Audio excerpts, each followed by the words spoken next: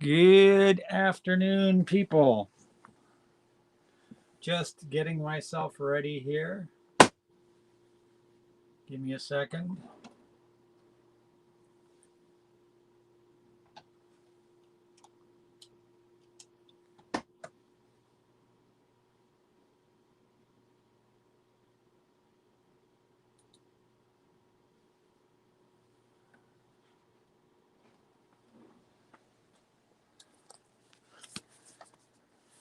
Can people hear me? I don't know. I will have to see because I can't hear myself. So let's just see what's going on.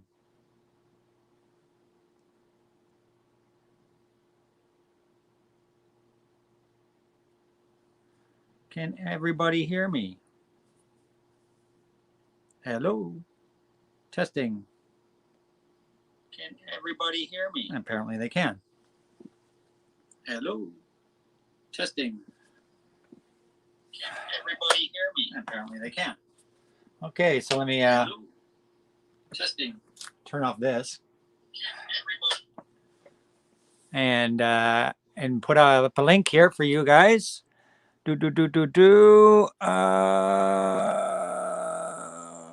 I can't remember how to do the damn link. I always forget this crap every time. I swear to God.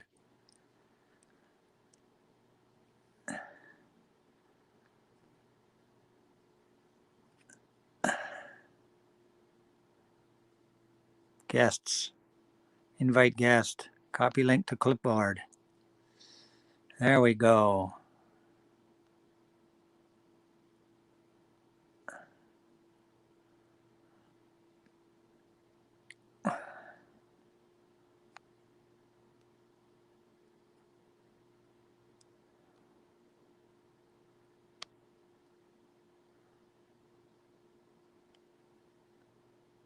There we go. Click on that link. Remember to turn off your YouTube. And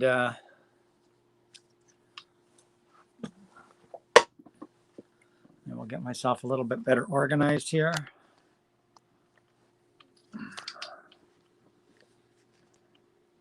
Just trying to.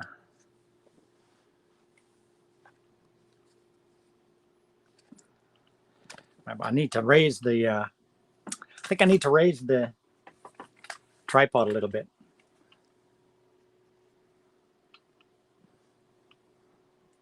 Bear with me, people. Bear with me.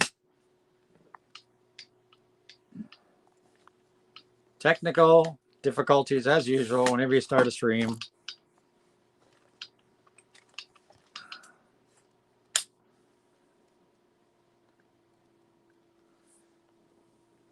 That's better. Almost there. Almost there.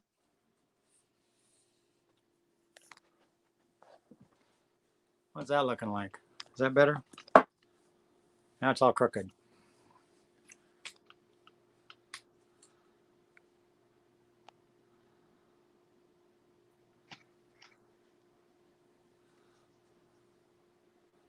Good afternoon.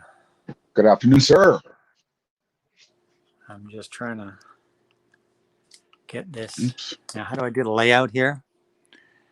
More. How do I do my layout stuff?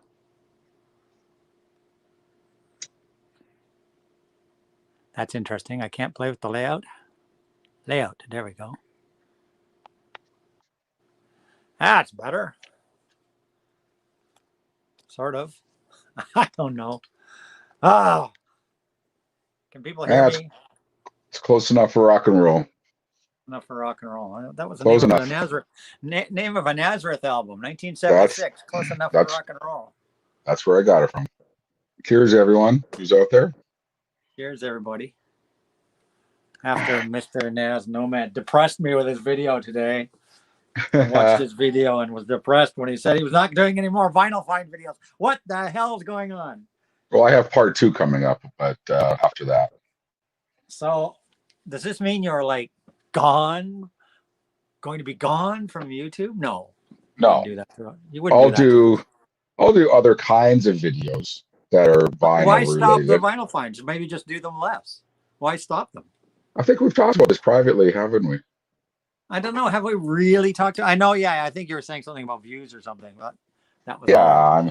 I mean, it's quite interesting, and I think I this know, is but kind people of always, when people talk about you, they always mention that you have the great vinyl finds. You're like the great vinyl finds video guy on the internet. yeah. Well, yeah, Certainly you've caused me to spend a lot of money and because of your vinyl finds and videos. actually, what's funny, Anthony, is I ran into someone. Yes, like I haven't found any vinyl this week at thrift stores, but I ran into someone at a Goodwill store yesterday who watches my videos and knows all about my vinyl finds, and it's very awkward when someone comes up to you, and he loves What, your they like videos. came up to you like you're a celebrity or something? Well, it gets really no. I mean, Jesus, no. But yeah, just he recognizes me, and that was the second time this week someone did actually recognize me. And the first And time that's I a had a mask. problem? Is that a problem though, really? I mean, Well, the I've thing had is people that recommend. well, the thing is I have a mask on, Anthony. So it's like, how do you recognize me with? And I have a hat on, usually like a toque or a ski cap, as you call it in the rest of the world. But yeah. So, anyways, as we both know, YouTube is kind of a funny thing where most of your views, the majority of your views from your videos come from non-subscribers. So right Yeah, off it the is bat, weird. your subscriber count is kind of, yeah, it looks good to others, but in reality, it's kind of very misleading. Like Is that, or I don't know. I'm I mean, just I don't know. YouTube analytics are kind of weird to figure out anyhow. Like, I don't know they are who very much determined so. that, or So, I mean, the same thing happens to you. You were telling me that, most of your views are from non-subscribers. So yeah, I was what's the surprised at the percentage of views that were from non-subscribers. Like, really was surprised. So and I don't really look at a lot of analytics, but I have, and it's kind of one of the reasons why I decided to stop the Final Friends But videos. maybe you shouldn't look at the analytics. Well, probably not because it's depressing. But the thing is that But let's say I you don't get know. It depends. It depends, I guess, to me on what how important the number of views your videos get isn't to somebody. Like, um, I'm getting a few hundred views per video, and I'm thrilled. I'm you thrilled know that what? a few hundred people take time out of their life to watch what I do. Well, I mean, If you're yes, somebody that's used to thousands of views, I could understand if suddenly you were getting less views. You know what I mean? Like that, I can understand. I mean, I have the well, odd video that's just gone bonkers since I started this channel at the end of February. I mean, my silly band records video that I made in March that one gets did quite views well. every single day, every freaking single day. It's over 5,000 views. Why? Yeah. I don't think it's like one of my stellar videos. Well, 5,000 plus views now. I think it's kind of anything kind of titillating gets views, right? Which is why. Well, I mean, this is something I'll talk about in my next part 2 video. But you bring up 2 good points. Does views matter to other people? And yes, because I have people like my son who's 18 and people who know me at work, and they're like, "Oh my God, your videos are getting X amount of views." And my son will say, "Okay, Dad, this is how you get more views if you do this, this, and this, and it this, and this aren't things I'm willing to do in my videos to make them more popular. Like videos that have lots of edits and backgrounds. I don't know, stuff like that. But that's and then the other thing is that my videos for a while there were getting 2,000 plus views, which I'm thrilled with. That is unreal for me. I'm happy if one person watches my videos, but I was riding, record study videos will get, I don't know, 8,000-9,000 views or something like that. I have some, Yeah.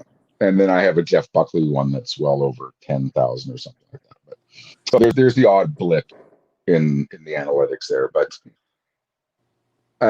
for a little while now, I've noticed that views for a lot of people have gone down. A lot of people who I originally started with who were making videos have stopped making videos now for a long time. And I just don't know what my audience is anymore. So if your Well, videos yeah, get, you're certainly, that you're, I mean, you and I became good friends, and it was because of your videos that I'm sitting here now. and It's because your help and your advice and whatnot. if you read, I didn't watch a lot of VC people just because there's so many out there. Yeah, And then there's a lot. some of them I got tired of really fast. Some are But very boring. Melinda, Frank, your videos are staples in my life every week or whenever you guys post them, for Yeah, sure. as and yours is to me as well. But if you look in the comments of my latest video, there's a few people who are like, don't because you're the reason I make videos, which is very touching Hey, and Michael. Hey, everyone. very, very flattering. But sometimes, you have to weigh your time that it takes to make a video versus what what you're getting back, I guess. And it's like anything. If you're used to making X amount of income and then you get cut in half, well, you're not happy, right? And so if your views go down, you know, considerably for a while, then it's like, well, maybe these videos are getting boring or they're the same old, I same think old. also, though, I think too, to some extent, is what I've noticed is I mean, certainly there's a lot, even since I started, a lot more new VC channels, even since I started in the last Yeah, year. I think certainly yeah, since the quarantine happened and people are sitting at home, and it's that's like, true. I mean, And I that, was planning to do this for probably 6 months before I did my first video. I was planning, but A, I didn't get time because I was busy working, or B, I was too chicken shit to do yeah. it. And actually, once you get that first video out, it's like, it's like being a virgin, or it's like once Well, that first time is scary, but after that, it actually was so simple. And it was like, why did I not make videos before it that? is. It And really is and not what's scary.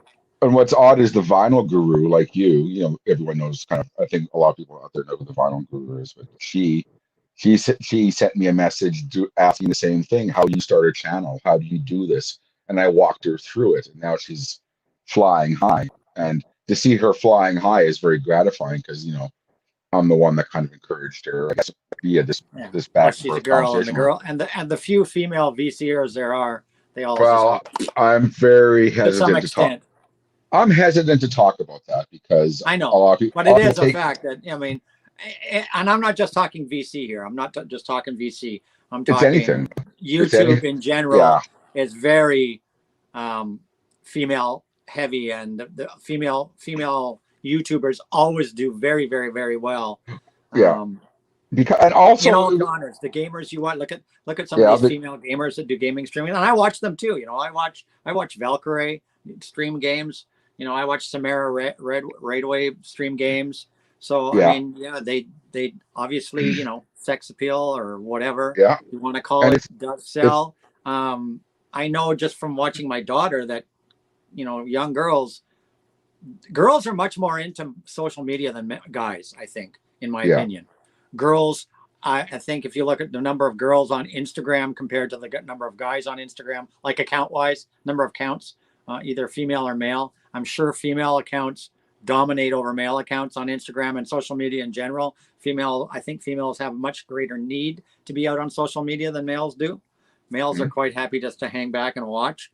Yeah. Um, so I think the female of the world dominate social media, YouTube, Twitch, whatever it is. I think they are the dominant force. So they will always do better. I think it's sort of like a role reversal where I used to say in the 70s there was all this women's lib because men were getting paid better at their jobs and blah blah blah blah blah. And it was a man's world, and they got all upset. And then Yeah. equality for women, and it wasn't fair. And now I think in the internet interwebs and the social media world, I think women are actually doing better than men in that regard. So, Yeah. in my And opinion.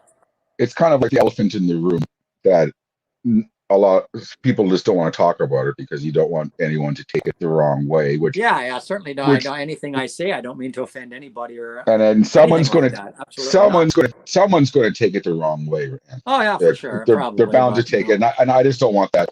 I don't want to die. I don't want to die on that cross. But it's I think Vinyl Richie talked about it, and he got a bit of flack. But I think it was the way that yeah, I say all the power to. I say all the power to the girls in the VC or on yeah. any YouTube thing that they're doing, whether it's streaming games or But whatever. it's All the power to them. and that's honestly, and that's a little bit of the reason why I'm stopping is because I think some people and it's the nature of, let's say, the guys who watch gaming videos. They're a lot like the vinyl guys in that sense, where they're obsessively into vinyl or gaming, and maybe females aren't part of their life for some reason, and they're going to watch good-looking girls making videos. Like, who wouldn't? Right. So, I mean, I don't know. I think, I enjoy watching your videos because you're just such a handsome young man. well, that's true. I'm not going to argue that. But girls are going to get more views regardless. And it's a little bit depressing to see content. I'm not talking about anyone that we and I know, but there's some girls whose content is but they're pretty. Yeah, we won't go down the rabbit hole. But they're they're pretty. Or anything like that. No.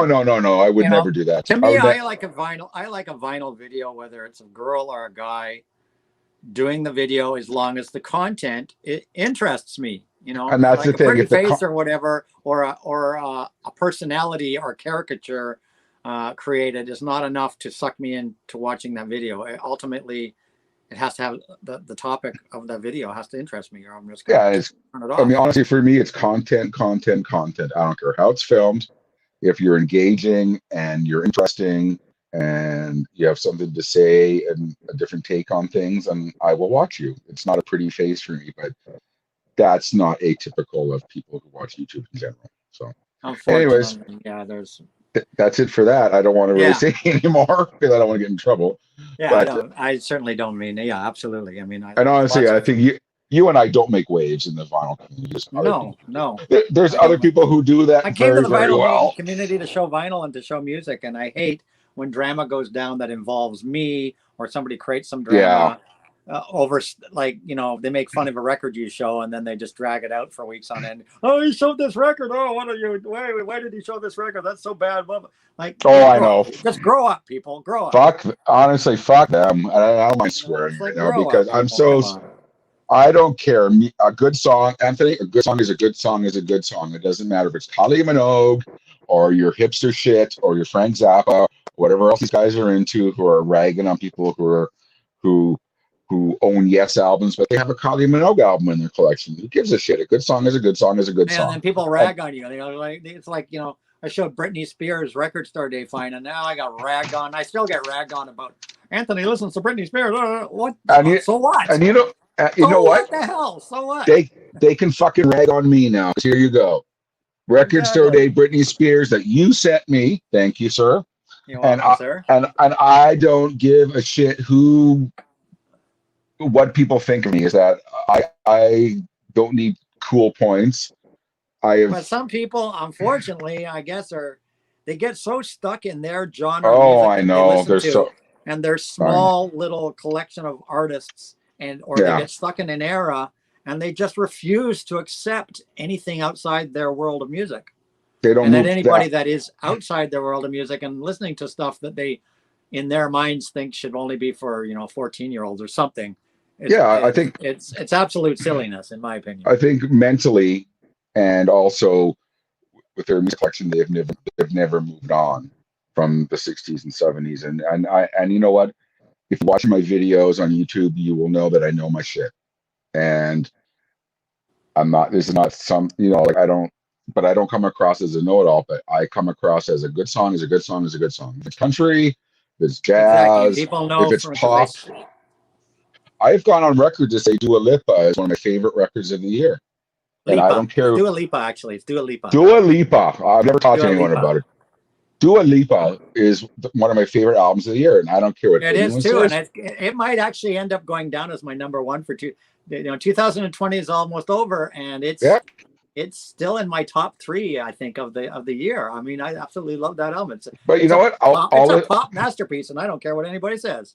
I listen to Genesis. I listen to all that stuff, but I'm not closed-minded, and I could never lock myself into one kind of music because that is the most boring, to me personally, the most boring existence I could have for myself is I just listen to prog, and I have blinders on to anything else. That would be horrible. Music is there's different colors that you can paint with other than metal, heavy metal gray and, you know, prog purple or whatever. There's so many colors to the palette that I've always said in my videos, I never want to be ignorant of anything in music. I always want to have an opinion and know what I'm talking about. Yeah, And and I'm that's, sure, some people are stuck in their genre or stuck in their generation, and okay, fine, if that's their deal. yeah, But that's fine. there's so much music out there, people. There's so much music. I listened to it all, 50s, 60s, 70s, 80s, 90s, 2000s, 2010s, 2020s. I listened Yeah. to it all. I am not afraid to try a brand new artist every single week of the year. You You're know, good for doing blind buys like that. But you know what? That I'm not commenting on and anyone. If that's I always did blind buys since I was a kid, and yeah, so did I. I mean, we and I didn't. guess after doing blind buys for like 50 years or something, I've gotten good at it. That I just get a feeling. You know what I mean? I see an album or I pick it up, You got and a it gut feels feeling. like it's going to be good to me. Does that make Yeah. sense? Well, I You mean, when I just was a get a kid, hunch. when You I was a just kid, get a hunch. when I was a kid, there was no listening booths. There was no listening stations at the stores I went to. So you had to go on a hunch, and then you build up your gut feeling builds, you know, and you kind of can tell by looking at something, the record label, what the band looks like, or the cover. It's just something that tells you I will like this album, and that's never left me since I started buying records in 1982. I know you just get a. I don't know So if it's the yeah, I cover art mean, or what. It's just and you get a feeling. You get a feeling when you buy records. It's something I can't even explain. Well, I think Nazz has got a timeout. He lagged. We'll wait and see what happened there. Are you there? are we good I think. now? Yeah. I think you had a lag. What happened there? You're still kind of frozen on the I don't know who screen. can hear me, but Anthony, you're frozen on my feed here, and I Okay, can see myself moving around. come back in. I think as we got a lag. I can't So hear you Nazz, either, Anthony. can you hear me? I'll kick Nad and let him come back in. There we go. I'll let him come back in.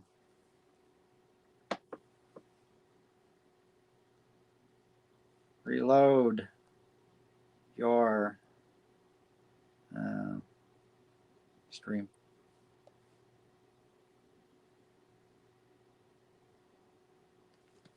So Nazz, if you can hear me, just reload. Just come back into the chat room, and I'll let you back in.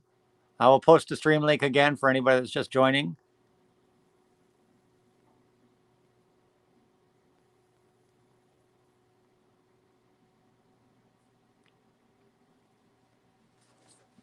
We lost Nazz. I think he timed out.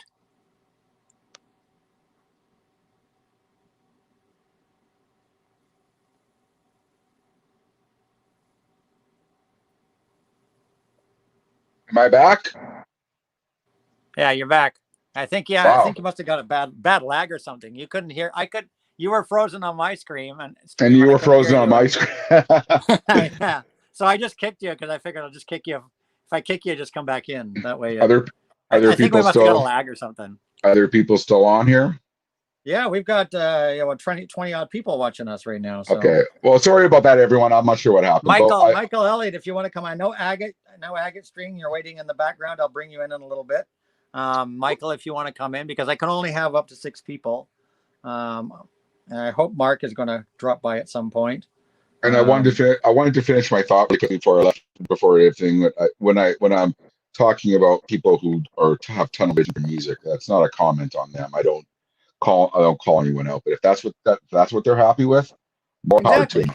I'm talking about myself. Just before we lagged out, I was going to say the same thing. It's just like, if that's your bag, fine. But like, I'm not people ripping on anyone. Take a chance, people. There's so much music in the world. I could never restrict myself. It's probably tenfold more than when we were kids, Anthony, because everyone can make.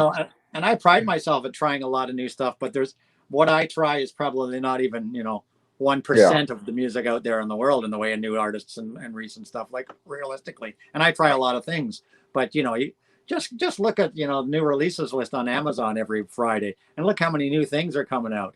And you might buy one thing, and there's, you Yeah. know, they've dropped 50 or 100 new things. So I mean, I religiously look through Amazon's pre-order section and um, the pre-order and what's new section, or recently announced, or whatever it's called.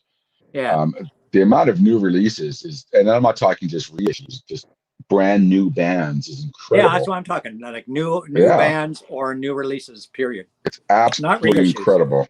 Yeah. Not So I mean, reissues. Yeah. there's so much out there to explore and listen to, and there's a lot of good music out there, despite what people might think that there's nothing good out there. You have to go looking. So Yeah, simple there's as just that. too much. Like I got a stack of stuff right here. Yeah. It's just from recently. I actually streamed earlier today on. I went on Rachel's stream for briefly and streamed from the record store, so everybody got to go do some virtual crate digging for half an hour today. And I didn't even talk to anybody or anything. I just had my camera while I crate digged in a record store and took everybody crate digging. Let's hope Canada doesn't.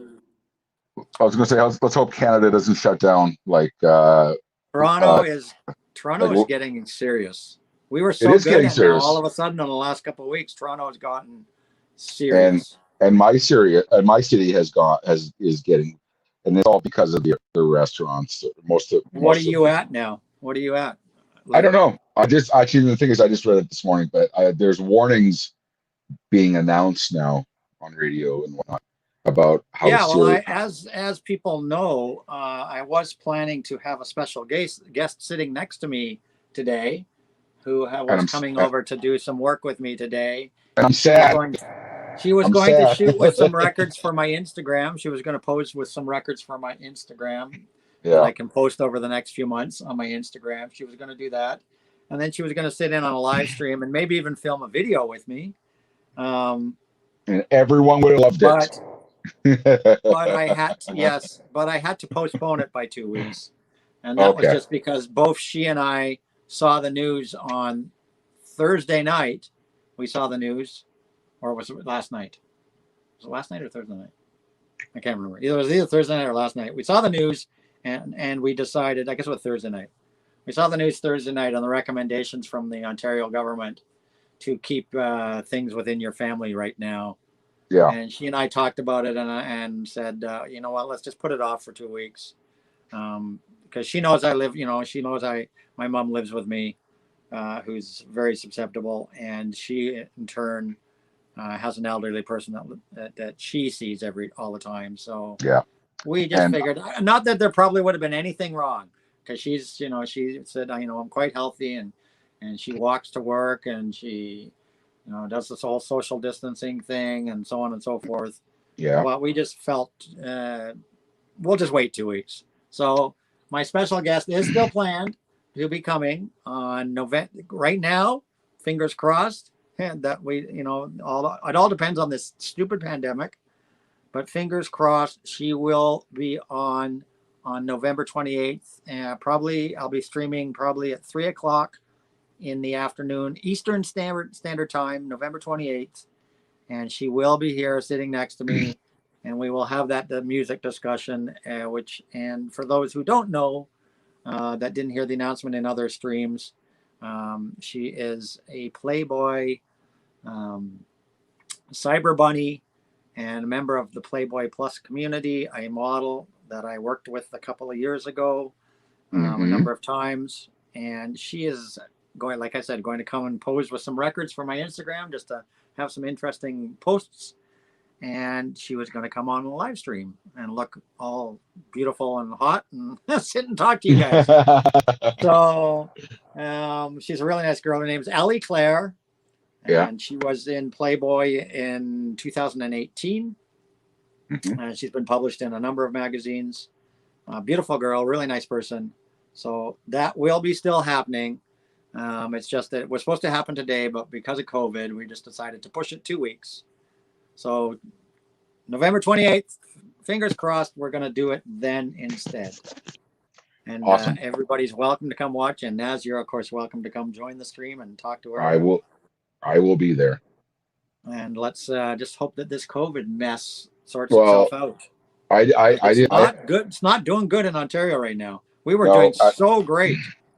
I don't know why the government just doesn't shut it down. Shut it down. Do what you did in the spring. You shut us down with 400 cases a day in the spring. And now we're like 1,500 cases a day. And you're doing these stupid little mini restrictions on things. That don't work. It doesn't work. Just shut it just down. shut it Shut us down. down. Shut it down for 2 or 3 weeks. Just shut it down. Shut my city down. Yeah, It's so simple. I even told you this, Anthony, but my mom has COVID. She your mom now? it. Yeah, and she lives in a well, I guess it's an extended care facility, and she got it from a nurse who came to work sick, and then it made its way. Oh yeah, well I know you said that another member of your family had it in the springtime, in the first wave, and did okay. Oh, we lost Nazz again. We lost Nazz again. We must be having lots of lags in the stream today. StreamYard is not being nice. So let's just post that link again for those that want to join. And I'll just post that in the chat again.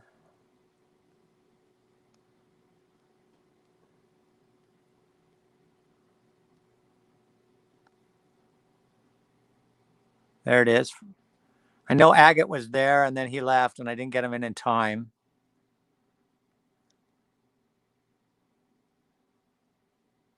So we'll just try getting Nazz back. He timed out again, apparently. Oh, and I just kicked the tripod.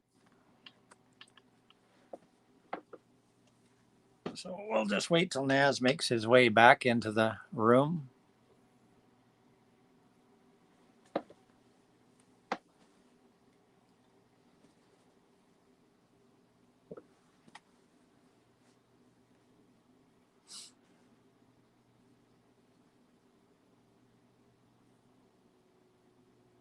So how's everybody all doing today? Stunty, how you doing, bud? You want to come in? And here comes Nazz back again. We're having internet problems. We're having internet problems, Anthony. Did it just drop? Did it just drop on you, or did you hit it? Or yeah. It just dropped?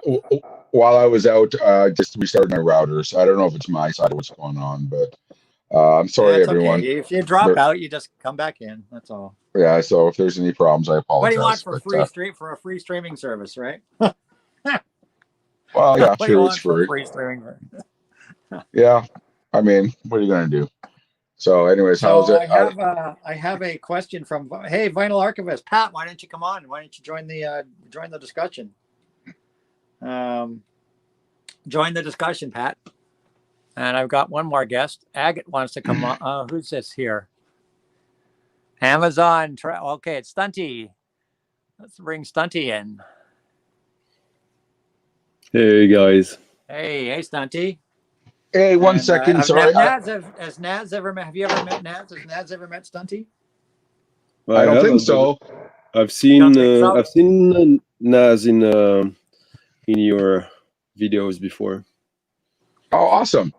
Thank you. I'm just turning on my big monitor behind. I can do this here. Hi. Oh no. Maybe not, but I can. So I can see. Yeah, I can kind of see. That's my bad. You lagging quite a lot. So Nazz, Stunty's in Sweden. Sweden, right, Stunt? Yep. Sweden. Oh, yep. He's in Sweden, right? That's one of my right, Stunt. And he runs he has a record plant. Oh, we lost Nazz again. It's more creative, more than accurate, and basically, they are more like an awesome arts, gaming, and science technology stuff. You know, based on computering, and yeah, it's very amazing. Yeah. Anyways, so let's wait for Nazz to get back in. What do you say, Stunty? Oh, you working today? No, it's Europe. We don't work on weekends unless we are in the service business. You You don't run your plant at all on the weekend, right? No, we could, and basically, if I wanted, I could, but like, come on. Yeah. No. But yeah, but don't you get like orders that people like? You have to like work on the weekend because you need to have something pressed by a certain day. No, it's not like that. You schedule it. You schedule it so that you have like a 5-day week. Work 8. I work like 40 hours a week, but I work more because like the phone and the mails keep coming, and of course, but like you don't want to do too much so that you get exhausted and mentally exhausted mostly, because there's this other thing is that I have like over an hour of transport to get to the factory, and same back. So yeah. No, but like we had France against Portugal in football, Nations League today. France won 1-0, so we were guaranteed to. Who do you root for, France? Against Portugal, of course. I'm do French. You have a team that you just like? Do you have a favorite team? I'm French, so of course I'm going to root for France, even if they play quite boringly now. They're better than all the other teams, but it's not the best. It's not the most. Yeah, it's a bit too secure. But otherwise, there's a French team I love called Lyon, which I've been following since 1996, supporting since 1996. But yeah, that's not the most interesting topic of discussion on a VC channel, is it? Yes. No, you just had mentioned you were going to watch the game, so. Yeah. No, yesterday I bought. I enjoyed your record plant tour that night, but it was so late. I was so tired. I had to leave. It was and you know what? 5 in the morning. I was so tired yesterday all day long because I'd only gotten a couple hours of sleep after that. What's funny is that I was in bed and catching the captain stream, and then guys, I need to go to work, and then shit, I'm at work. Like it's a slow news morning, so I got back on the stream. For me, it was like morning, but you guys were like, at the tail end of your night. Yeah. So how many records did you get in the store earlier, Anthony? I picked up a few. The ones I showed. I guess you weren't watching. Were you watching Rachel's when I was in the store, or no? Yeah, I was online with it. Me and Ray were like being crazy. So there were like a half a dozen because I ended up buying 3 used ones there that I hadn't really planned on getting that I found when I was crate digging. Yeah, it was. And there were 3 that I was going in for that had been one that he just called me about yesterday, and a couple others that I'd had wanted to get but didn't on record store day, and then he got restock. He got a lot of record stores at about this time, a couple of weeks after record store, they get the leftover stock. They all get the leftover, which is a great time to get record store day finds for people that didn't get them the first time around. You get a lot of records come in a couple weeks after. How many record stores do you have around you that you regularly visit? I mean, how many record stores? If you don't take in account COVID, that obviously limits stuff. But like, other than that, how many record stores do you regularly visit? Not that many, really. The one that I went to today is where I do most of my shopping. It's only 10 minutes away. He's had his store for like 35 years, and his records are always impeccable. He cleans every one of them. They're properly graded. He doesn't sell anything that is not worth buying. You know what I mean? Like you never have to worry when you go in there because he's listened to every single record that he puts on the shelves. Yeah. And you hear records spinning in the store all the time. It's because he's spinning stuff that people have brought in and checking them always, all day long. And then they go into the cleaning cycle, and then he cleans them professionally and prices them, puts them in his thing. So, when you go to that store, you're getting something good because he's, inspected every record that he puts out, and he'll write on the little price tag if there's clicks or pops, or if it's a nice copy, or, and he lists it all on his website so you can see what pressing it is and everything. So I really like his store. I don't know any other record store in the city that goes to that much trouble to to find out what the pressing is and to grade them. And most record stores, they get them in, they do the once over, look at it, price it, stick it on the rack, but he checks every single record that comes into his store. So I go there. There's another one just down the street from him, about 3 blocks down the street from him, and it's a combination coffee shop and record store, which is really strange. It's combination record store and coffee shop. So they have coffee upstairs, and then in the basement they have records. And I go in there, but his store is he's like one of these typical record stores where everything just sort of goes in. Tend to be overpriced for the quality. No, is it like mostly new stuff? No. It's all old stuff. No new stuff at all. It's all old stuff. But it's like, let's say you have the A's, it'll just be the A's are in the A's. So, but they're not sorted. It's just all the A's are in one section, all the B's are in one section, all the C's. You know what I mean? So whereas my guy has everything all alphabetized in categories, in genre categories. This other store, it's just here's the A's, here's the B's, here's the C's. But you know what though? Most of the time, the best stores are the one where the sorting is the most chaotic, because then people don't get patience to go through everything, and that's where you get stuff that gets left over, the good stuff. Like when you have to, lift piles of records. That's the best kind of stores, in my opinion. Like when you're digging, like when you don't know what you're looking for, when you're just hoping to find cool stuff that will surprise you. But here's what? Oh yeah. I'm just finding out just messaging him, see what happened. He said I think he was going to reboot his router or something. But here in Stockholm, actually, I don't buy any new records. The new records, it's only like secondhand. Like all the new stuff I buy online nowadays, because most of the shops here, they have no new stuff, or when they have, it's highly overpriced. Because basically, you can't. It's very difficult to make a living selling new records, like only new stuff. Yeah, like we have Sunrise Records, which is a chain, and it's in all the big malls, and that's fine for getting new records. But honestly, Sunrise Records, I rarely buy anything from, mainly because anything that is in Sunrise Records I can buy on Amazon. So A, I don't need to drive to the record store. B, Amazon will guaranteed to be cheaper than the record store.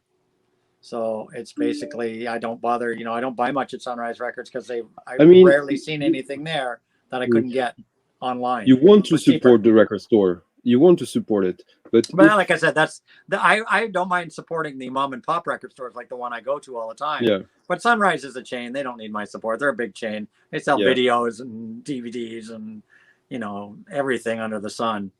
Pop figures and T-shirts and, vinyl is actually a small section of their, even though they're Sunrise Records, they have more Blu-rays and CDs than they do vinyl. You know what I mean? So yeah, and there's also I don't mind not supporting them. I know that you talk sometimes about like imports, and for me everything is import. Because it's when you think about it, how everything has become more global. How now we have access to releases that like 20 years ago we wouldn't have had access to it at all in the shops, because now you get the information just about anywhere you are. So if you do the homework and you find the stuff that you're interested in, like it's highly unlikely that one local shop will have everything that you're after, and so you're better off. Right now I'm doing my annual catch up of all new releases that I'm interested, and I have like 2, 3, 4 online record shops that I do everything there, and yeah, it's fine. It's more it's the best way. Even if some stuff gets sold out, then I go to Discogs and you pay a little more, but it's better to pay a little more for the stuff that you really wanted, instead of like buying everything as it is released, and as a reflex, oh, this sounds good, I'm getting it, and then 2 months later you realize, oh, you didn't really need it. It wasn't that good. So if you wait a little bit, some stuff will maybe become like sold out, and you might be needing to overpay it a little bit on Discogs, but in the end it all evens out, in my opinion. Hello, my racist brother. What's up? Hey, Pat. I think Oh. Nazz is having internet issues.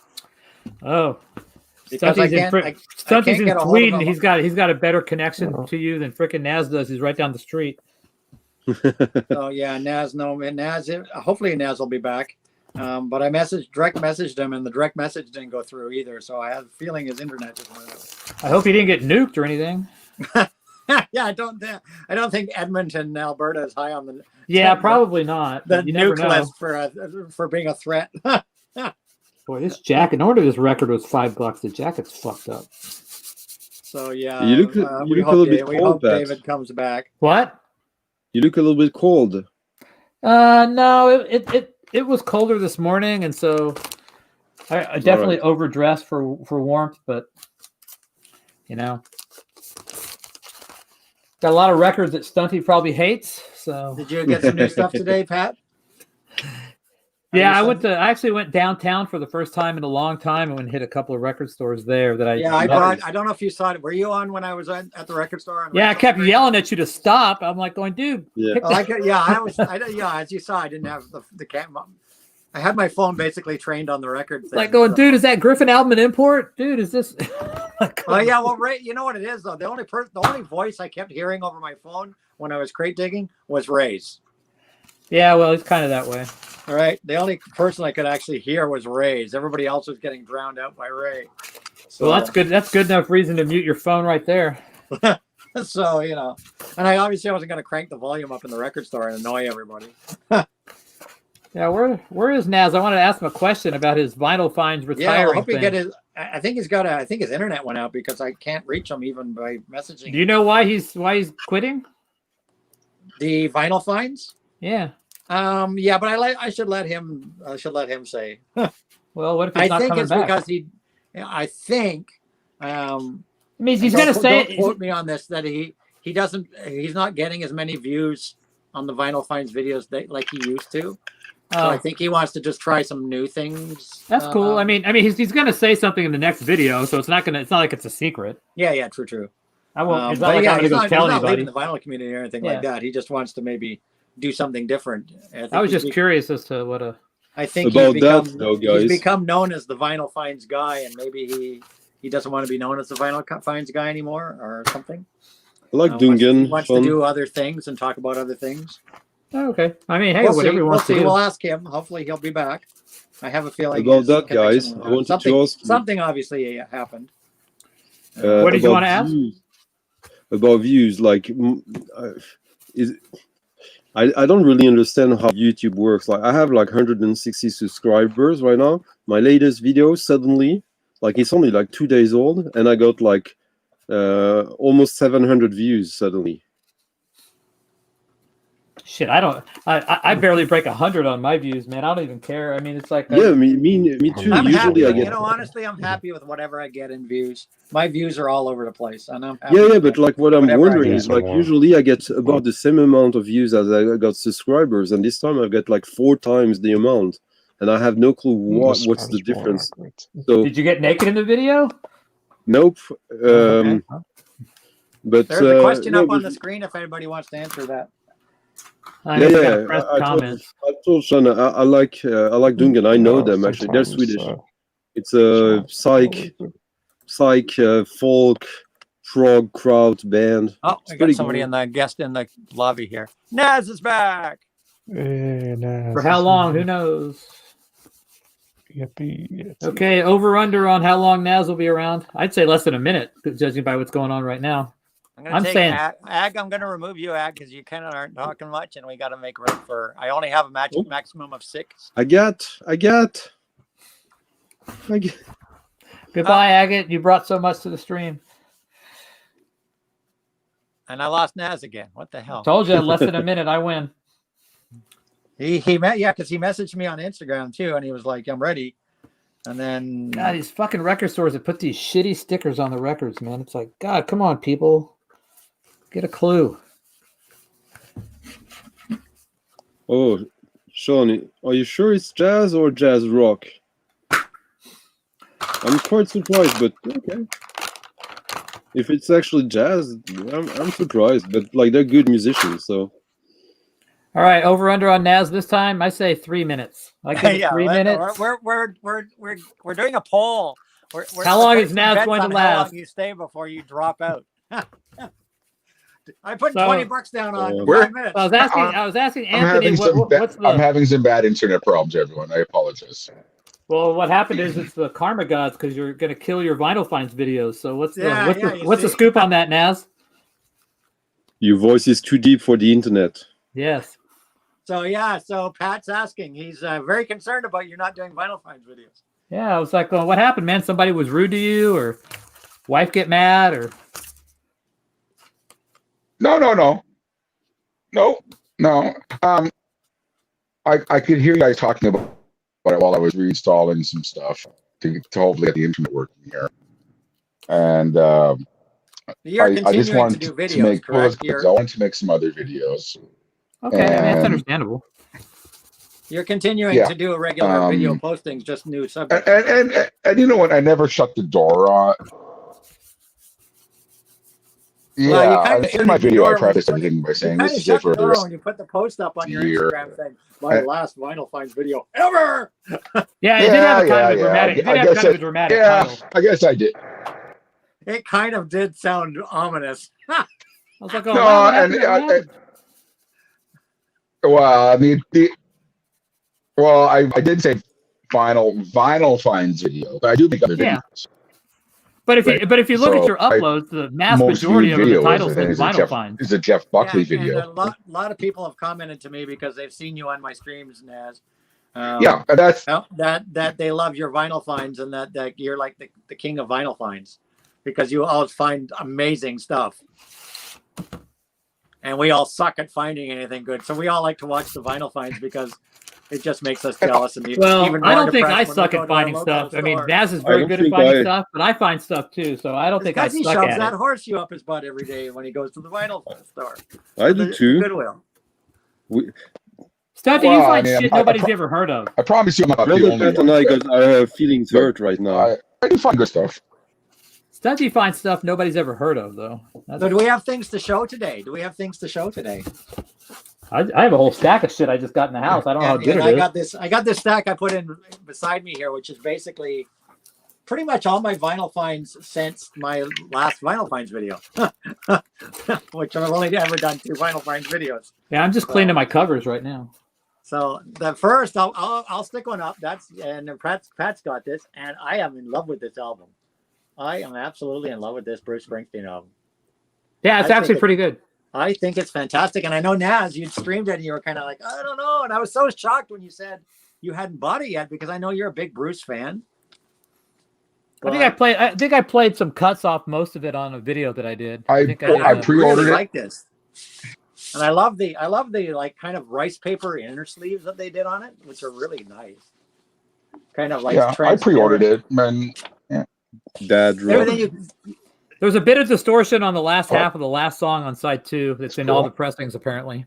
I didn't notice that. I'll have to, give it another That's right. listen. I think the packaging is great. The book's great. Naz, Okay. did you give They it a should have second printed listen? it at Stunty's place. They wouldn't have had that problem, right, Stunty? Did you play it again, Naz? Naz is frozen. Naz is frozen. He's lagged. He's lagging. It's like those Sinbad movies. It's like the stop motion, the dynamotion. I'm lagging. It's Yeah. funny though that when they release out new albums like that it's new music, it's a new issue. It's not like a deluxe thing, and yet it looks like a coffee table book. Yeah, That's weird. So I got this for $1 today. So this is a really good album. What If is you're that? unless you're Stunty, but What is that? I don't it's see the Outlaws. It's kind of a southern rock band. Which one? Oh, I love Oh, that I- album. That's It's one with it's their first Red album? Tides. I've been Outlaws. trying to find a copy of that forever. Yeah, this was Yeah, pressed the on Outlaws. Artisan. I used to have that on vinyl years ago, and then I don't anymore. And now you think I can find a copy of it? No. It's on Arista. Yeah, I mean, Green Grass and High Tides. I love that album. This is a $1 record all day here. I mean, I get this for $1 every day. Yeah, I cannot find it. I would love to get another copy of that in my collection. This is probably my. I see that. I see that for sure. All the time. Yeah, this and Hurry Sundown are probably my favorite Outlaws. David, if you see one, grab me a copy. Because I cannot find it here. I've been. All right, Stunty, you got any? I will grab. I think I might have one. Got any Netflix Pygmies you want to show us? Yeah. So now that you're not in the record shack, I'll bring. What do you think? Did you stream it again? What do you think?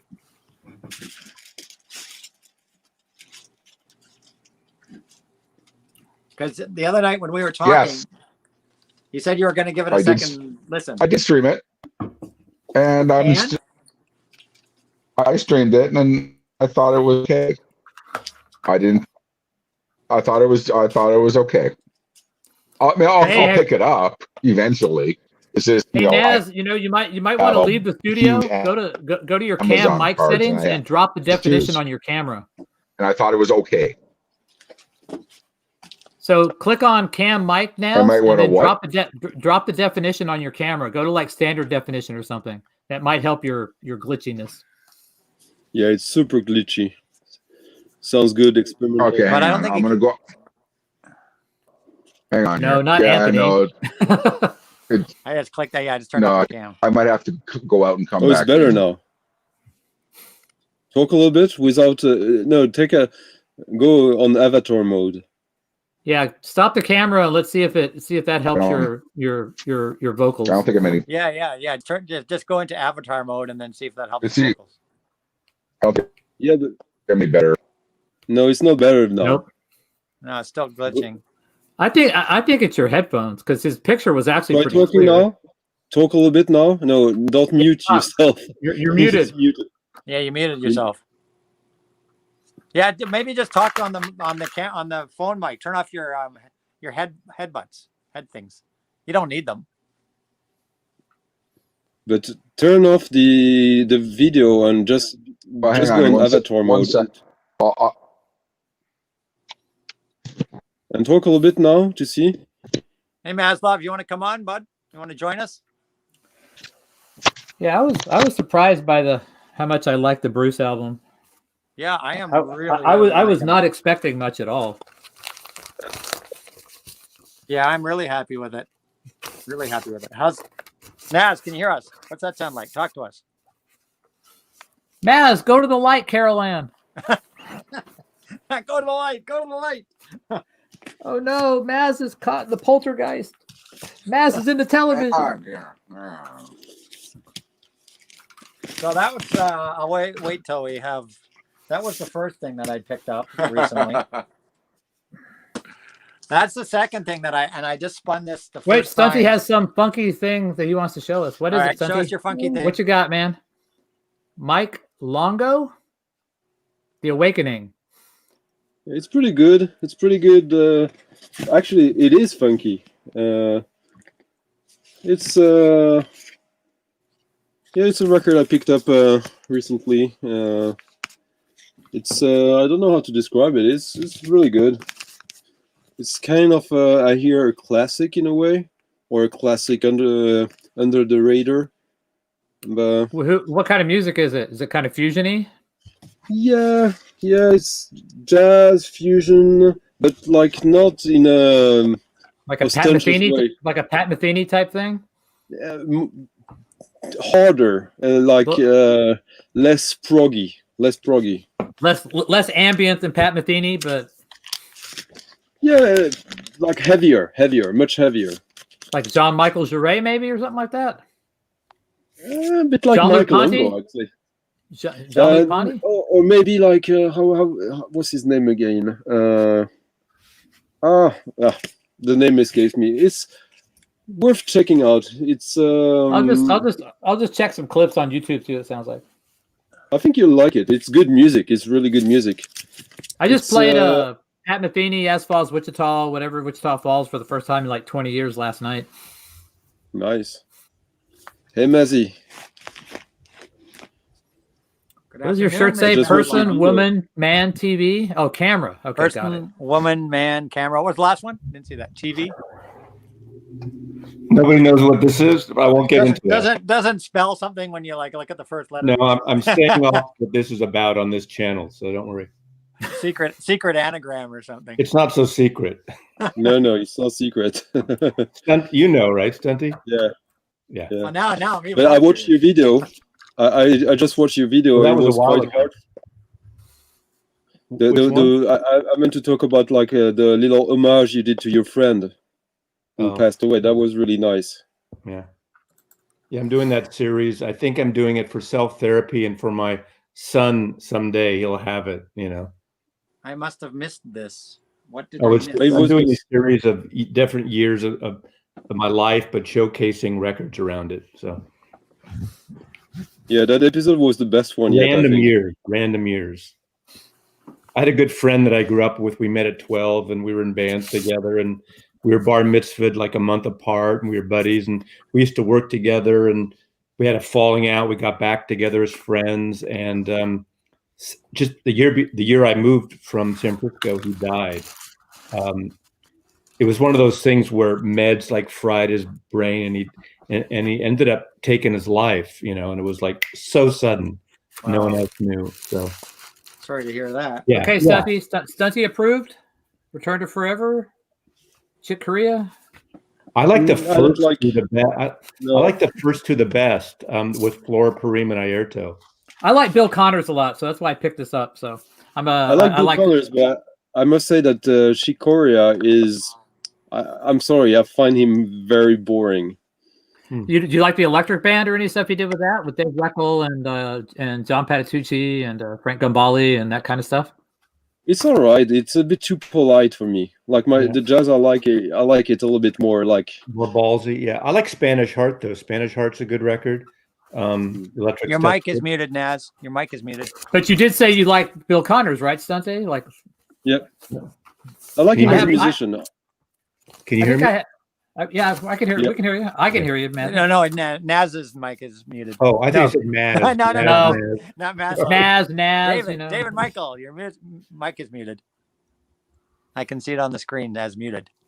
Yeah, I've got Oh, we probably lost 3 him or again. 4 He's of having Bill real Connors internet albums on problems vinyl. I've got like Assembler. I think what is it? Of Mist and Melting. Show you a good jazz album that is like cheap and everyone can find. Here's one. I found this one for $1 today. Another copy of School Days, cut by Stan Ricker on Emperor. I used to have that record. I haven't heard it in years. Bum, bum, bum. Oh, Let's play and some good funky jazz. This one. I don't know that one. Noisy Dave Pike. Silence, the Dave Pike set. Yeah, that's really good. I saw what was it? Was it an Impulse? It was a Stanley Turrentine album. What was it? Oh, it was a double album, but it was on CTI, I think. I don't know why I didn't pick it up today. I think I forgot to Look at grab it. the- The Chick Corea, Now He Sings, the Tone Poet that from Solid State Records is fantastic. Yeah, that's a good album. I have that one. That's really good. Thank you, Richie. Come on up. Yeah, come on. I like the Join 2 us, Richie. ECM solo albums, Volume 1 and 2. I know it's not Stunty's thing, but those on ECM are really good. Oh, ECM he's a good fusion jazz fusion album on ECM. Great cover. It is a cool cover. Michael Nora. I got rid of all my ECMs during my 95 vinyl purge, which I hate now, but You gotta do what you gotta do. Well, I did quiet it- pressings. because of the better CD form, one of that bullshit. Perfect sound forever. But, yeah, but like Gismonti, what's the guy's name on ECM? Egberto Gismonti. Egberto Gismonti. or something. Gismonti. Yeah. Yeah. I loved all that stuff. I mean, some of their stuff got a little too staid for me, but I'm a Ralph Towner fan too because I like Oregon, but that's very melancholy, moody, easy, but Yeah, it's still good. it's a bit. Yeah, it's on the Latin side of things, but it's quite good. I have one on ECM that I quite enjoy from him. Very This is classical, yeah. This is one of the best ECM records. I don't know that one. Steve Kuhn. I've seen that one around. Steve Kuhn is interesting because he was hired by John Coltrane as his pianist because what's the name of who's the Coltrane pianist again? I'm having a brain freeze. How are you McCoy doing, Naz? Tyner? Have we got sound? Are we good? McCoy Tyner. Marcos. I'm good. Yeah, exactly. Oh. Hello. So McCoy Tyner, when Coltrane was setting up his band, he wanted McCoy Tyner, but McCoy Tyner was under contract with someone else. So Coltrane got Steve Kuhn. But after a while, he told Steve Kuhn that it's not going to work out. And the way he explained it, it's the explanation of why I don't like Coltrane. Because he told Steve Kuhn, I need musicians who play for me, not with me. And that destroyed Steve Kuhn for years. And that was his Rebound album. That's when he finally found his mojo back.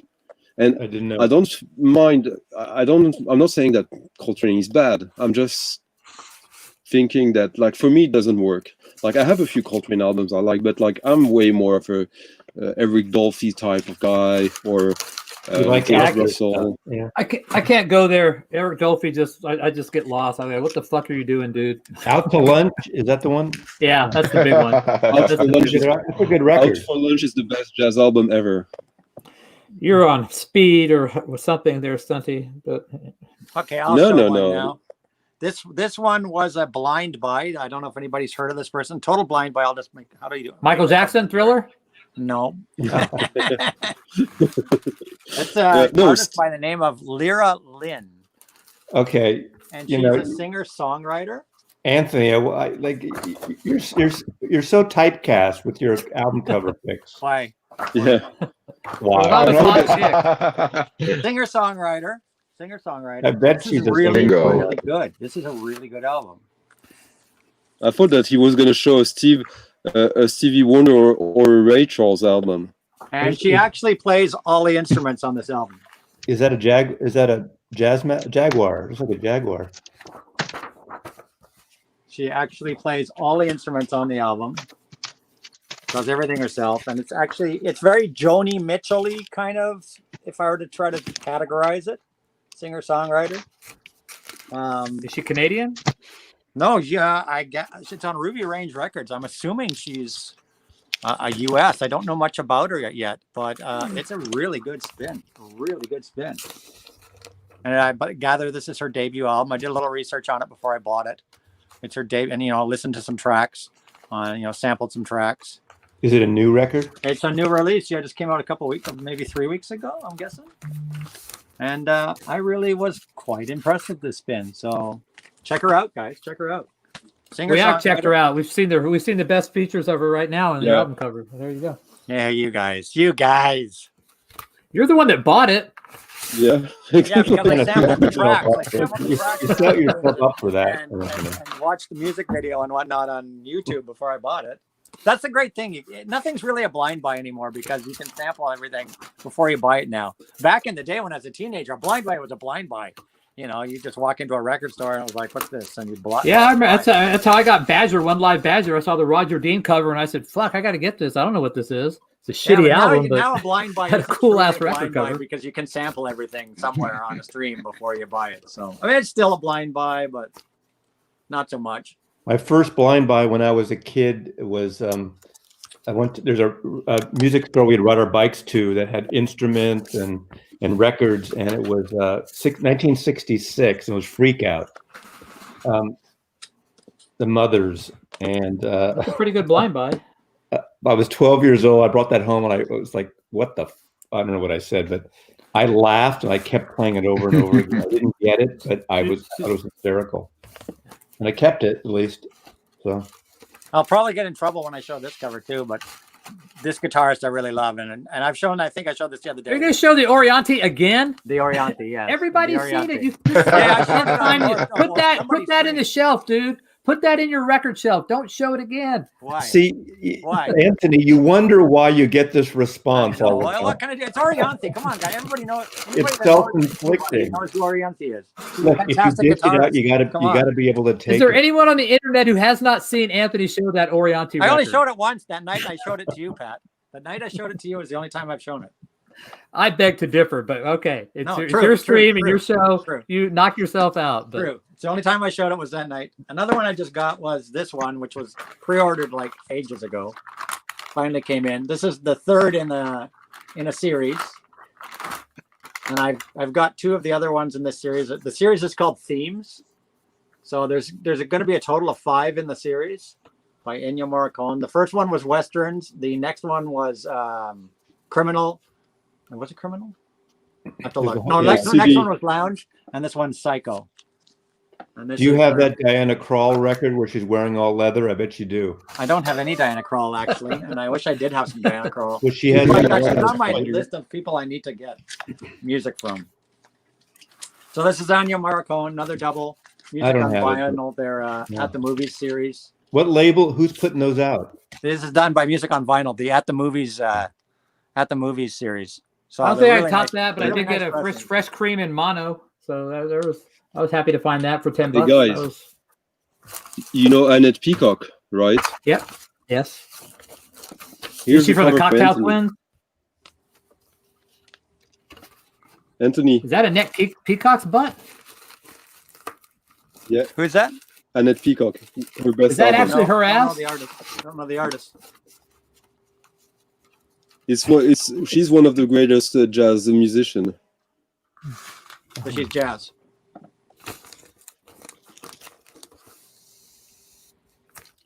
Someone was talking about this album the other day, and I said I hardly ever see it, but it's E Pluribus Funk with the coin cover.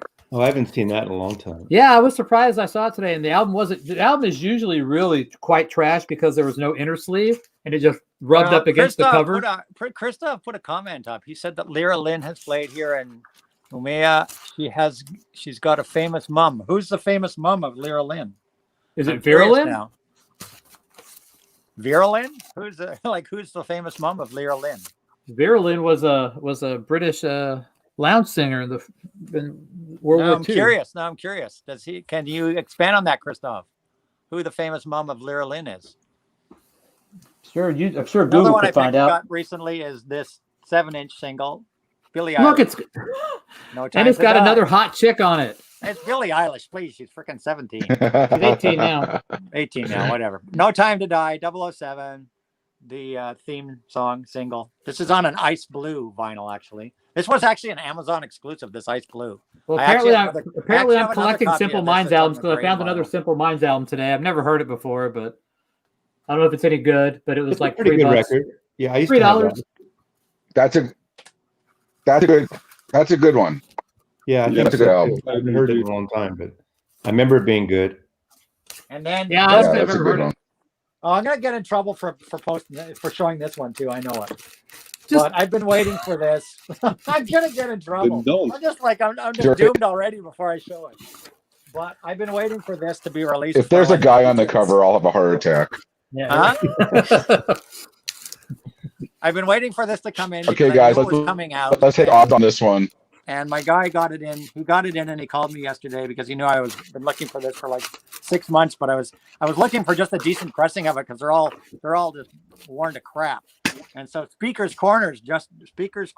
Oh, I know what it is. And yeah, you know what it is. And it just came out, and I'm finally and everybody says this sounds fantastic. Because it's on Reviews Speaker's this- Corner. Speaker's Corner does It's great probably work. a Sting record. Everybody says that this pressing sounds amazing. Carly Simon, No Oh. Secrets.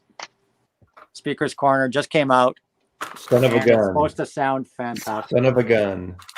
And of course, I'm getting in trouble because it's Carly Simon on the I do cover. love when they mix up in the last verse Mick Jagger's voice on "You're So Vain." So They seem yeah, I'm really looking well forward to together. spinning that because I've heard the reviews on this are really good on this pressing. Her greatest hits album I is didn't kind of the know there Mastering was Lab a- is a really good sounding record. What's the controversy around Carly Simon? I didn't know there was any controversy. Because her Well, nipples are there we showing. go. There we go. Lyra Lynn wrote music for True Detective. And apparently he dreamt about the famous mom. So Wow. Okay, you and Anthony have some stuff to talk about, Christopher. All right. Okay, then I did manage to get a couple post Record Store Day pressings. Oh, they have girls on the cover? No, thank God for that. The first is, let me just peel this little thing. Oh, so you got something in common with Invisible Ray then? I'm just going to peel this little thing that sealed it up off. He just got a copy of this today, and it wasn't in when I never saw anybody show this on the Record Store Day drops, and it's the Judas Priest British Steel 40th How much did that anniversary. cost you? And this is a double. He doesn't. He's in autopilot, Pat. Now he doesn't respond. Well, what they've anymore. done, and they did what they did on that Double picture Lee disc, album that right? I was involved in. They've done on that Lee album, in that the way this is pressed is the music is pressed, so you get Next like an audio. we'll This is show like a us true Alice audiophile Cooper wax set picture disc. for I did ask you a question, for Anthony. 15 minutes. You I shut couldn't me hear out. because Stunty was talking and everybody's talking. I'm quiet.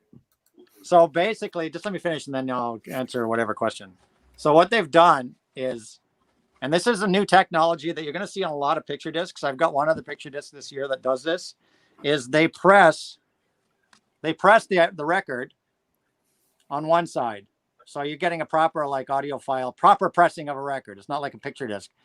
The grooves, like side one, that's why there's two discs. Side one is pressed on this side, then they press it like a label. It's actually a film. It's actually a see-through picture if you hold it up to light. I don't know if I can do this. Is there music on side too? It's see-through. So basically the photo is not paper like a traditional picture disc. It's actually a film. It's actually a film, and it's pressed like a label on the reverse side of the disc. So it doesn't affect the sound. So there's no music on side two. There's no music on side two. Exactly. So you're getting a proper But pressing while you're on side playing the one, music, you don't really see the picture disc. So what's the point? but you're still getting that, it's projecting through. It's projecting through the disc, right? Pat, you know the point. The point is to make you spend money. Yeah. I just don't. I mean, picture discs are like to look at. I never considered buying a picture disc, other than like. So like, yeah, that's why there's Me two discs, too. side one, side two. You might as well make a bunch of promo razor blades. Well, that's that's Records Day. What they do. That's what they do for Records Day, right? But how much did that cost you? How much was that? 30. $30? Yeah. So you get Canadian. 30 bucks Canadian, and you have to flip the record to play British Steel. You could have gotten like a $15 generic copy that sounds amazing. You never see British Steel here. Really? Never see it. Never see it. Never see it. $30 for British Steel. You got to get out of your chair. That's what you're going to pay for any. I would pay $30 to never see it. Minimum price here in Canada for any new release is about $30. Right, Nazz? Pretty much. You're not going to get much less than $30 for any new release nowadays.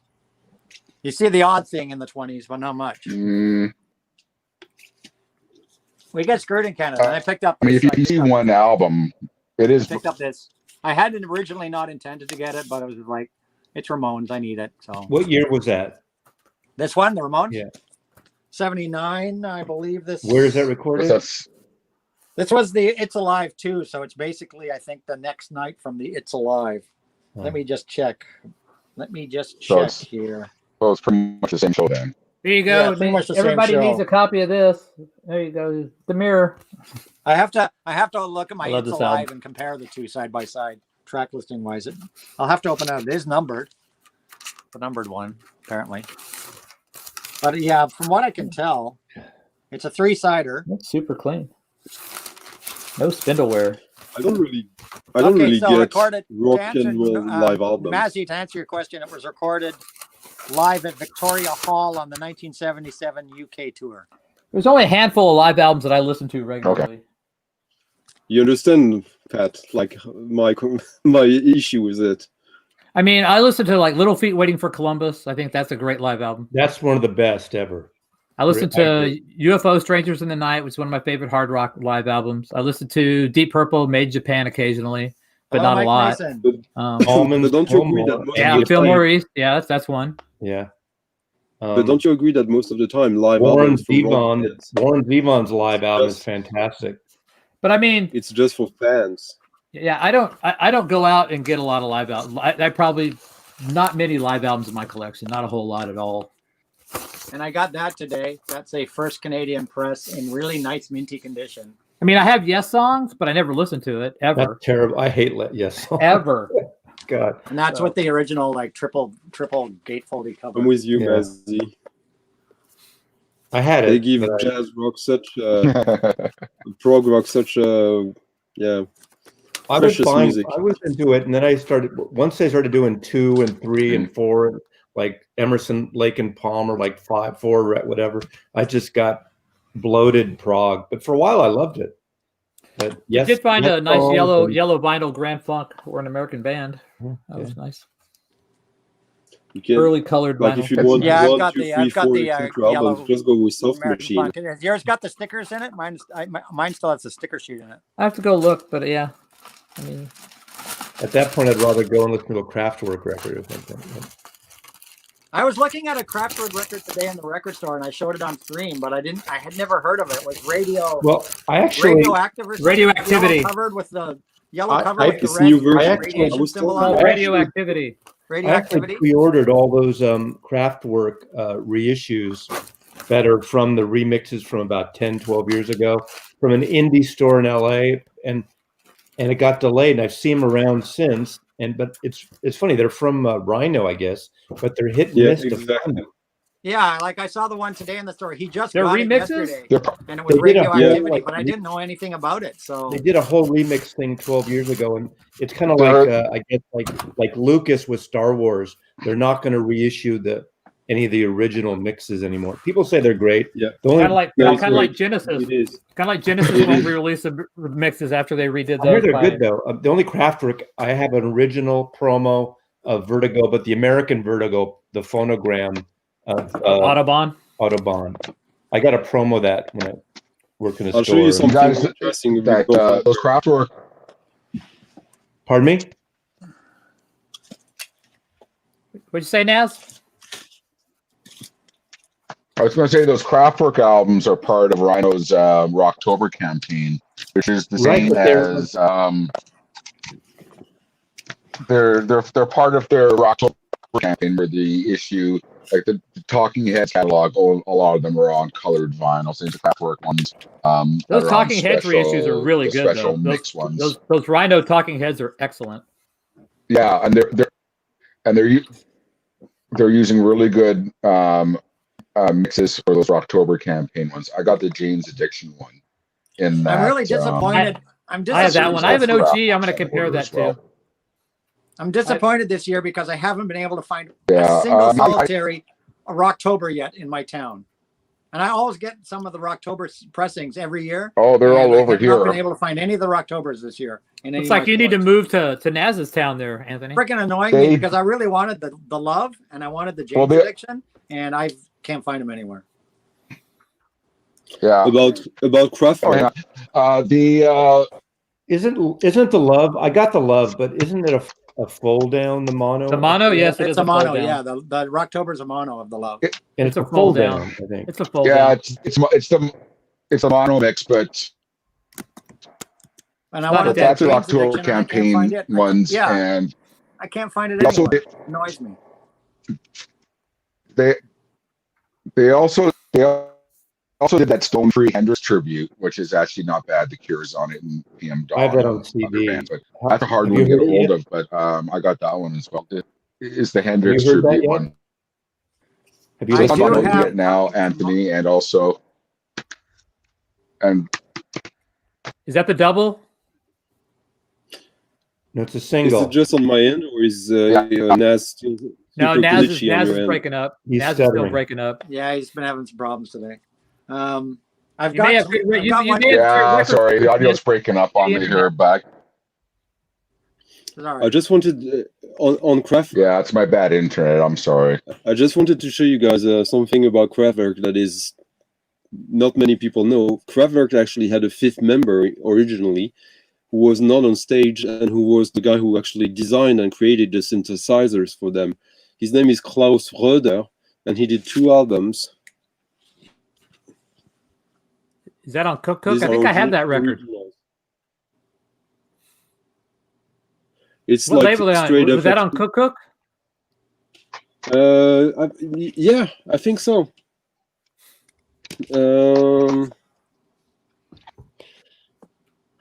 No, actually, no. It's a private press. Okay. But there Do you have might Tone be a Float? version. It might have been reissued on Kakak. Like it sounds familiar when you say that. But this, yeah, they are really, really good.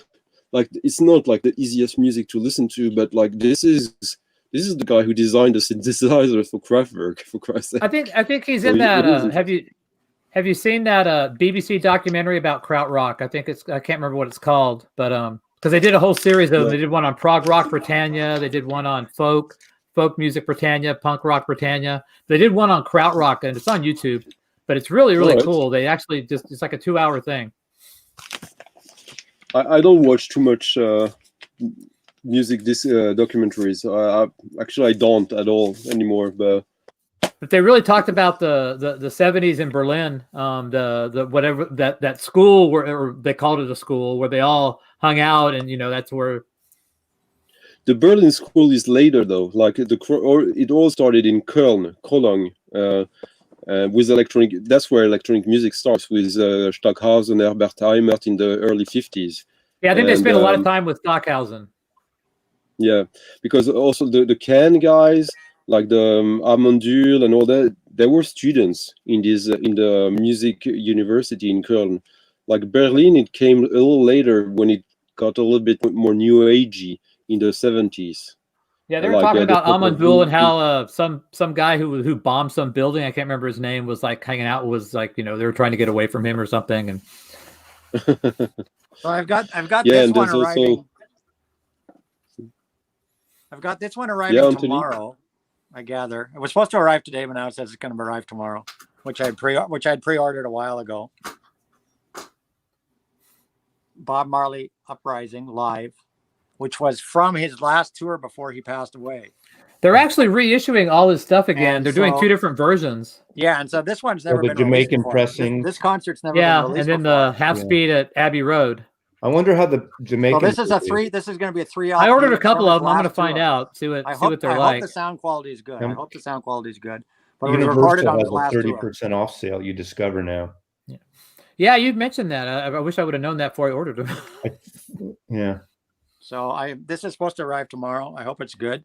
I mean, I've got a German box set from '82 that's really nice of all his records, but I'm curious to see what they come up with.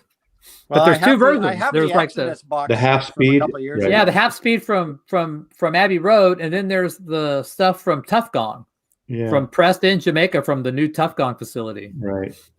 I haven't been really happy because I haven't really gotten into a lot of these Abbey Road half-speed masters. They don't excite me that much. They're hit or miss, depending. I mean, it's definitely depending. I've had good ones. I've got bad ones. So, like that Rolling Stone box set, half of them are really good sounding to me, and the other half aren't. So. Did anybody ever pick up this one a few years ago? Not the box. The box? Yeah, I tend remastered. The one that was remastered by Ziggy. Yeah, I mean, those big box sets with a bunch of outtakes and stuff like that. This one's actually really good because I get where people get, people who are big fans get into it, but I just can't listen to 3 albums of demos. What this one came with was what about 7 or 9? Exodus, so. No, Wildflowers. Actually, I was thinking of the Stooges one is really good. Oh the yeah, Tom Petty one. I saw you open the Stooges box set. Oh my god, that sounds. Come on. Be honest. That's twice what I bought it for. So if I ever want to sell it, Okay, someone offered to get it to me to record, and I said no. And take out the records. No, I've heard a half of it. It's actually really good. It's really cool stuff, Yeah, but be honest, if you want to listen to it, won't you go back to the original? Will you go through the hassle of opening the box? Well, that's the problem with any box set. Not just that. I know some people, like the guy Michael in Germany, he keeps the records out of the box next to it. I wouldn't have the room to do that. Yeah, in a lot of ways, I'd rather have the individual records in a box. Mm-hmm. But and is that a gray market? Don't listen to them. Marley? Is that a gray market? Is that a bootleg? No, this is all the stuff that's inside that box. Oh, that's a lot of freaking Exodus, man. Yeah, so you had the big well, book, it takes 40 years and 40 nights to cross the desert, so you got a big book. You got the original, you got the single, you got some singles. A lot of music for the You got some singles. Yeah, I have to be in the right mood to go crate digging for singles, man. Today there was like a I like And you your big religion pile of joke singles, and I was better like than going, I can't do Rachel's. it. But Pardon it me? does have a really nice live album that comes in the box. Exodus Live. I like your religion jokes better than Then Rachel's. Ziggy's Marley's religion remix of Exodus. Ziggy Marley's Yeah. remix. And then the original mix. I'm an equal opportunity offender. Good thing Mike Precode fan isn't here. Oh my god. Yeah, I he's love the this one I story. got the least amount of tolerance for, to be honest. I think he Rico, thinks I'm joking when I'm... No, I have the least tolerance than you, Santi. I have this much tolerance, 0. Yeah, he won't be in this stream. He doesn't like Anthony at all. Yeah, well, the feelings mutual. Yeah. Well, so what have you And I like been... everybody. Jeez, I like everybody, but Mike definitely knows how to push the wrong button. No, it's not even that. It's just that he's really a moron, for real. I mean, I'm nice and shit, but like this, like, and he lacks social intelligence. Like, Well, you're telling the one thing he said one time, there was a, like let's say all four of us are sitting here talking, and each of us knows something about a certain genre or several genres. We're not musically stupid. And he sat there one time. I remember reading his comment saying that, I've forgotten more about music than any of y'all will ever know. I have a and I'm like, message. dude, how are you supposed to respond to that? let's not waste too much time on him. I have a message from Nazz Nomad, David Michael. Says, I'm so sorry. Extend my apologies to everyone. My wife told me they are doing repairs outside our home on the internet lines. Okay. Her phone isn't working either. It was very frustrating to hear everyone. I'm very, very sorry, everyone. Hey, Lavelle, how you doing? Now, this guy knows his shit here, Lavelle Andrew. That guy, he knows his jazz and his krautrock. Lavelle, come on up. Good guy. He's got a great krautrock collection. I can't believe he finds all that shit in Chicago, man. It's like, holy crap. Nazz, Nazz finds all he I swear, I guess nobody in Edmonton like goes crate digging at thrift stores for vinyl, because he pulls all this fantastic stuff. I go to Goodwill and Salvation Army and Value Village, and the only vinyl I see is friggin' I know people that know the schedules. They know the schedules Liberace when they and put polka vinyl hits, out and shit here. It's the Goodwills, and they're fucking and all the Goodwills are gone here. I don't even go anymore. Yeah, they're just like, it's all polka and Don Ho and whatever. Liberace and a bunch of crap. I never find anything good. What do you want me to send your way there, Lavelle? What did you see that you wanted me to send your way? What, this kind of blue? This 6i original mono? And what's new with Mr. Maslov? What's your latest things that you've picked up? Well, I kind of been showing him. I did being a senior citizen here, I can remember, 1974, like a 2-hour window. I can't fucking remember a week ago exactly what's going on. Seriously, I do love that Sign of the Times Prince box, and it's because it's solid throughout. Did you what box did you get? Did you get the 13 record one? Yeah, I got the big mother. Really? Because I was looking at it, I was like, what the heck can you get on 13 records? Like a lot of jamming, and that's my favorite Prince album. And when he does his jamming and psychedelic guitar work, I just love it. Like everyone else who's into jazz here, like it's the soup du jour is the tone poets. If you don't mind me asking, what did you pay in US down for that one? For the Prince box, I can tell you in a second. Because it was ridiculously priced up here. I don't remember these things unless I look them up. So I would be really happy if they did a free LP set of the unreleased stuff. Like, did you order the Nina Simone's from Acoustic Sounds, Mazzy? I got Pastel yesterday, and I played it last night. It's great. The other one got delayed a week till next Tuesday or the Tuesday after. I forgot. Maybe it's next Tuesday. Were those cut by Ryan K. Smith as well? Or was that who cut it? Sounds really good, but I have those records. I have them all on CD, but I don't have them on vinyl. and they sound really good. She does that on the pastels. She does that really kind of wild, crazy, long version of Sinner Man. Oh, Sinner Man. I mean, talk about an angry bipolar black woman, but she's fucking great. I love her. I think Watch mine the shipped out documentary. yesterday, so Watch the I should documentary. I think it's Netflix. I should have them next week, actually. So did you find out what you paid for that? I'm looking right now. Oh, okay. Because see, in Canada right now, they want like $350 Canadian for it. That's just crazy. That's no good. 250. 250 US. 250, and they want 350 up here for it. Yeah. I did buy the Analog Productions Royal Ballet repress that they just put out again. So everybody's watching the same things. I didn't buy that. I know Michael's got that box set that's 2,000 US or something. The big box set. Yeah, I didn't get that. I saw they repressed that too. I almost bought it. It's like $75. Yeah, I don't have any classical, literally none. So I said I'll pop for that one. I have a lot on CD and a minimal on vinyl. Again, I used to have a lot of vinyl, but I purged those too at the time. So that's not true, Vinyl Richie. I know that for a fact. Yeah, I remember. Like I was thinking, like with your video, Mazzy, recently, like the Club of Four, like which album you have multiple copies of, and then I thought like. There's only like a handful I have like that, but like classical, if you count different versions. Well, like, that's a whole different, and that's a whole thing. People like different conductors. Of course, on one of the videos, when we had the classical guy Michael, the young guy who's the oboe player, amazing guy, knows his stuff. Of course, I show a version of Rite of Spring that the composer conducted, and I showed that as one of my classical choices, and everyone said it's like one of the worst versions of that record. I have one other version, but I love the Rite of Spring. It's a great thing. I love that cover of what's his name? Who wrote Rite of Spring? Come on, Stravinsky. Oh, Stravinsky.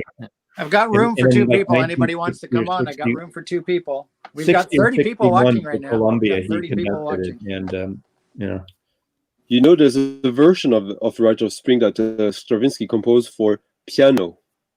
I actually do like some of Stravinsky stuff.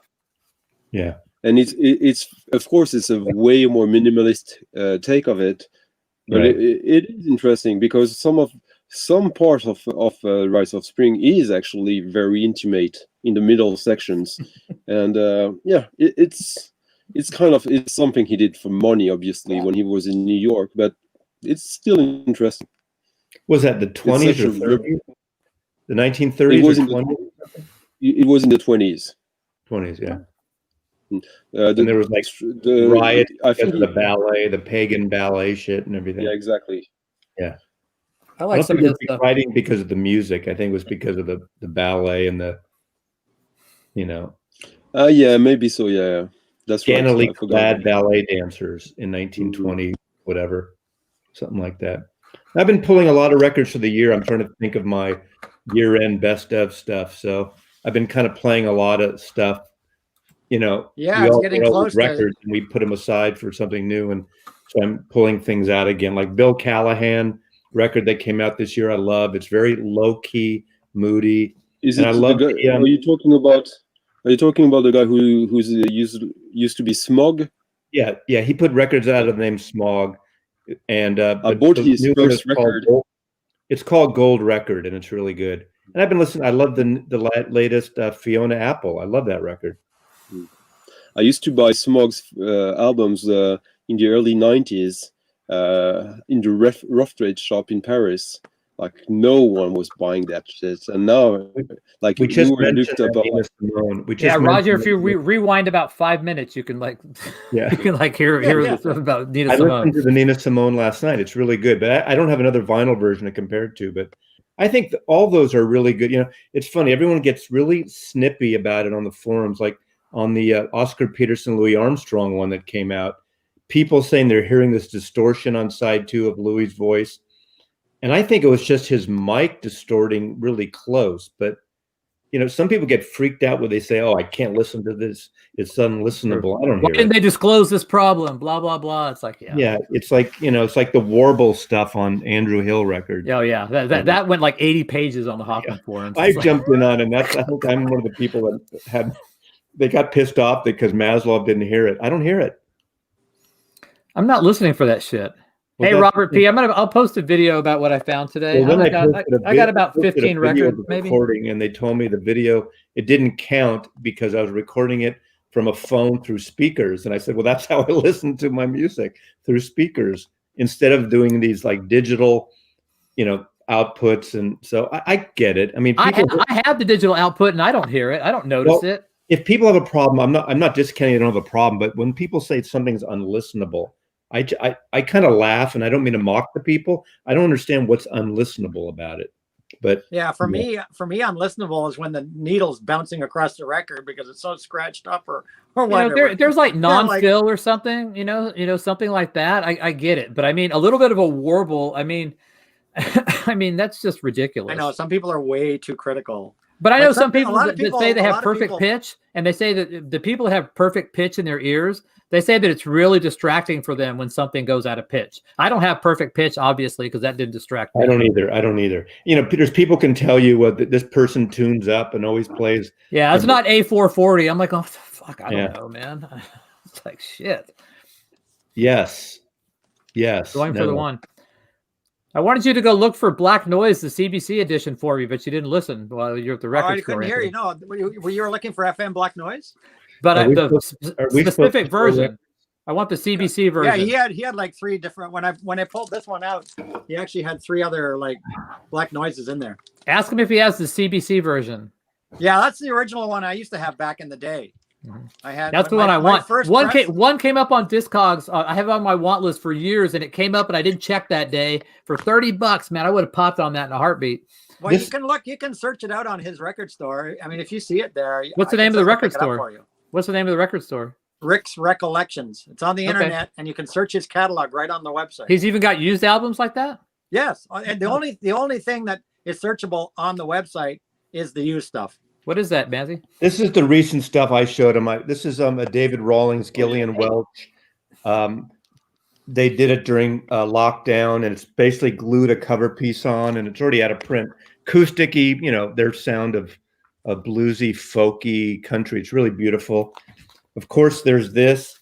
I think the sound is not great. This is the Judd Apatow picks of Warren Zevon's greatest hits. I think the Rhino greatest hit sounds better. What was that all analog Gillian Welch album that came out fairly recently? What was that one called? Well, all there are. I mean, this is the one that just came out.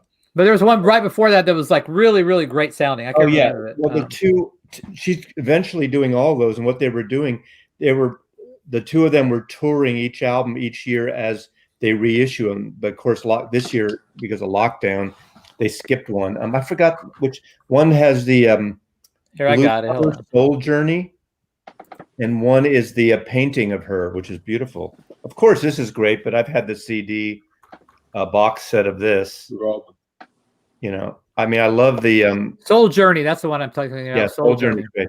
I mean, I love this, but I've had the music on that box, Metal Spine, Complete Bitches. I love this just because I love the Who, and I love Monterey Pop Festival. So. Vinyl Richie, I actually have had a G.G. Allin in my possession. Always was, is, and always shall be. Is that it? Yeah.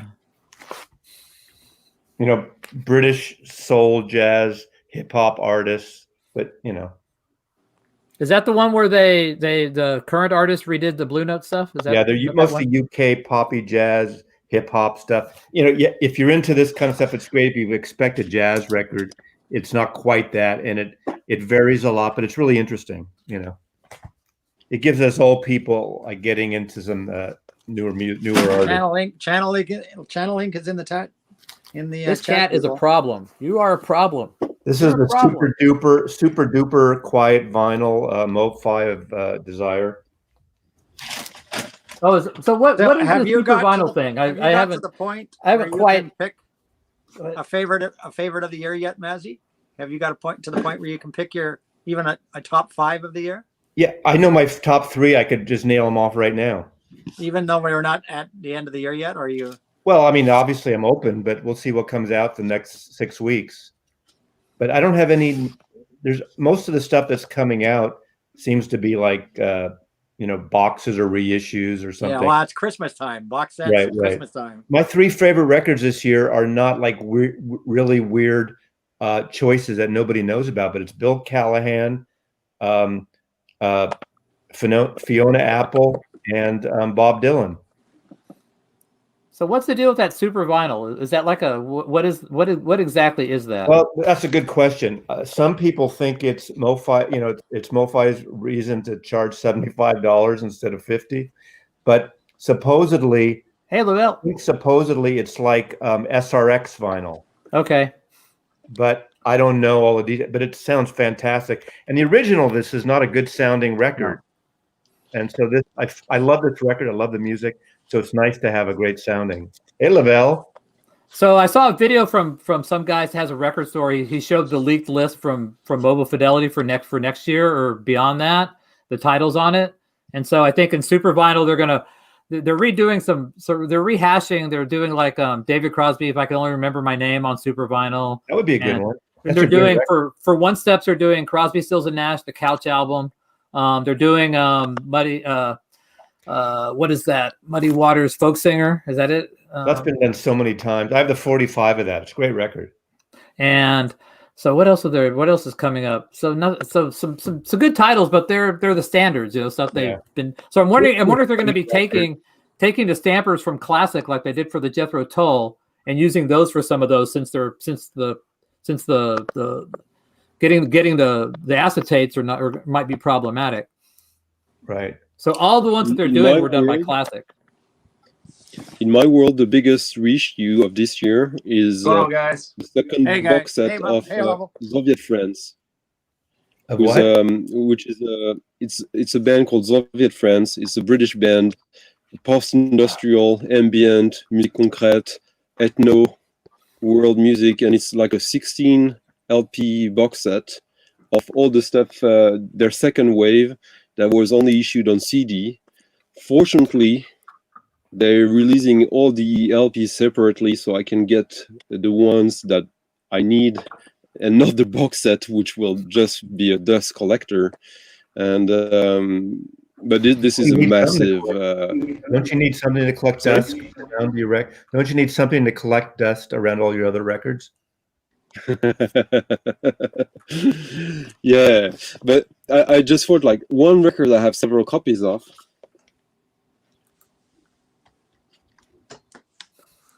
Lowell should know this one.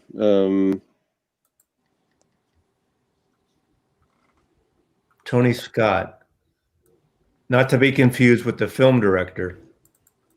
No. Tony Scott is one of the greatest clarinet player of jazz. He's like an Italo-American.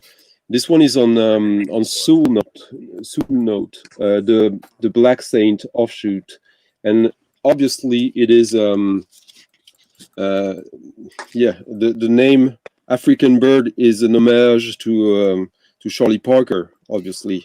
Yeah. And I got 5 copies of this because I did a performance once where I played on 5 different turntables the record, but just with like a half-second delay between each, so that would be a super dub version of it all played live and going back and forth, just a bit like Terry Riley's In C, that all the instruments play the same thing however long they want. So I was going back and forth with the 5 turntables and just accelerating one a little bit, slowing down to make like a kind of like a Bill Laswell dub version of it. And it's fantastic record. It's one of the best under the radar spiritual jazz records in my opinion.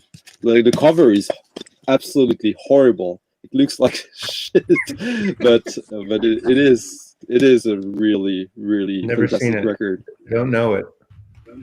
I've heard of Tony Scott. All those old guys with beards. I can't listen to all that music with those old guys with beards. I'm kidding. Come on, Eric Dolphy. They got like a beard like that. On yeah. Eric Dolphy on Out to Lunch, the best track, Hat and Beards. That's for you, Matty. Oh yeah. I have that. Doom, doom, doom, doom, doom, doom, I have an doom, MMJ doom, version of that doom, record. doom. Yeah, Out to Lunch is This a is what classic. that means to jazz. What you call it had one like that similar is Bobby Hutcherson, the dialogue. It's not that far different from Out to Lunch. Very similar. Yeah. You know, a record I keep going back to is a Gretchen Moncour III. Which is it Evolution? Wait. Yeah. God, I hated that thing. Boy, that thing that I couldn't get that off my turntable fast enough. I didn't get it at all. Oh, you don't like that one? That's a good one, man. You know Which that one? actually. Did you know that actually made Lee Morgan play better? It changed. It opened up his playing style. He said that album changed him. You know, Lee Morgan's on that. I can't do free jazz, man. It just doesn't get to It's me, more man. avant-garde than free, though. I can't do avant-garde either. You can, Pat. You just Yeah, I could not Yeah, get I got that album off my turntable fast enough. I said, "Get this thing out of here," and I was excited for it because I It's love a challenging album, but it's so beautiful. If you get, I love Jackie McLean, and so I was like, "Oh man." Bobby Hutcherson. Yeah, that's a classic. Oh my God, it's a huge band. Tony Williams, Bob Cranshaw, Jackie McLean, Lee Morgan. Yeah, I mean, I saw the lineup. I was going, "I'm going to love this." Yeah, it's totally a grower, or people don't like it. And I get that. It's amazing how psychedelic this is. A pop from 1964. Yeah, Destination Out. Destination Out is actually close to that too because it's almost similar. Yeah, I love it. Destination Out is pretty good too. Did we haven't got up to have we done anybody done up to we haven't done 4153 in the Blue Note thing, right? No, we still in the beginning. We're like at 12 or 14. No, I did 23. Yeah, 23. I mean, I'm sorry. Yeah. I did. What Yeah, label is that that's a on? Is great that on record there. CPI? That's actually one of my favorite Bobby Hutcherson. That's a classic. This one is underrated. This one is really good as well. Yeah, I like that was good. I like Montara though, the one he did in the 70s. That was cold. Yeah. I got that one. Montara. But I was Lowell, the other day I was telling Mazzy, like if you want to go deep into like vibe players, go with Ken Jamal. Yeah. Ken Jamal is he's wet. Yeah. But this is but Stunty. Yeah. This is 6 players. That's one more than 5. Yeah. In English. Yeah, it's like 6. 6. And you got. Can you imagine? Okay, I got to say something here. Can you imagine? He's Grancher Moncure the third. There was a Grancher Moncure the first and second. Wow, that's wild. Right? Yeah. I'm gonna say, boy, that name is so cool. Happenings is really hard to get a good copy of that. That's a. Is that I the want 45 that record. RPM? Is that the Music Matters? Is No, that this is 75? That's a 75. Yeah, I got the Music Matters one. I got that one. Yeah, I finally got This that is one. the 75. You have Happenings. Music Matters. Yeah. Yeah, Fuck I got you. that one. This is the 75. That was a hard get. Yeah, I got it at Dusty. I found it at Dusty Grooves in Chicago for $40 though. That's one of the rarest. I want that so bad. It's good. You already know it's good. It's Music I know Matters. the Hard. music. I have it on There's a lot of CD. very, very My components is also a so 75. any kind of clicks are going to show on that, man. There's a lot I of soft passages. That Yeah. components, I Hello, have Will. original mono. I had bought online. I took a There you chance. go. That's Lowell, do you have this one? Which one is that one? That's no, I don't have that one. I'm familiar with It's that on one. Philly Jazz.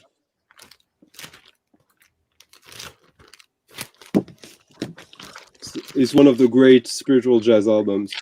Yeah, that's Colin Jamal. Colin Jamal is straight. His stuff is really hard to find. I don't see his stuff in the Midwest. No, but you can find freaking Can albums. Oh yeah, that's because I was on a mission. I almost got all of them. I'm missing this one of them I'm missing. I can't Later. remember. Not yet. I think you're always on a mission there. Yeah. It's real hard now. It's been because since everybody's collecting now, it's real hard now. Yeah, everybody's wised up now. Yep. I'm glad I made it what I had made it out. Like I got those craft works. I got all original German on Phillips. Those first two, I got all of those. I used to see Bobby Hutcherson like 5 or 6 times because he lived in the Bay Area for a long time. So he'd Yeah. play Keystone all the time. And you could see him for like, $5, $4. This Yeah. Keystone Corner in North Beach was a tiny club. It had great, I lucked out because I was young and just getting into these people when nobody really was buying their records, like McCoy Tyner and Yeah. it's sad when you think about it. It's typical jazz shit, have to go to Europe to be more popular.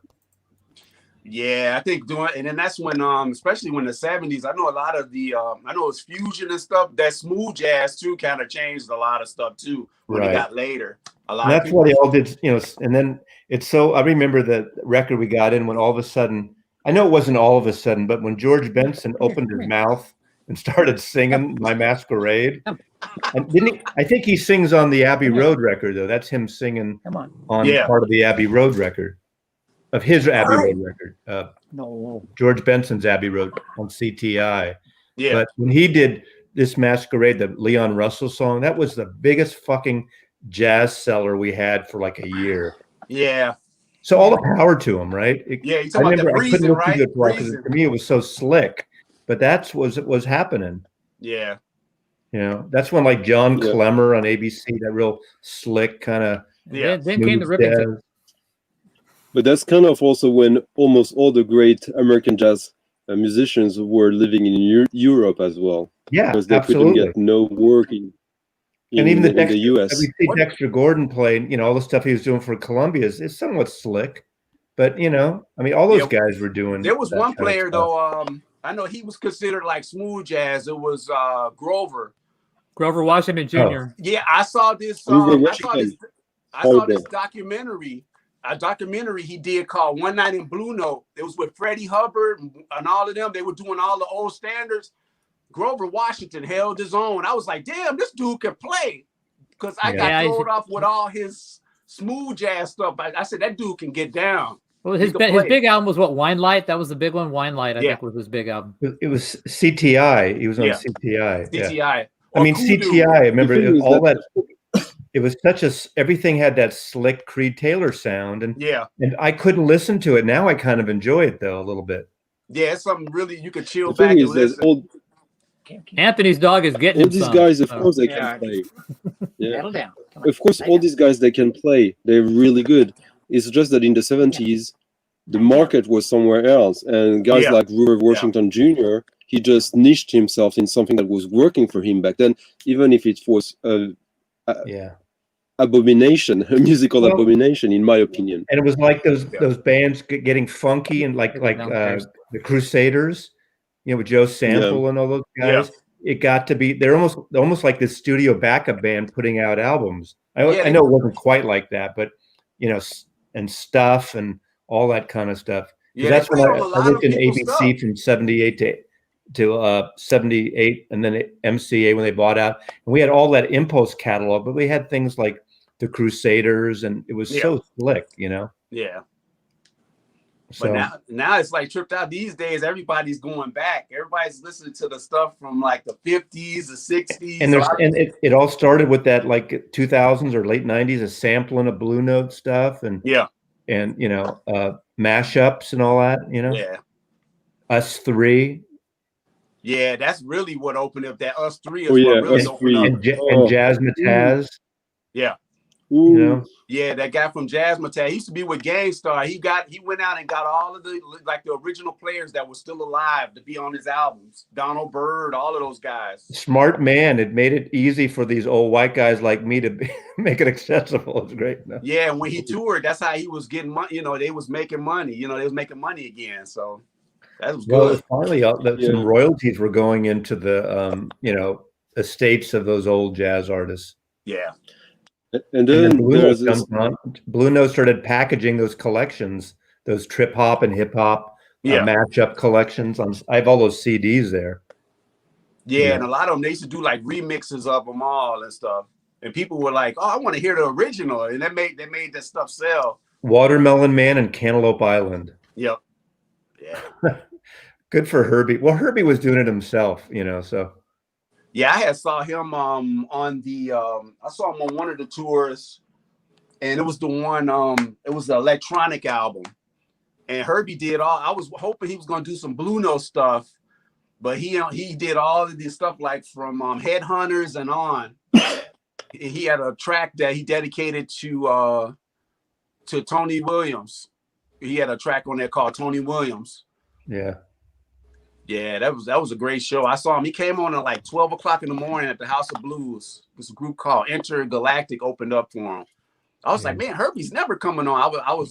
I had to work the next morning. I was like, forget this. I never seen him. I'm about to stay here. And Well, those guys were tight forever, like Tony and Wayne and Herbie and Ron Carter. Yeah, those guys were, you know. A record that is pretty cheap and is amazing, and people tend to forget about, which has one of the greatest Tony Williams composition, where he doesn't even play the drums. It's Bruce Dietmar playing. It's this. Let me see the title close to the top. The other way. The other top. Oh, Gil Evans? Yeah. Oh, yeah. Gil Evans is great. I like the one album by him. He's really good. But this one, there's this Tony Williams composition called "There Comes a Time" with like tons of electronics. It's like it's 10 minutes, 16. No, yeah, 10 minutes long, and it's absolutely fantastic. It's like a soul. There's a singer. It's like avant-garde soul music with free jazz and post bop. It's just. And this record you can get for like $5. Yeah, this is my favorite by him. I like this album a lot by Gil. This is like my favorite by him. The individualism of Gil Evans. Yeah. Yeah, this one has Oh Gil my God, Evans yes. on here. Yeah, that's a great record. Yeah. Hey, Anthony, wasn't this supposed to be the Playboy channel? Oh, you didn't hear the announcement. It was postponed until November 28th, 2 weeks from now. Oh, I didn't know. I didn't hear it. Sorry. Yeah, I announced it yesterday. Well, we decided because unfortunately the COVID thing has gotten kind of out of control here in Toronto that the government's kind of been asking people to like. It's a mess everywhere. California, Chicago is probably one of the worst. California, Washington, and Oregon now have a 3-state thing. 14-day quarantine if you come between each state. Yeah, so they announced on Thursday that they were kind of clamping down a little bit and asked people to just stick with members of their household for the next couple of weeks. So, but things are getting better. Her. It's behind us in the rearview mirror. Yeah, I was talking with her and she kind of agreed. We'll just wait 2 weeks. So it's planned now for 3 p.m. November 28th. 2 Saturdays from now. I think it might not be till December the way things are going. Yeah, it's tentative. We're going to cross our fingers, but yeah, here in the Midwest, we're going to play it safe, 15. because I take care of my elderly mom. Maybe you can do a Christmas. Maybe you can do a Christmas special, Anthony. Yeah, maybe. It's 15%. For all us little orphan children at home alone. Yes, we'll bring on a bunny. We'll bring on a bunny instead of a reindeer for Christmas. Well, for me, you have to bring 8 for me for Hanukkah, though. 8, one each night. I'll ask her to bring some friends. Light a candle and sit on my lap. Happy Hanukkah. Yeah, unfortunately, I still got to go out, and I work every day. I got to go out to work. I work in the South Suburb. I'm like, oh my God. Yeah, so we have postponed it till November 28th. Where do you live in Chicago? I'm like west of Chicago. I'm in Bellwood. Okay. So that's like Chicago's like right there, like nowhere. I just know the city because I used to go every year for the last like 15 years. But this is my Edward, first year. you want to come on? Edward, would you like to come on? Yeah, you used to go to the city. You used to come to Chicago all the time. Well, I came to Chicago all the time for work.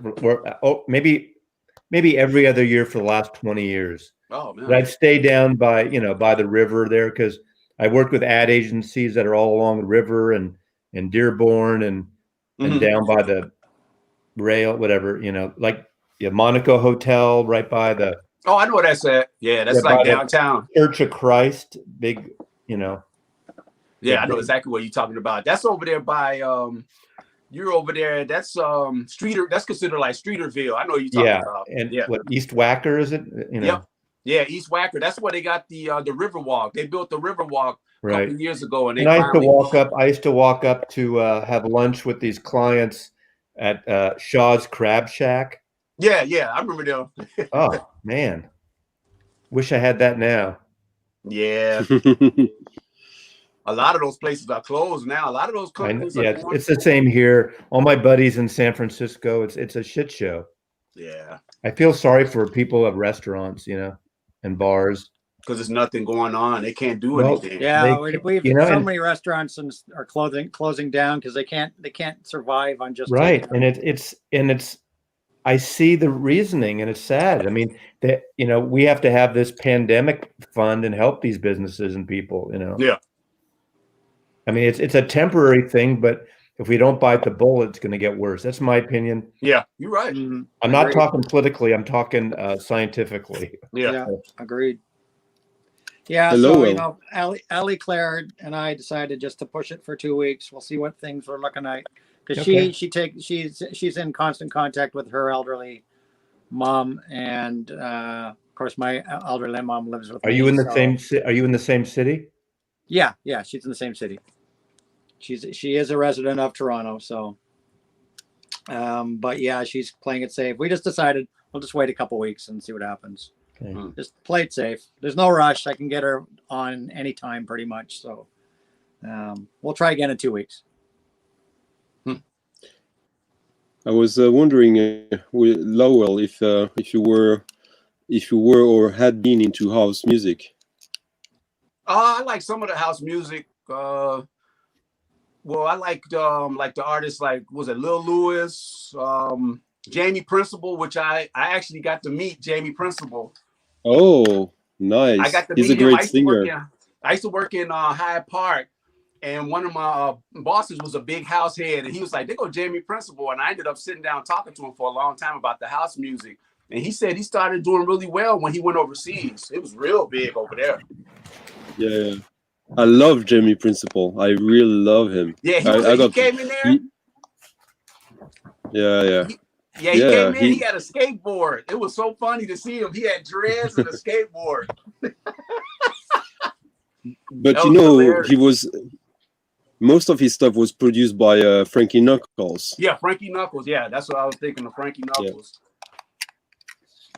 Yeah, I have a huge connection with Chicago because of house music, and early Chicago house, like 86 to 93. Everything after that is a bit different for me, but Yeah. there's That's the I've never classic been era. to Chicago. Yeah, when I I've was never in been there. high school. When I was in high school, that was pretty big. The school I went to was big on the house, and some of the DJs DJ'd Yeah. at my school too. I remember some of those guys like Farley, what is that? Mike Hitman, Kenny Jam and Jason, Yeah, all yeah, of those guys. I've seen all those guys.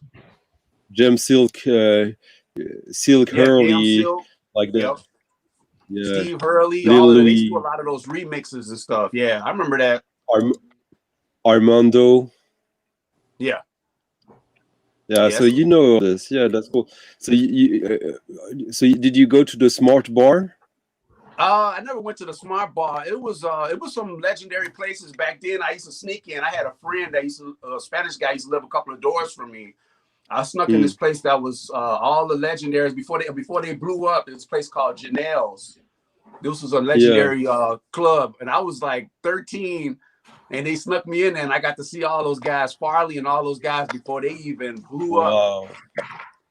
Wow, that's nice. You know what's interesting with this music also is that it's black music, but it is also a lot of it is pretty hard, robotic, machinic, mechanical, and kind of. Yeah. But you know, a lot of those guys got a lot of that stuff from New York, though. Surprisingly, they was influenced by what's the dude's name? Louis Vega. Louis Vega. Louis Vega. Louis Vega used to be in the studio. What's that? Studio 54 as a kid. You know how Studio 54? That's like the disco era. He used to sneak in, and that's how and a lot of those guys listen to him. It's tripped out how all that stuff spanned out all of that house music. the thing with Chicago and New York is that, like, at the end of the 80s, there was this big fight about hip house, because they were doing hip house in New York, and in Chicago they were like, no, fuck that shit, that's commercial. And it was considered commercial. Because Chicago was known for deep house, like that deep house stuff. Acid house and deep house, Yep. And acid house mostly. Yeah. But it's a lot of, it's stripped out. That I know a little bit about. I know pretty much a lot. Like some of the guys was like shocked that I knew that. I said, I remember that stuff. Because when it's funny because you said, when I asked you, you said, oh, yeah, I know a little bit about it, and you straight up you say the right names, like everything. So you know more than you say. You're selling yourself short.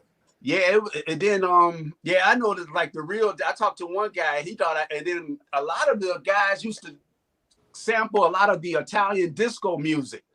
See, that's when the house music got real broader, when they started sampling it, a lot of that.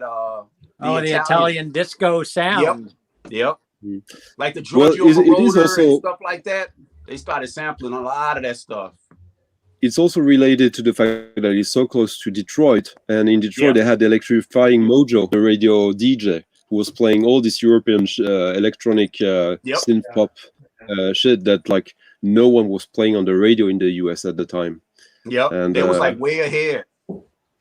Yeah, and there's a few guys who are like kind of crossing over both cities, Detroit and Chicago. There's this guy called Alexi Shelby, KLXC. He was released first in Detroit, but he's from Chicago. And anyways, that was my opportunity to Chicago. I can talk about this stuff because you got an old boy from New York. He died though. I know he had the virus. His name was Larry Levin. Larry Levin. He was the first one that bring that Italian, mixing the Italian beats, the sequencers and all of that stuff. He was like the guy that everybody copied right after that. And what's the name of this other? There was the guy, the DJ at the Paradise Garage, who died. What's his name again? Like, because the two biggest DJs are Larry Levin and this guy. I forget his name right. Stupidly. Basically, the hotel guy. Yeah.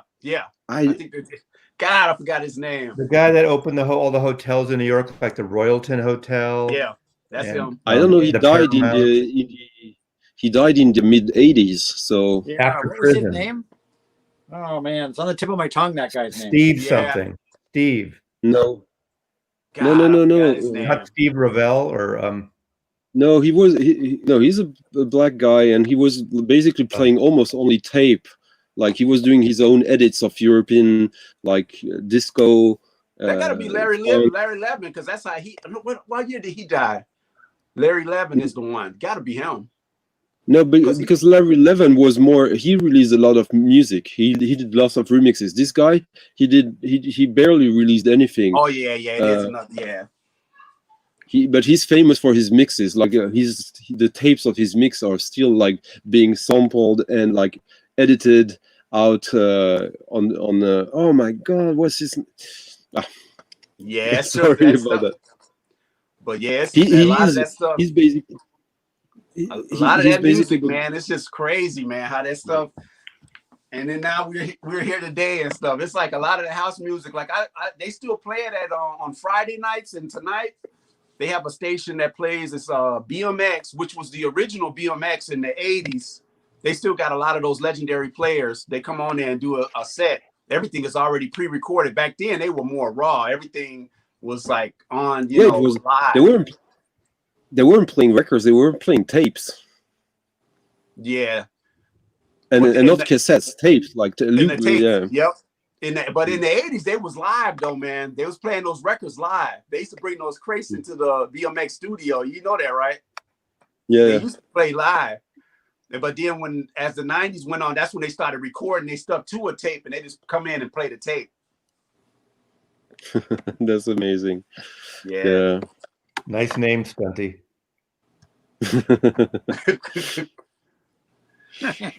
Yes. Yeah. It was funny. I was into the hip hop, but I always kept that ear on other stuff. I used to listen to that. I used to listen to a lot of different stuff. How old are you, Lowell? Me, I'm 49. Okay, yeah, so you've been there, yeah. It's funny because how old are you, Stunty? Stunty, how old are you? I'm gonna be 44 in March. The young whippersnapper of the chat. Yeah. I'm the grandfather here. Yeah. What are you, Mazzy? 66. You're 5 years on me. I'm 61. So Yeah, both of y'all, my mom's age. My mom is 60 something. It's 66. I think I dated your mom. I don't know how old's Pat. Does anybody know how old Pat is? I think I gave her a Brewer and Shipley record, One Toke Over the Line, Sweet Jesus, in 1971. Well, if you didn't give her an MST, that's fine. MSD. No. I think I gave her the first Working Man, Wake of the Flood, the Grateful Dead on the first Grateful Dead label when they left Warner Brothers. No, I'm just making shit up. I don't know. Yeah, like it's good. And I'm like just drinking water. I See, have to credit need my a mom crutch. with a lot of the different stuff because when I was younger, my mom used to bring all these different records home. I used to listen to like so much different stuff from the Carpenters all the way to Traffic. I've heard all that stuff. It's funny because my parents used to listen to a lot of 60s jazz and things, and which I never got into. I never got into it at the time when I was a teenager because I was into all the classic rock and everything. Yeah. But then later in life, I took all my dad's records and stuff, and just I guess because even though I wasn't into them at the time, I grew to like them after, if that makes sense. That's what I say about, on that, I was on that first Vinyl Guru thing where, suggestions that you would suggest early collectors or yourself. And the thing I decided, because aside from selling my records, or a third of my records in 1995, vinyl, just because of CDs, one thing I feel good about, I never got rid of something I think, oh, I don't like country rock anymore, or I don't like, funk anymore. I don't like this because, man, 5 years, 10 years later, your tastes evolve and change, and you come back around. Absolutely. And I'm pulling records out.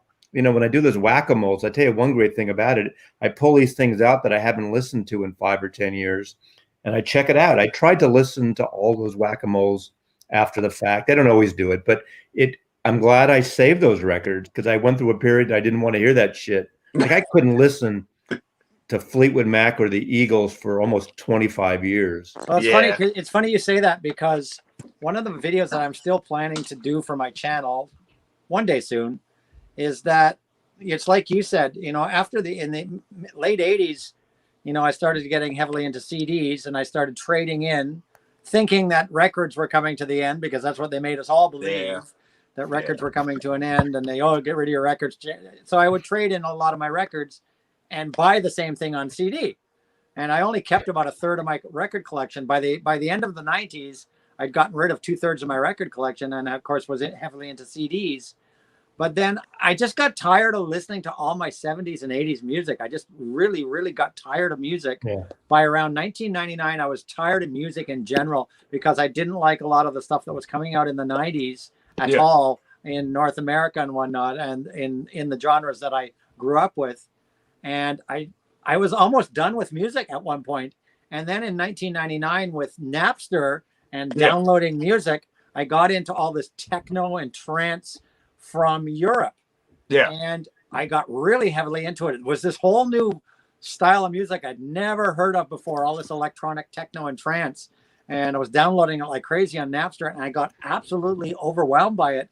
And that's all I listened to probably from about 1999 till maybe 2005 or 2006. I was listening to all this European techno and trance. It was just a whole new world for me. And it kind of saved me from totally being turned off by music. And I took a total break from all the other music I'd ever been listening to in my life and listened to all this techno and stuff. And then when the first record store day came and records started getting popular again, I rediscovered all my old music because I'd taken, like a 7-year break from everything I used to listen to. And it was all new again, it just became all new again. And I still like, the odd techno trance thing. I still, I still pick up this here and there in that category. But it was nice to just completely abandon all the music I'd listened to for, a good, 8 years maybe, and listen to something completely different because it revitalized me and listening to music again. Oh, that's cool. About 15 years ago, I mean, just went through remember. I went through like I just about remember the name of the 4 years, DJ I was 15 years thinking ago, about. listed all this electronica stuff, you know, Dr. Octopus and DJ Shadow and DJ Crush and all that. I was listening Dr. to that Octagon. all the time. But it was mostly digital, Dr. one way or Octagon. another, whether That was mostly CDs digital. and downloads and stuff. And I didn't, you know, I didn't buy records for about, I think I went through about 15-year period buying no vinyl. Yeah, like me, at least 20 years. A good 20 years with no vinyl. Yeah, probably 20. Yeah, That And was so this Dr. summer, Octagon. this summer Nazi. they released this album. Octagon, right? Did I say Octopus? Yeah, This Yeah. summer, which was they- actually this Queen, summer, the but rapper. of course, the big techno and trance company, one of the biggest, was Ministry of Sound out of the UK. Oh yeah, heard I it. know. And of course, all my stuff that I was It's a listening to, all club. that techno and trance stuff, that was all on, you know, it was all on compact disc and digital. So this summer, Anthony. Ministry of Sound released a series. This is one of 4 in the series, Origin Trance, and this is like, this album is fan. If you want to like sample the you know, like the origins of electronic techno and trance, this album is absolutely incredible. Absolutely incredible. Ministry of Sound is a club in London originally, and it's like one of the 2 biggest clubs when I in saw this this fabric. camp come out this summer, I was like, finally, some of this music This that is- saved my life is out on vinyl finally. Sorry to say, this is exactly what I hate about techno. This is the most commercial. Oh yeah, totally. But I get the commercial, but I mean, for us over here in North America, we didn't have anything, right? Like that stuff was just totally. Yeah, foreign you to us. had, because it's coming. You are even closer than you think because you're so close to Detroit. Well, that was that time Anthony. too, in the 2000s, early 2000s.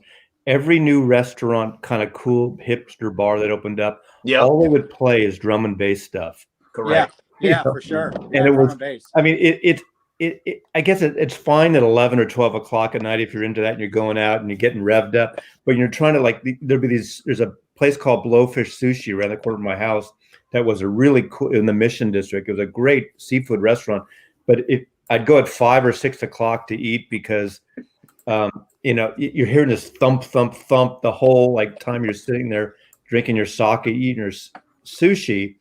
And then it got written up. It was the restaurant, the one restaurant in San Francisco that if you brought a date there, there's a 95% chance you'd get laid that night, more than any other restaurant in the city. You know, and it won like that 3 years in a row at the San Francisco Bay Guardian newspaper. Yeah, you like know.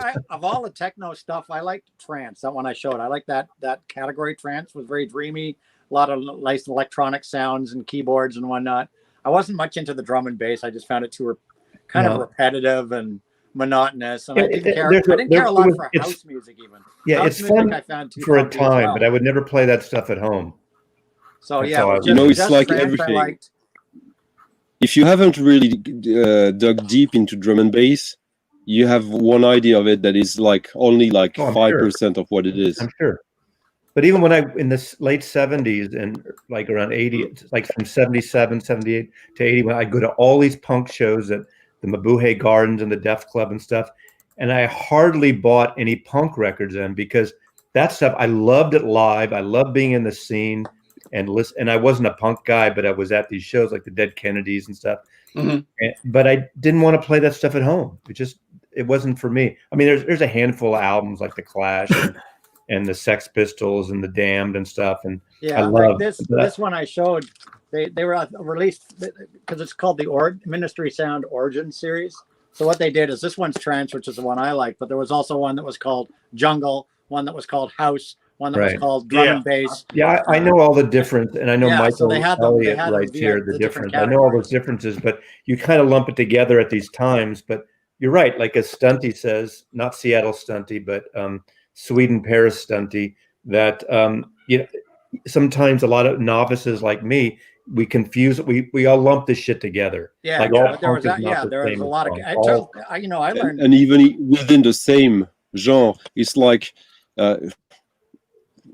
There's for too many mo- fucking imagine stuff for, now. a lot of for a kid subcategories in the who election, just and now it's all. no, like but just EDM. imagine, put yourself Anthony, put yourself on the in the other position. If you're a kid today who grew up with, let's say, EDM or like dubstep, do you think he's going to see a major differences between the Beatles and the Stones? For him, it was the exact same thing. Exactly. Whereas for you, Mazzy, it's two different worlds.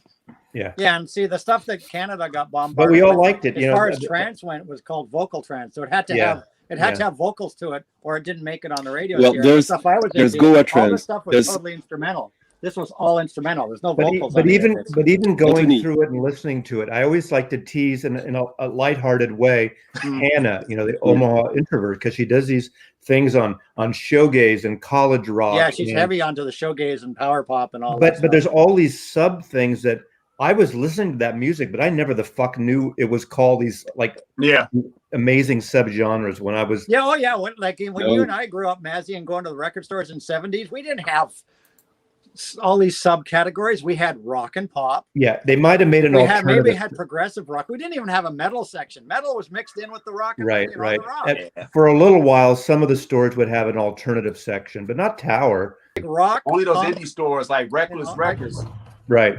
There's so many subgenres. The stuff has been so reclassified over the years and reclassified into a million subcategories now. It's crazy. Right. I mean, punk stuff was in with rock and roll. It was rock. Yeah. And a lot of times the stores I worked with, unlike Tower, I worked at Record Factory, rock and soul was together, Yeah. And I worked at Sam. Tower Record had a separate I worked at Sam the R&B Record soul Man here in Toronto, and Sam the Record Man. Yeah, when I went to record stores, rock was everything. They might have had an import section, but it was never. There was no metal section. There was no. We didn't have separate rock. metal. Yeah, when I worked at Sam, I worked at Sam Goody, Coconuts, Borders, Music Department. They all kept everything R&B soul. Right. But that, except like in the Bay Area, all radio was everything. I mean, we had K Jazz, a jazz station, and we had is it not K Soul? There was one great soul station, but most of the other stuff they were playing. The top 40 was playing, Wilson Pickett and the Beatles, and they were playing. All the stuff was mixed up. I mean, think about it. Looking back on it. Desmond Decker, the Israelites. I remember what a big single that was. They didn't even call it reggae. I didn't know what the fuck reggae was. And was that 66, 67? Yeah. And Slim Harpo, Baby Scratch My Back was a top 20 song. And I didn't know that was a separate blues guy, Slim Harpo. Yeah. But that was a huge hit, at least in the Bay Area, on top 40 radio. Yeah, you got all those different shoved together on top 40. There was no. We didn't segregate the music everything got subgenre, and even the genres got split up beyond that. Yeah, now it's just real genre, crazy now. Genre within genre within genre now. For me, there's only like 4 genres. There's only 4 styles. There's like classical music, jazz, experimental music, and pop. Yeah, if you look at my record sections over there, and I have my little dividers. I have my rock and pop all together. I maybe have my funk and R&B together, and I have like soundtracks, separated, and maybe metal, and that's about it. And that's those are my my genres. That's it. That's still bugging me that like nowadays, like I remember I'm younger than you all guys, but still, I still remember when pop was the Beatles, when U2 was pop. Now pop has become something. Points. I mean, file under pop. Yeah. Pop vocal group. Yeah, Sam the Record Man, where I worked, the section was pop and rock. That was the section, pop and rock. Yeah. I mean, country was separate, blues was separate, and jazz. Yeah, definitely those were separate. Yeah, but I can tell you though that like we did separate blues and classical, of course. And the classical. Although it's kind of interesting because now on yesterday and today it says file under the Beatles up on the top. Well, that's a good guess. Be like, really? But you were talking, I think, in earlier stream, Mazzy. What about indie? Or now was it this here? one. Like, now this one. After my time. Now this one says file under the Beatles, then pop rock vocal group. Yeah. Oh, wow, they actually went to all the trouble. Because a lot of people, there was a lot of, because there weren't independent record stores mostly. There were music stores, that had like stereos and TVs. And then there was like the grocery stores. There was and the department Sears. stores. And Sears. department stores were a lot of old ladies there selling the records in department stores. There weren't young. Yeah, Yeah, for the people. first couple albums I ever bought in my life, I bought it at the Hudson Bay department, Canadian department store. in the That's where they record had the list. section. We had Yeah, listening 'cause- booths. Yeah, J.C. Penney's. I remember when I was Sears. little, Those my places. mom used to go to Sears. Sears used to sell records too. Yep. Yep. And you know what's so funny? Years later, I found this Simon and Garfunkel record, Bookends. I found it at a record, and they still had the hype sticker. It said Sears and Robot. I have an original Simon and Garfunkel Bookends. It got the Sears and Robot sticker on the top of it. Yeah. My wife was laughing. She's like, "What the heck?" And those great silver tone guitars. Yeah, A lot of bands started with silver tone guitars, man. yeah. Now it's all just too complicated. And Montgomery Wards. What Yep. tablet is that, Anthony? That's the biggest freaking tablet I've ever seen in my life. That's a iPad Pro. Jesus That's Christ, the 12, man! That's the 12 point whatever it is inch. That's like Wow. what freaking Moses came down the mountain from. I with have the an iPad. commandments, dude. I Yeah, have well, an that's iPad. what I would do all my editing of my pictures on. So Yeah. I needed the nice big screen because us old guys, eyesight ain't so good anymore. So I would do all my editing I have for my some- photography on here. I have something quite interesting that regards stores and that. This is the original, pressing of Milestones. Yeah. But Somebody as you named can Samson see on it? here, that's what's interesting. Hold on, It's coming up. actually a Swedish shop from Stockholm that was very popular, and Samsung, right? they were Okay. importing the records. So if you look at the label, Wow. It looks So just they- like so a they were six doing side. that. It's a 6-side. They were So doing that to Columbia all the did. records. So Columbia did that just for that chain. No, it's the Shane who did it themselves. They had like a deal with Label. Columbia, and Yeah. this is only in Sweden you'll find it. It's the actual exact same pressing. It's just a sticker. Well, they probably had the label did it for them because they ordered a certain amount. Yeah. So Yeah. so is the cover a paste over or is it just a sticker? It's just a Is it sticker. like- yeah, and is it here like in the there's back, sticker? It looks like it's a sticker on there. Yeah. Yeah. It looked like it's the American cover. And though. on the record label, is it a sticker too on the actual record, or is it pressed? it on the is. record? It is a sticker, but it's very, very well done. Okay. But it is actually stuck over the original Wow. wording. Yeah, Over the Columbia. They covered Yeah. up Columbia. That might be the And it- coolest thing you've ever shown, Stunty. Yeah, that's pretty wild. That's pretty wild. Because that would have probably had to been hand done. No, they would have had to put those Yeah. stickers on by hand. There's no way you could have pressed those to get them in exactly the right spot. They would have put those stickers on by hand. I would think. Are you in an attic? If you stand up, do you hit the ceiling? no, it is. It's the roof angle here, like Okay. Like that. exactly. Yeah, Hey, everybody. living in houses. It's Beetle Oh Boy. no. Beetle Boy. Going on, man? And not much. I Well, will- look how clear he is. He's not fading in and out. That's why he's not. So you that's see, his- if it had gone through today, you would have been able to made it on. You look like you're in a helicopter. Yeah, but Anthony, you did mention that the stream was going to be a 30-minute Oh, yeah. He in stream. the car. You've been with streaming her, now yeah. for 2 when hours. I do the stream with her, it'll only be probably I'm about in the car because I'm on 45 break minutes from to an work. hour. Okay. I think She's a he looks busy like he's in girl. a helicopter. She's not Yeah, it gonna. does. She's not gonna hang out for 4 hours on stream with us. That you know. Why not? Maybe she's into vinyl. Hey, boys, fellas, I gotta go. But Nice talking to you, Mazzy. It was nice ya, to Seattle you, Matthew. Stunty. Thanks for coming to my stream, my friend. Thank you. When he goes, he goes. He goes. He goes. Don't mind me. I'm off camera because I don't want to see. I don't want people to see me eat. Well, that we don't care. You can eat. People That would come be on more my interesting stream, than what they you can't be usually an do. avatar on my stream, Beetle Boy. You can't be an avatar. That was mean. It'll only be for a little bit. I'll come back on. Oh man. But yeah, Nazz is. I got a message from Nazz again. My internet is gone. Fuck.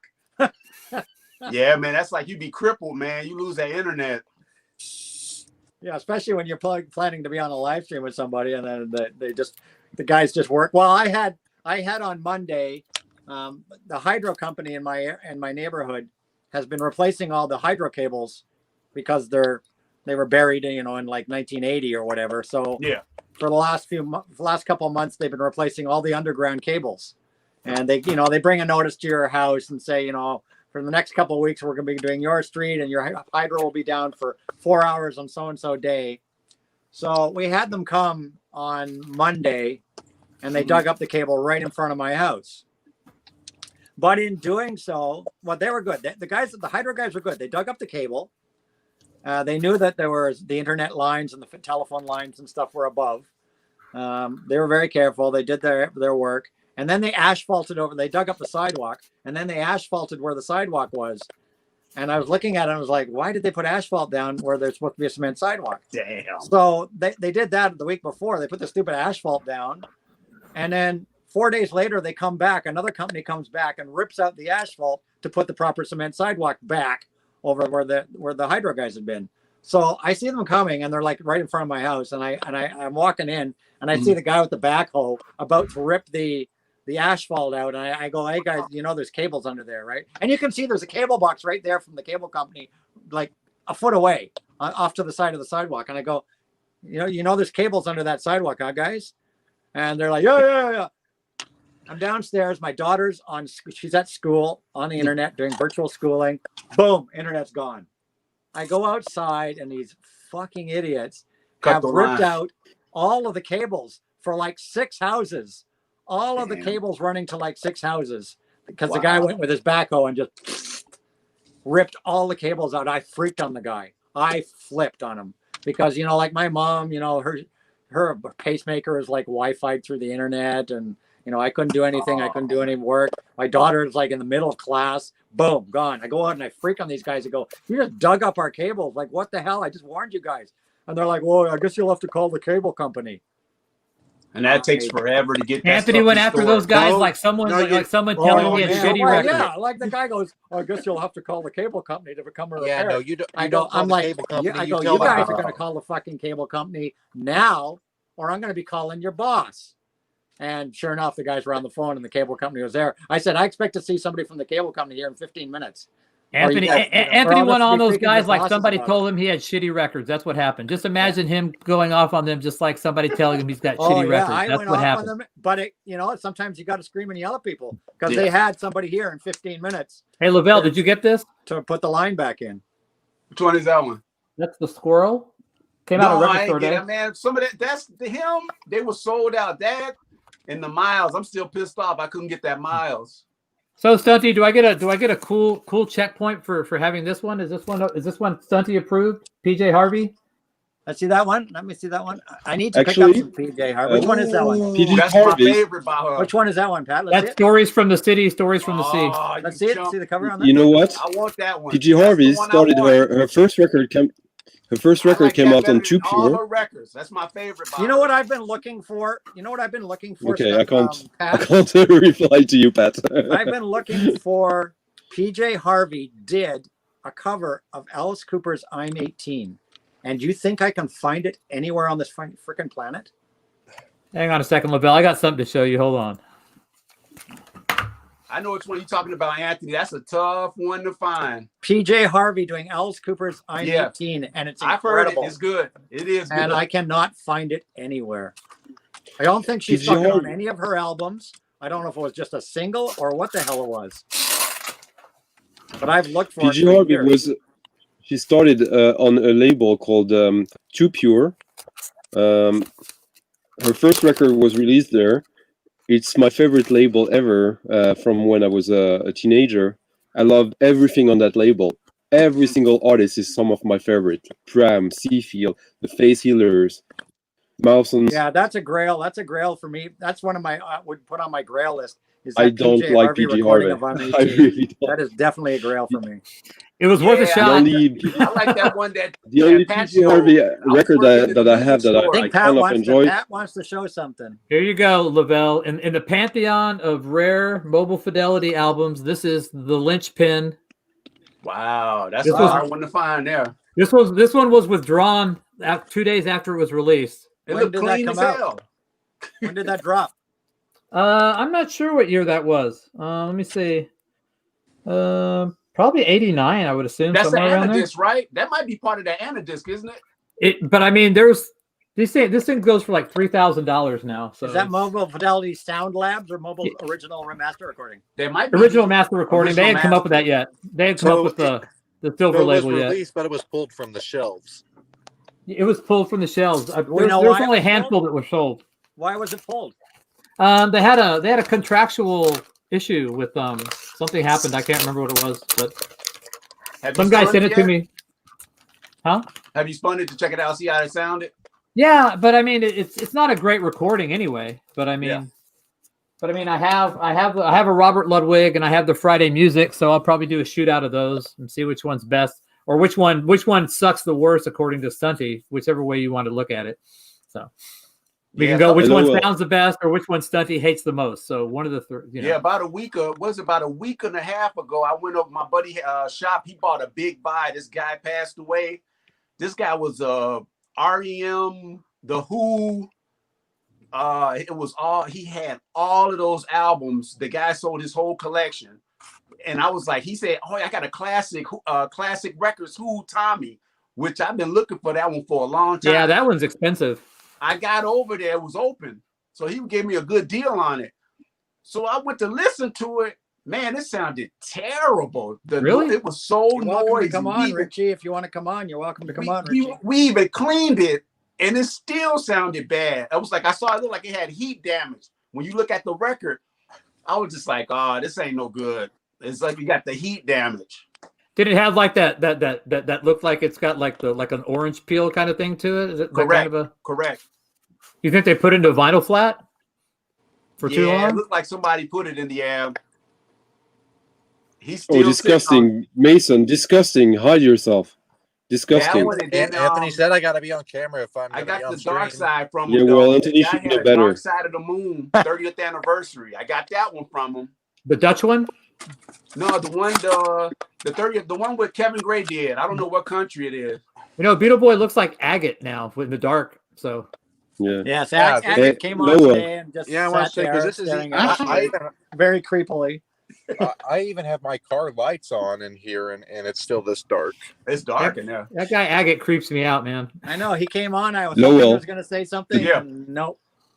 The DJ Just come I on. kept forgetting the name of, the legendary Chicago DJ, is Ron Hardy, of course. Oh yeah, I did. I thought of him.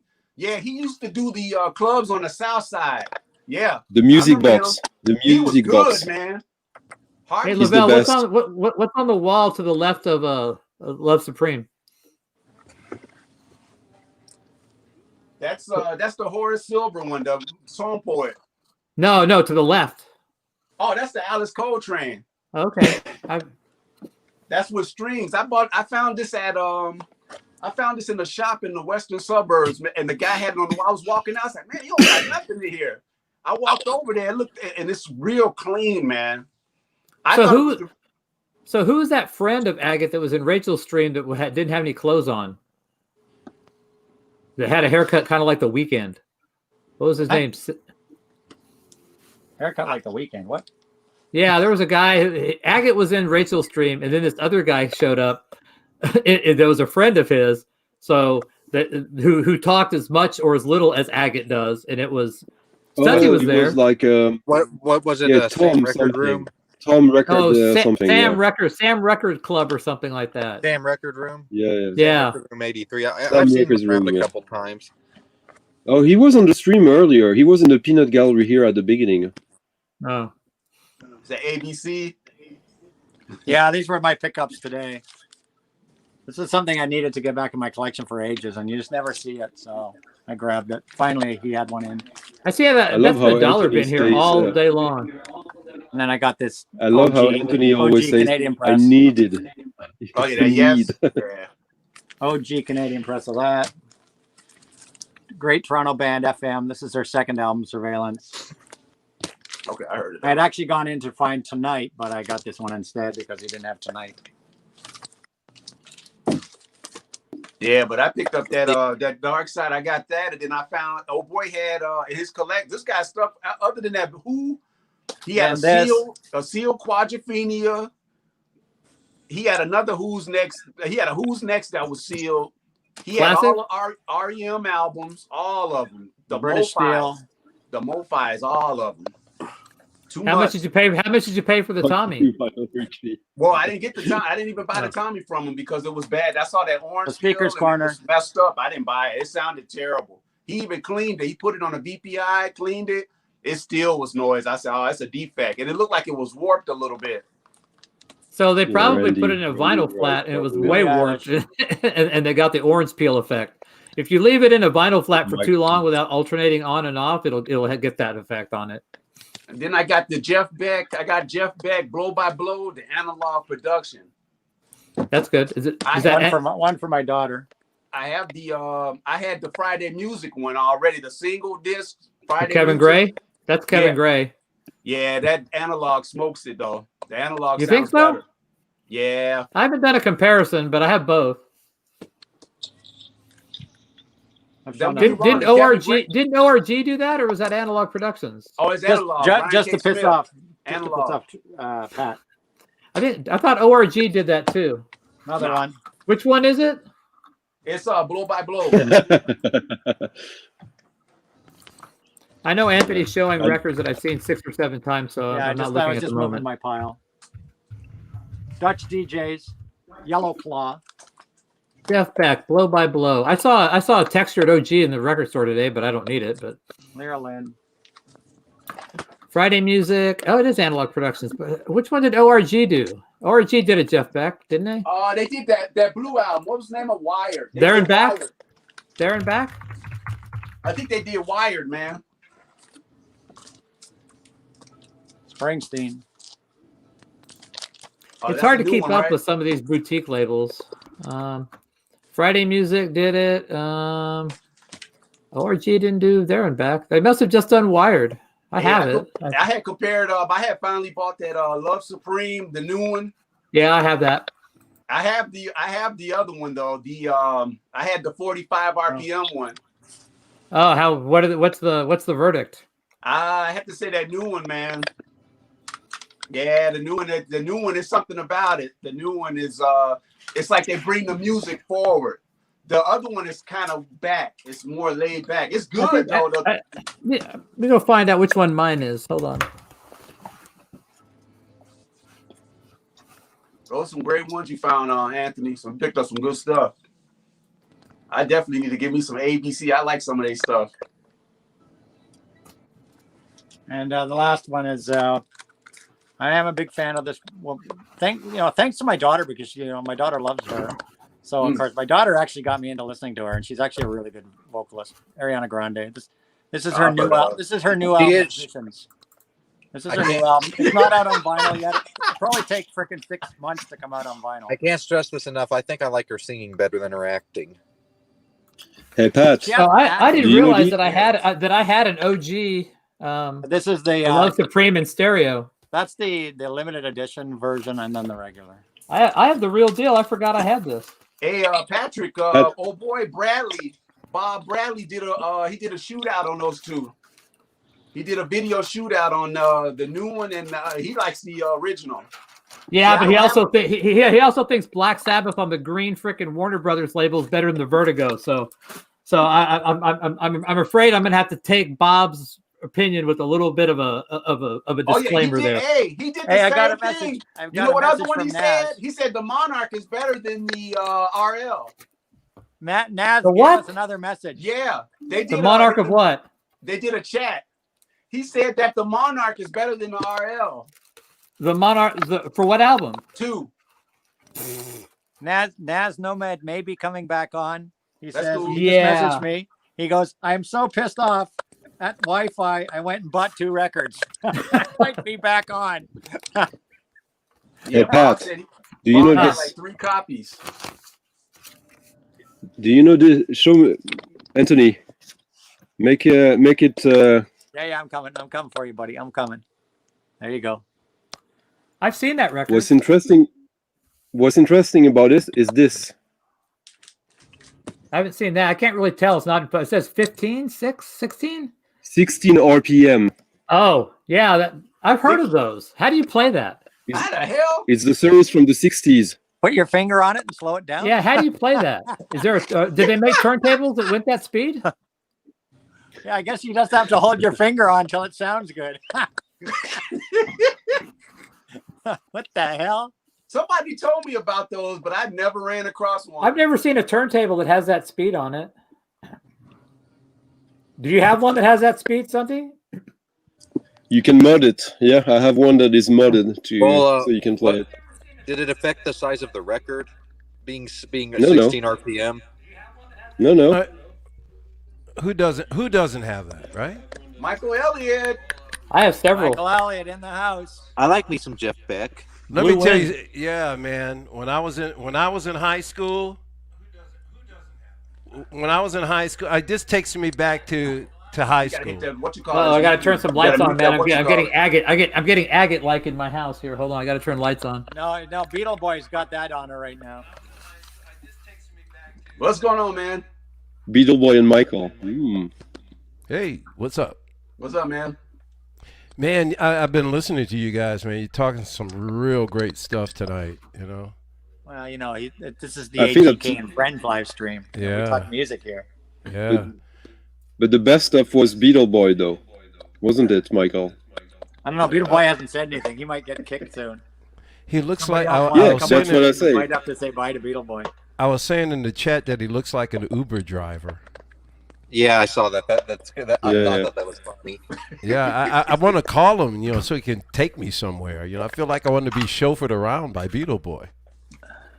Take me Yeah, to I don't the know. Would top. you really want to be chauffeured by Beetle Boy, though? You really Baby, you can drive my car. Yes, Could Yeah, you he'd sing imagine? to you. Oh my god. He'd be a singing Uber driver. Oh, that'd be great. Where would you like to go? Okay, I don't know, Nazz Beetle guys, Boy. Nomad I am. home from the record store right now. Nazz is driving home from the record store, and he might come back on. Michael, He got pissed off at the Wi-Fi. Yes, and Dottie. went Can we get Michael? a GPS map of where Nazz is on his way home? really? Michael, Did he I hit a am thrift store? so guys, I'm so white, I'm glow in the dark, and yet Beetle Boy makes me feel black. Bet. Yeah, man. Yeah, Beetle Boy is as pure as it gets. Pure I'm as telling the you, man, driven snow. he's entering the agate territory. The darker Yeah. it gets on there. Yeah, He's- what happened to Yeah. agate on my stream? Well, the funny You- thing you is, got though, kicked. Actually, I have my in-car lights on right now, and it's still this dark. he looks kind of cool tonight. I mean, you should stay in the dark. I'll take that as a compliment. No, yeah. I wouldn't. And also, I see that Mayhem No, is it is. here. I think it is. What's up, Mayhem? Oh, man. Oh, hey, how you doing? Yeah, I was listening to you guys were talking about earlier about the techno and the trance and all that stuff. And yeah, Stunty Mojo, wow, he's such a legend. He was such a legend here. He was playing stuff that, you know, very few DJs were playing, very few stations were playing. It was blowing everybody's mind. Elliot's in the backstage. Elliot, I can't let you on right now because I've only got the free stream Well, card.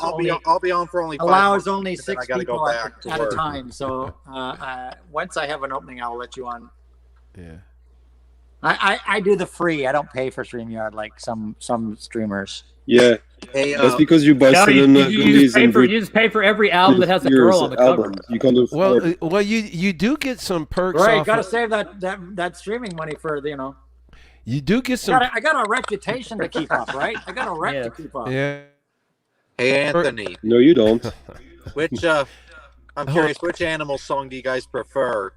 House of the Rising Sun, or We Got to Get Out of This Place? Neither. Why? That is so random. Where did that come from? Neither. Because it's on the Yeah, radio right that's, now. That's tripping Neither. me the I hell prefer out. I prefer Monterey or Oh, or yeah, Sky Pilot. yes. I only brought that up because those songs. I'm played going on the with radio. Monterey. I'm going with Or Monterey. Sky Pilot. Those are my What? two jams from Eric Burden. Dude, yes. Monterey is the. Sky House of the Rising Pilot. Sun is a perfect. How high can you fly? There it is. And Monterey, How yeah, can Monterey. you Do-do-do-do-do-do-do-do-do-do. call the rising In sun? Monterey. Boo-doo-doo-doo. Yeah. Animals. House of the Rising Sun all the way. Oh, just great Yeah, stuff that all was around. random. I only mentioned it because we got to get out of this place. Oh, Go right now. I Wait a prefer the minute. story of Bo Diddley myself. That's one of my favorite animal songs. I've been drinking tequila myself Bo tonight. Diddley is the greatest rock and roll artist ever, in my opinion. I like the Animals. I like. I think I got something like I like 40 River Bo Deep Diddley Mountain High. records. I like their version. River Deep Mountain High, underrated. I go with the original. I'm just gonna go feed the dog. She's Actually, Deep staring Purple at does a me pretty. for Deep dinner. Purple does a Deep pretty good Purple's cover is of good. River I'll Deep be Mountain right High. back, guys. Yeah. Deep Purple has a decent cover of River Deep Mountain High. Yeah, theirs is good too. I've heard theirs. Who did the original though? I Can Tina Turner. I can Tina Turner. Yeah. Okay. Do I have that? Because I know a lot of people have covered that song, and Yeah.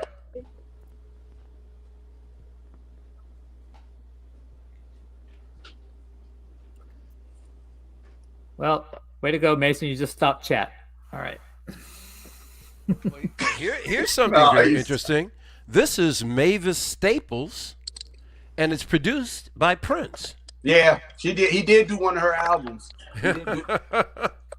Prince did her, Shaka Khan. He did a whole bunch of people. And check out. You The want to see? Flirts. You want to see a label?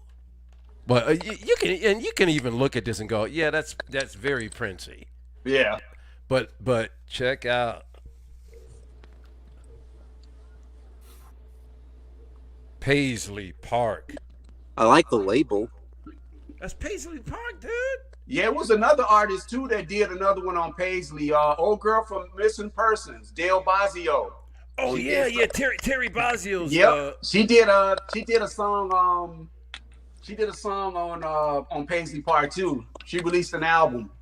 I saw Terry Walking in Bazio. LA. I saw Terry Bazio with David Torn, Cloud About Mercury. It was David Torn, Terry Bazio, Mick Karn from Japan, and Tony Levin on stick bass from King Crimson. Yeah.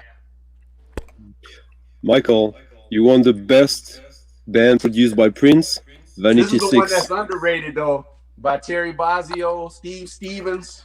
Best song ever produced by Prince, Sugar Walls by Sheena Easton. Yeah. That's a great You tune. ever saw this, Michael? Vanity you familiar Six. with Yeah, this? yes. Oh, yes. This is so cold. Yes, it is. Bozzio, Levin, and Stevens from from Billy Idol. That album's sick. I mean, man, what a drummer that guy is, man. When I saw him, he was playing and he was able to move his feet. It looked like the cymbal. It looked like a piston, like a car. Yeah. But he was playing like totally off his timing and off rhythms. It was mind-boggling. But I bet you, Michael, that was influenced by Return to Forever, though. I got a feeling that they was listening to a lot of that stuff, and they wanted to stretch it out, bring it back, bring it back. Oh man, I saw the Return to Forever reunion. They came through Detroit about 3 years ago. Man, I was so mad. I missed it. I wanted to see them. They came to Chicago Theater. Tickets were sick. I couldn't afford them. Tickets were like $300. Lavelle, the great thing here is that the big three, you have Ford, Chrysler, GM. We have these festivals on the riverfront, and every year we have what's called the Detroit Jazz Festival. At one time, it was called the Detroit Montreux Jazz. Yeah, it was the Detroit Jazz Festival. So the big three pays for anybody to come anywhere in the world. So I'm able to see all of these folks like for free. That's awesome, man. Every Labor Day weekend, like this past weekend, they had to do virtually because of COVID, and Pharoah Sanders was here, but he was here last year, and I saw him live on stage. Yeah. And he's 90 years old now. I was like, oh. He's an artist I always wanted to see. I don't care how old he is. I still want to see him. And Al Di Meola. And I always want to see Al Di Meola. I saw John McLaughlin. I saw him with Shakti. Oh, man. I saw him live, too, man. Wow. Shakti, He played all the time in France. I got to get going back to work, guys. Take care, everyone. Take it easy, Vita boy. Yeah. You too, Michael. Okay, Beetle Boy. Yeah, John McLaughlin. Take care, everyone. Man, he was, and he had the gown, the topless, man. Go That fuck was yourself, sick. Bukake boy. That show was sick, man. I know, man. I was in the front row. This guy I met, I used to hang out at this record store. He said, "Oh, you want to go see what you call it with me?" Hell yeah, I want to go see Shockey. Romantic Warrior is still one of my favorite all-time albums. Yeah, that's I mean, a it's great just, it's wow, it's so cool. But Yeah. I think Pharoah Sanders must have lived in France at one time because he was playing all the fucking time in Paris. So much so that I started to get like, I had Pharoah Sanders fatigue at one point. Yeah. A lot of these guys that were living in Paris or in Denmark or, yeah. Like, what's his name? Too many names. My God, the memory. I need more spinach juice. Spinach juice? How disgusting. Yeah, No, from what I heard too, like I talked to a lot of people from overseas, like from was it Germany, what is that, France? They all the way they see jazz is completely different from what we see jazz over here. It's like well respected over there, man. Yeah, it's because it kept on like throughout the 70s in a very still like active way. And the thing is that like a lot of European jazz that is as good as the American jazz totally got overlooked for years and decades because all the collectors were all about the blue notes, the prestige, the verve. But I mean, there's good one. It's starting so to come to surface. Hardly reissues. These go back. These are original. Yeah, I got that one. I have that one. I have a white label. And it's. Can you show it again, Michael? I didn't see it. Oh, okay, yeah. And then, like I said, gatefold. And then, of course, I have nothing but OGs. Yeah, he is he's the son. Coltrane's the father, and Albert Eiler is the Holy Ghost. And Albert Eiler, man, I can't listen to that dude either, man. Yeah, his stuff is and rough. It's on that. Look at that. Yep. Albert, do you know that Lowell? The first Albert Eiler record was recorded was in Sweden by a guy called Bengt Nordström. No. It's a private press. It's even before. Like there's only one press of it, and it's by Bengt Nordström, and it's really insane record. It's but like there's only like 20. There's something like 20 copies of it, I think, that exist. Yeah, I think I know what you're talking about. The only thing I have is My Name is Albert Eiler, and I got a Dutch pressing of that. This album will destroy your head. It really will destroy your damn head. Don't listen. Can't get into Pharoah Sanders either. Not another guy I can't get into. Oh my God. Oh. Yeah, can't do it. Demby is cold. I like Tahiti. He's a metal guy. Michael. Pat is a metal guy. What was that again? I'm a metal hard rock guy, man. Once again, Impulse, baby. Yeah, I only dabble in the jazz thing, man. I'm more of a rock. Okay. So is that the case? You can know the good stuff. I like what I like, you know. Okay, so you're not.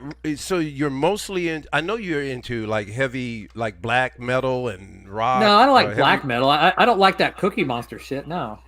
Cookie Monster. Well, I mean, what would you say you fall?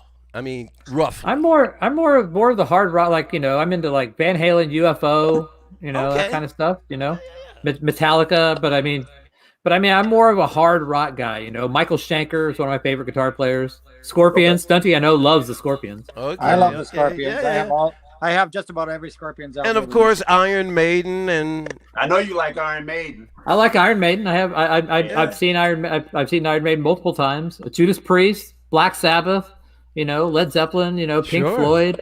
Oh You yeah, know, but I I love mean- all that stuff too. Well, I'm not so much Budgie, into. big Budgie fan, Moxie. You know, I mean, I'm just Yeah, see, into. them, I never came across those, but I'm familiar with them, though. Black Sabbath, heck yeah, I heard of them. Black Sabbath. You know, I Oh, mean, but I Black like. I Lavelle, like you Lavelle know, Black Sabbath rules, bro.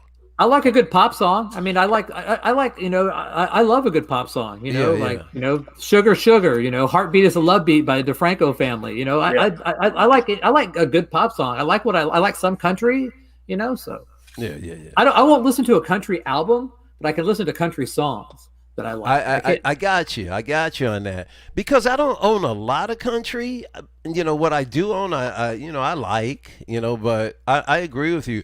Anything after like I don't know the '70s in country, I just don't. I don't get into Clint Black and Garth Brooks. Yeah, see, I go back to Glenn. I like Glenn Campbell, Conway Twitty. Well, I mean, I was a country DJ at a bar for a while, so I mean, I had to play all that stuff, you know, lots of different things. But Yeah. Yeah, but the I mean, like, country stuff, I never literally really- just bought my I'm first familiar, classical though, album. I just ordered my first classical album. I mean, I had a bunch of Deutsche gramophones that I got rid of, Really? you know, but I Okay. had zero classical in my collection. But Oh, man. Analog Productions just redid what is it, the Royal Ballet, whatever the hell it is. Yeah. And so I popped on that. I said, okay, you know, the guy at the in-groove said this is one of the top 100 analog records to own. And I said, Oh, okay, man. I'll go get it.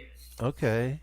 So, but I love classical. That's where I'm weak at. The country. I'm familiar with a lot like Patsy Cline. I got a few things by her, and then I like the ones that's kind of like Emmylou Harris. I like her, but I like when she's more edgy, like Wrecking Ball, you know, stuff like that. A Red Dirt Girl. I like that type of stuff. Yeah, I, but you, I love Emmylou Harris' version of like what is it?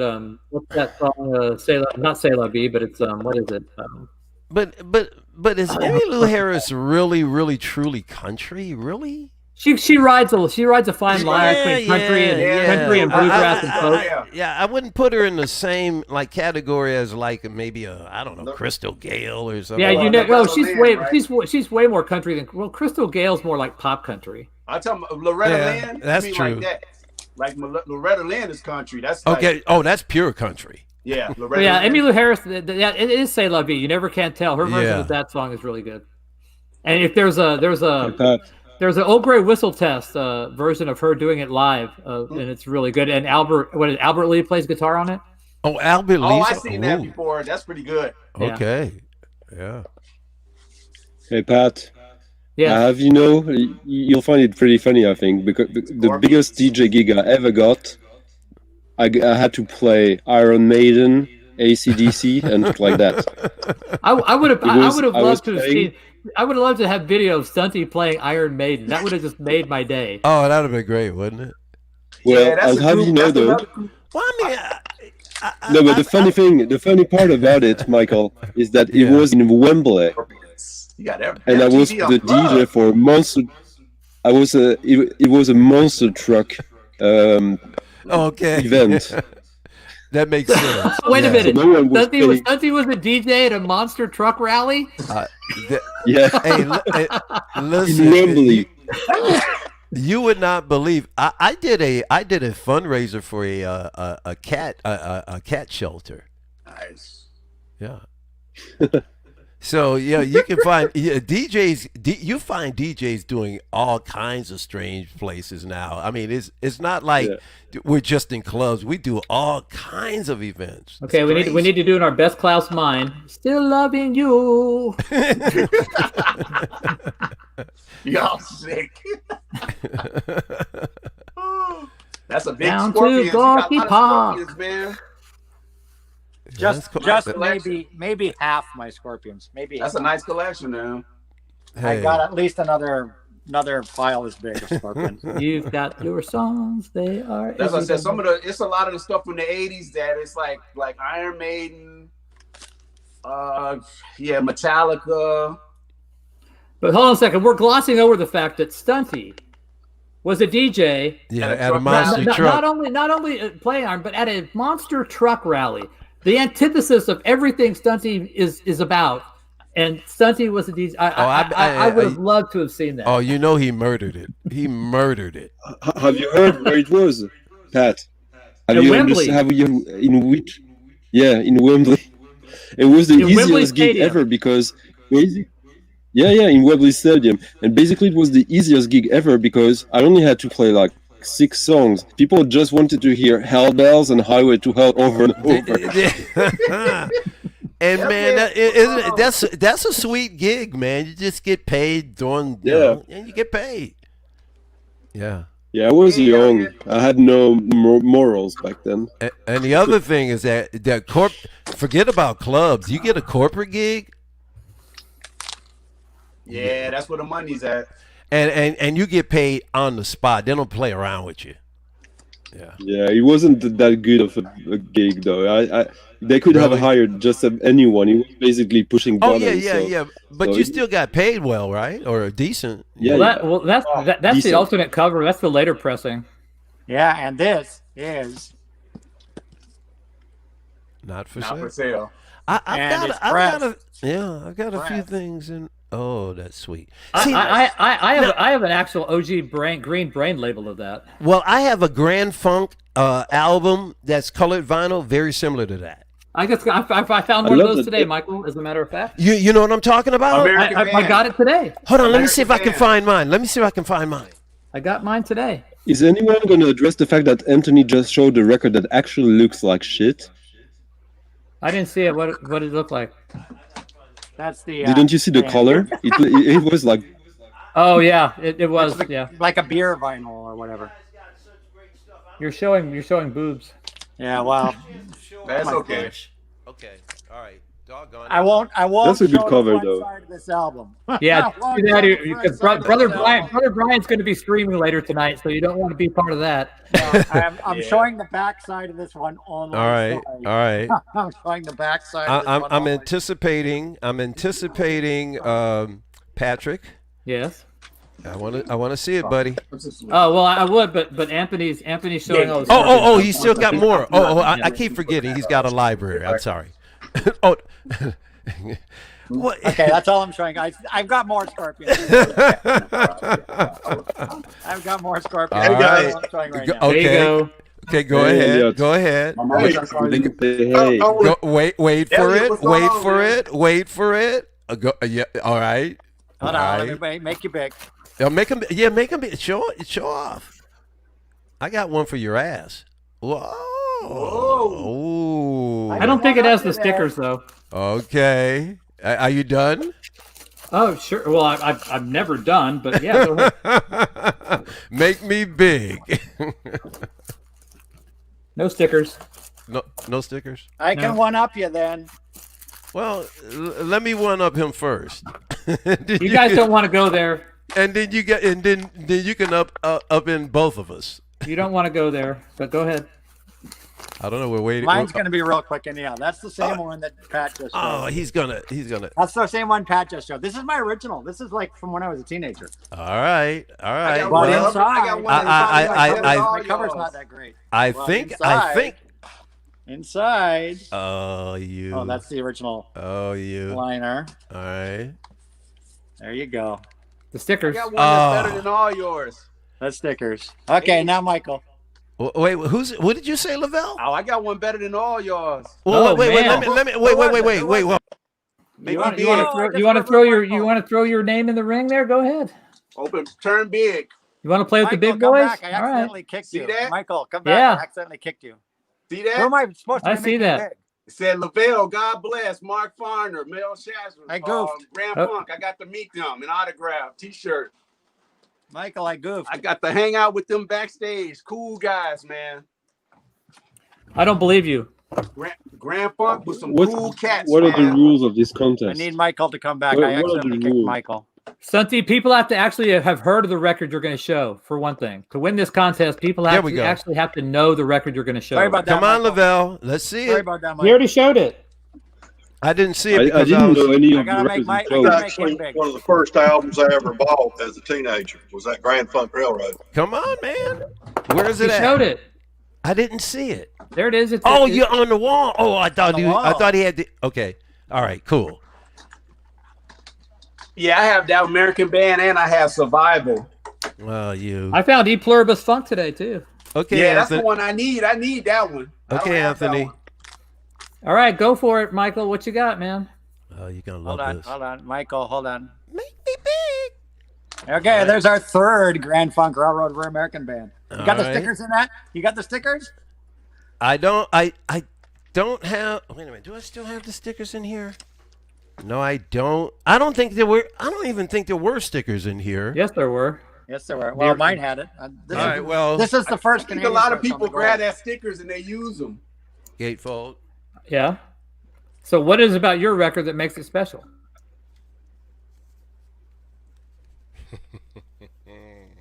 Does it glow in the dark? He might got the poster. I think it came with a poster. Did it have a poster? Oh, it did have a poster. Yeah, it did. Yeah. Mine didn't. Mine had the stickers, not the poster. Look at that. Oh, cool. Is that a recent? Is that a recent That's reissue? the Friday music. That look must like be a Friday recent music. reissue. Because they didn't do vinyl like that back in the day, so it has to be a recent reissue. That's Friday music. That look cold as hell. You're Isn't that disqualified. Isn't that cold as fuck? Wait a minute. You're disqualified. That's not even an original. Oh, come on. What the hell? What a rip-off. Hold on. Wait a minute. I got to check this out. Let's see if you guys know what you're talking about here. Copyright. Bum. I will quote somebody. I don't see any. Wait, hold on a these. second. I don't see anything on here that says anything about Friday music.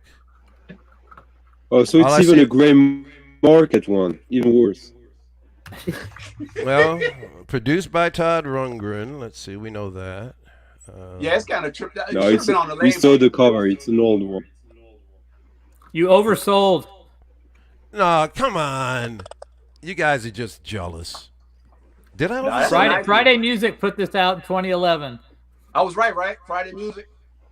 No, but it's yeah. What's the catalog number, Michael? Does it say FRM 11207? Probably does. You're a damn genius when it comes to this stuff.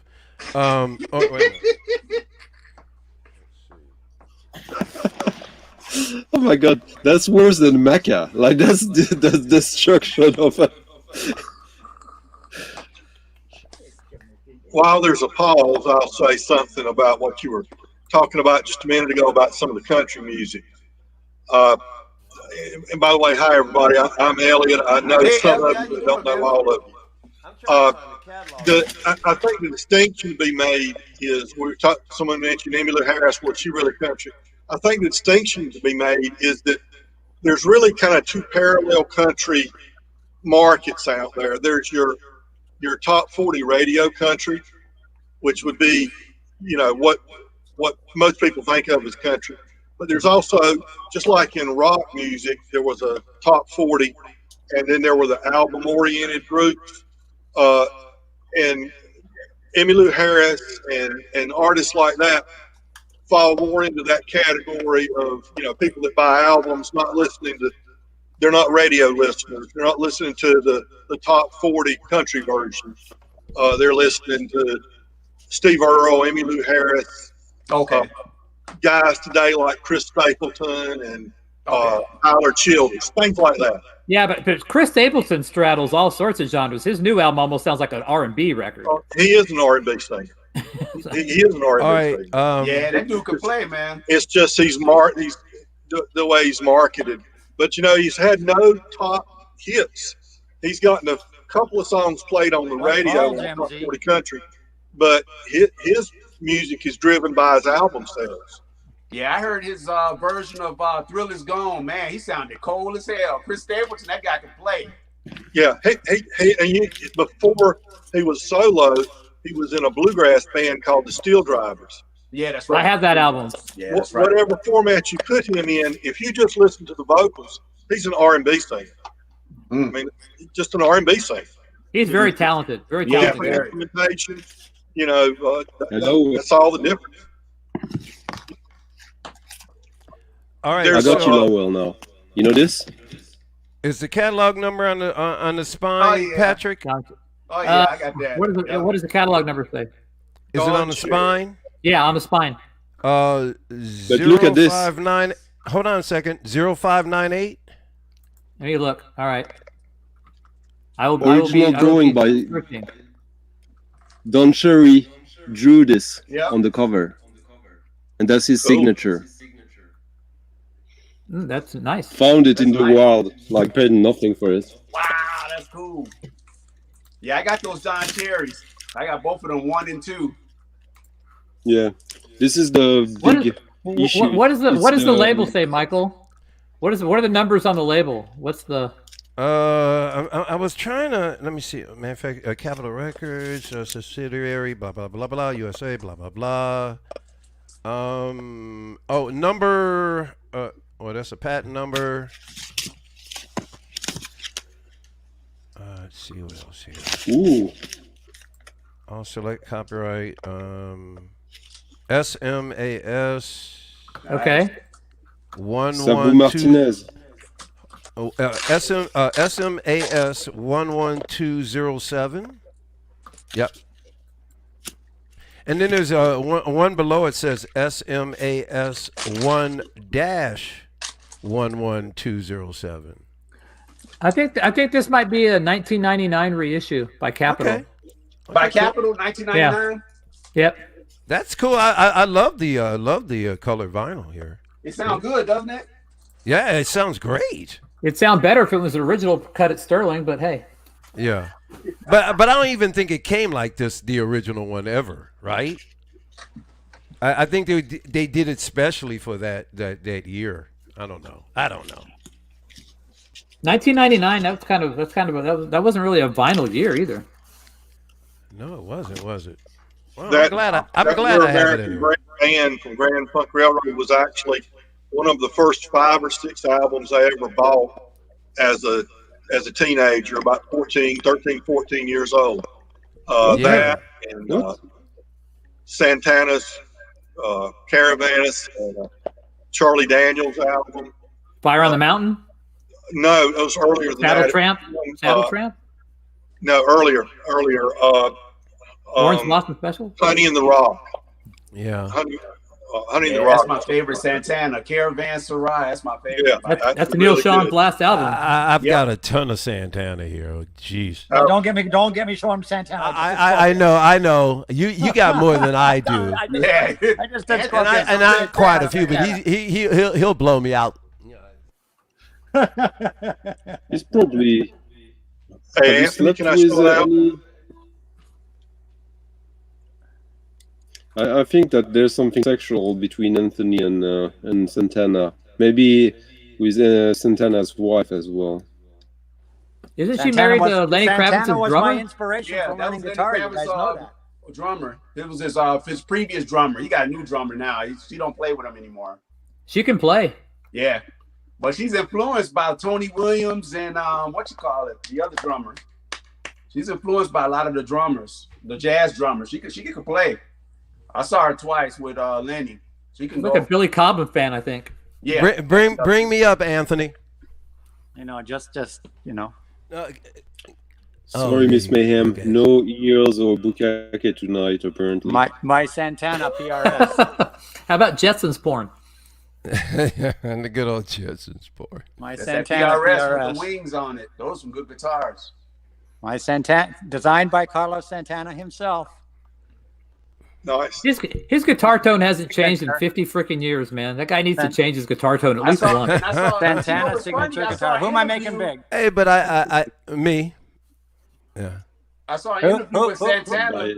Santana Wow. started playing those Dumble amps because because his tech is Stevie Ray Vaughan's tech. That was Stevie Ray Vaughan's old tech. That's Santana's tech now. Guitar tech. Okay, I gotta go Oh, bail is that- myself. I think we're gonna go see if we can find a restaurant that's got a tent we can eat in. Can you show the picture again, Michael? Too bad. Can you show the black and Welcome to white picture California. again? Oh, the Are you black and white leaving there, picture. Pat? Pat's left. Yeah. Okay. I guess that answers the Almost question. always some great artwork on Santana albums. Hey, where Pat go? He left. Yeah. This looks like John Bolton. This is like John Bolton. We got Marathon. He got that one album with John McLaughlin too. That album, man. The Maharishi. Yeah. This right here is this is my favorite, Abraxas. Braxton's is That's a good. good one. This is a monster. What a gateful, man. It's just great. Yeah, this is just great. And of course, I would love to got the one step of that one. That sucker went so fast. That record cost an arm and a leg. That's like in the thousands now. oh, and you know, you can find Abraxas very easily, but It's always trash though. it's trash. People treated that album like, but I What are you doing? remember You doing growing cover up, art yeah. we here? played the album to Santana death. cover art? Are we doing Santana cover art? Is that the deal? Well, no, I mean, you know, it just listen. Go ahead. You are the Santana. I mean, my goodness, you had Santana bring you up on stage to propose to your wife. My goodness. Exactly. That's right. That's right. I did. To my ex, Santana brought me up on the stage at Molten I Amphitheater know. in Toronto, See, I listen to you. I hear you. Yeah, I remember he said so I that could too. propose to my ex. Wow. Yeah, that was. I got something I'd like to show when we get a chance. Eddie there. Perez. Yeah, let's go for it. Let's go for it, Elliot. Go for it. Go Let's ahead, go. Elliot. Yeah. Amazon's offering a buy three, get one of them free these days. So I went and took advantage. Stumbled across this album and have learned a little bit about it recently that some of you guys know a lot more about jazz might want to right. comment on. But this is the Lost Berlin tape. Yeah, Of somebody course, told me that's Ella's And so great. it's my understanding, this is from 1962. It's Yeah. my understanding that these tapes have been put away for 58 years and were Yeah. just recently rediscovered. And they used some sort of computer technology to try to separate the sound a little better and to do it. And I know nothing about that sort of stuff, but I was reading some comments somebody That's made about it. It sounds like And, digitizer.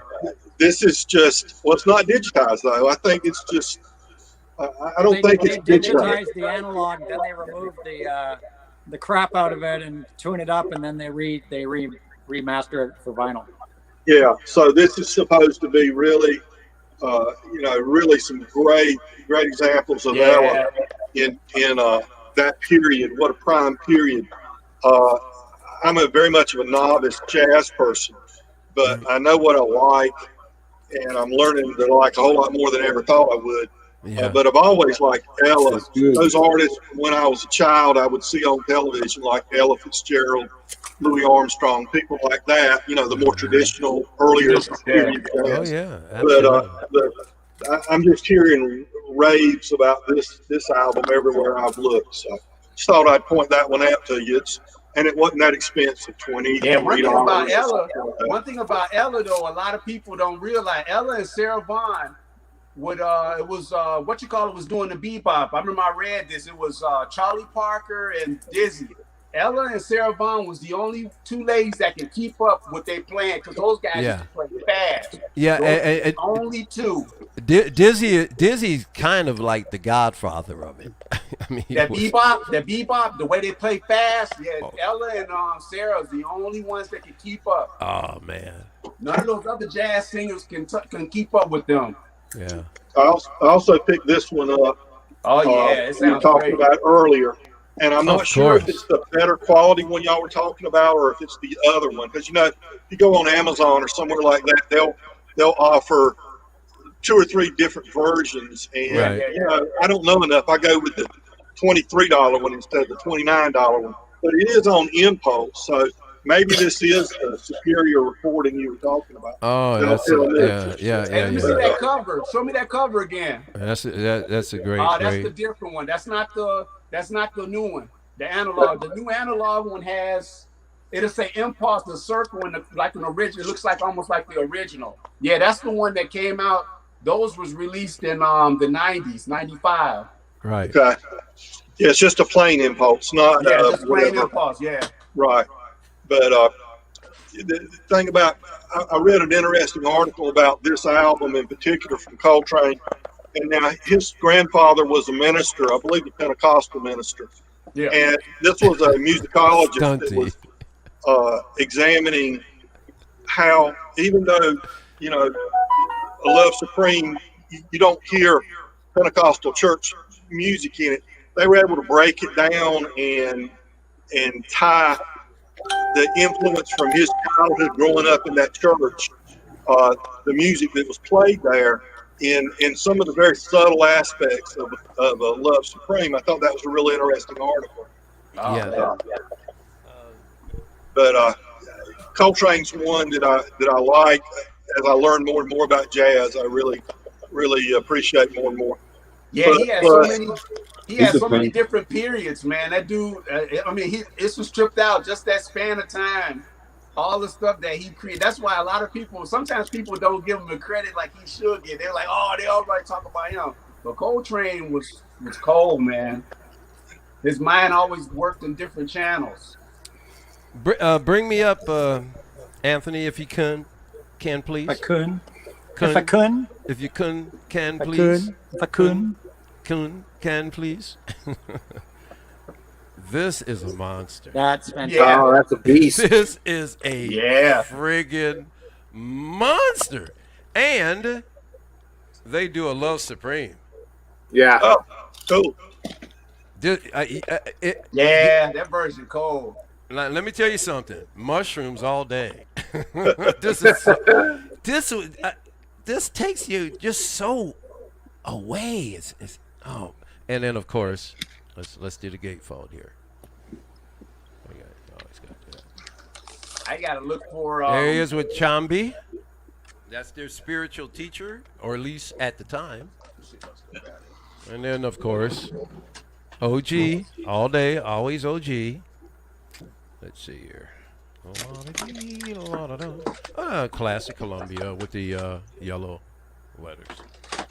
And you know, Michael, people looking for that album can find it all day long in the used bins for a couple of bucks. It's insane. So what gets me is so much great music is just $2 or $3 out there in the market. When stuff that I don't consider worth anything is selling for 30, 20, 30, 40 bucks. But this is brilliant. This is brilliant. That's easily accessible to anybody looking for to build their collection or add some Santana albums to their collection. And it's very discreet listening. This is not something you just put on and play. You really have to sit down and go, I want to experience it. Okay, I got to add to that, Michael. I just got to add to that. Oh, well, you'll I've kill done it. this before. Brand new. About a month ago. Oh, is that the latest one? That's from a month ago. How does it sound? That's the wife. That's his wife on the drums. Oh. Her first solo album. Yeah, I seen that. Oh, okay. Great artwork. And look who's playing on it. There's a lot of good people on that album, man. Look who's playing on it. Carlos is just about on all of them. Carlos. John Damn. McLaughlin. There you go. Oh, Carlos. And John is on there. McLaughlin. Oh, man. And look who else. John McLaughlin again. Carlos and Kurt Hammett from Metallica. Oh shit. Wow, that's really cool. This album is killer. What a fantastic solo effort from her. Give the drummer some. Wow. Well, Cindy I mean, Blackman Santana. look at who's producing her, and she's got John McLaughlin. You can't. I mean, You got Carlos, John McLaughlin, jeez. and Who Kurt produced Hammett from So Metallica. you see, man, you see Leonard. how long of Hey, a and speaking of relationship that those concert- two guys speaking have of that had? concert, Yeah. That concert where I proposed to my wife, I just happened to be wearing the sweatshirt from that I bought at that concert that year. Today, just by coincidence. That's all like embroidered. That's like an embroidered patch. Nice. Because Devotion came out in 1973. Yeah, see how long Santana and John McLaughlin Carlos have had a are back on this relationship. album. That's a John long Carlos are time. back on this album. That's a long time to have a working relationship. And I'll show you one more, since I'm still big. Go ahead. This one I've talked about in a video somewhere. Yeah, I saw your video for that one. I saved for this when I was a kid because it was $35 back in 1975 when this was released as an import here in Canada. It was an import. This is an original OG first press. Ooh. A Santana Lotus, the original first press. $35 back in the 70s was a lot of money. Sexy Oh hell piece. yeah. And this is a quad pressing. It was quadraphonic. And this is probably my vote for the best album art of anybody ever in history. And I don't even know if Rolls I can out. show this properly. I think you. Oh, that's It, nice. it's crazy. That's I can't nice. even like. How can I You do can't this? even open it up because it's real big. It's It so is it's gigantic. complex. Real big. You have to like pull. You have to pull these things out. Like I don't here. know. Oh. You have to pull these things out. Now, there's one other album that. I mean, just like, give me time here. I'll get it out. Yeah, you go ahead. We trust Wow. you. Thingies. We trust you. All the records are basically the same. They're quad, Right. and each label is different. Yeah. 'Cause it's 3 records. While you're working that out, Ron has an Elvis Costello. I think it's a European There we go. press. So this is one half of the book. Okay. What thing? Shows the arena. This will fold. How's this go now? What am I doing here? Oh wait, wow. And Oh, it's that's so what complicated. to that's figure where the out. album There we goes go. into, I guess. There we go. There we go. Goes like that. See, this is. Oh, and you have something that just Oh, fell wow. out. Yeah, there's too. a whole bunch of stuff inside it. Holy So crap! this is one side.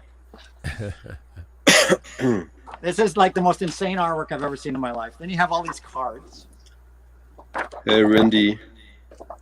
that were in there. Randy. Oh, Randy's here. Yeah. Dead wax. All these cards. Dead wax. Like I've never seen an album with more impressive There's a lot of stuff. Jesus. ever.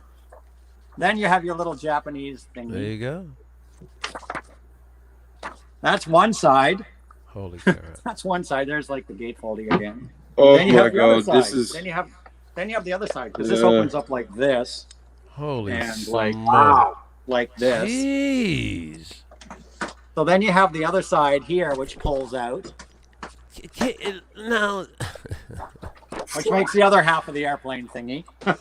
And then but, you have more guess art. what? Guess what? Santana can Then you have afford more this. art. Then you have more I'm art. feeling raped right now. It's Now, is that not the most impressive art you've ever seen in your life? it's amazing, man. That is crazy. Damn, that's crazy. I want to press. I want to press charge. Absolutely I don't know if there's anything else. Well, in there. I mean, can't remember. sometimes, depending upon, sometimes it's like architecture. I can appreciate stuff like this. To me, that's not nearly as bad as Paul McCartney 3. I mean, this right here is really art. You know, This is art. This is actual art. This you is know? somebody worked this stuff out intelligently. Yeah, because these things are I'm supposed to with link Bendy. together. You know, like the two halves when you pull them out of the packaging all link somehow No, together. It's not the crazy. best. Dead Wax is not the best album art ever. But it's a damn good construction. You got to look at the architecture of how the thing was put together. Absolutely. Not It's just the art. the that- concept, like Pink- the Exactly. thought that went into creating all this stuff. You know, They didn't work that out in a day. Are you kidding me? Hell no. Fuck no. You're gonna need written instructions to put it back together. I can. And Now of course, don't this get me album was wrong. this Don't album get was me only wrong. Ever released in Japan, it was never. Doesn't mean I'm gonna run out and buy it, but I can respect it. There's a lot of art I'm not gonna buy, but I can stand back and go, "Hey, that's clever." Well, yeah, when I was a kid and I bought this, big influence this live, and I love this live album. I'm sorry, this is my Dude. favorite Santana performance of all time. Dude, the Grand Funk Railroad that was shaped like a coin. When I first bought it, when I went into the record shop and I saw it, I went, "Wow, that's cool." Yeah. I mean, because it was art. It was different. Oh, and- Nazz is back. And Nazz somebody is back. and somebody really thought about it. Okay, somebody needs to leave for a few minutes, so Nazz Uh, can come on. Do Anthony, I have a I need- volunteer? I need to take off, Anthony. Okay. But I appreciate I and don't want enjoyed the to opportunity. remove anybody, so if anybody wants to volunteer, that's I need to step off. But folks, I really enjoy talking with you and Thanks for watching. coming, Elliot. Thanks for everything. coming. Yeah, dude. Thanks for coming, Elliot. You're welcome. I just wanted to show you that Ella album. I thought everybody would appreciate that. Y'all Oh take yeah, care. definitely. Take it easy, man. It's like the train is pulling up to another stop. Is Nazz on? Did he come in? There he is. There he is, back again. Going You got home, pissed man. off and went record shopping, I hear. Stunty, stop that. I'm gonna have to kick you. You're on mute. You're on mute, Naz. Your mic Stunty, is I'm gonna on have to mute. kick you. How you doing, Eddie? I'm doing good, man. Just woke up from a power nap. I had Yeah. A busy morning, and I thought I saw you guys on here, so I thought I'd chime in and see what the VC folks are up to. So you got a heavy hitter Lavelle in the house. Hey, what's going on, man? How's the Chihuahuas? How you doing, Michael? I'm doing good. Hey, were you in the chat when I did the DJ set? Yes. I thought. Thanks, man. I appreciate you showing up. Yeah, man. Definitely. Yeah. You went old school, bro. Dude, I'm gonna be doing different sets, but I'm gonna be doing like. I call that my scatter shot. It's just like pulling different things from different genres from different decades. But I'm going to be doing like some all electronica. I'll be doing jazz, some all fusion, some all this or all that as well. Yeah. Okay. So yeah, thanks. When I chimed in, you're going disco.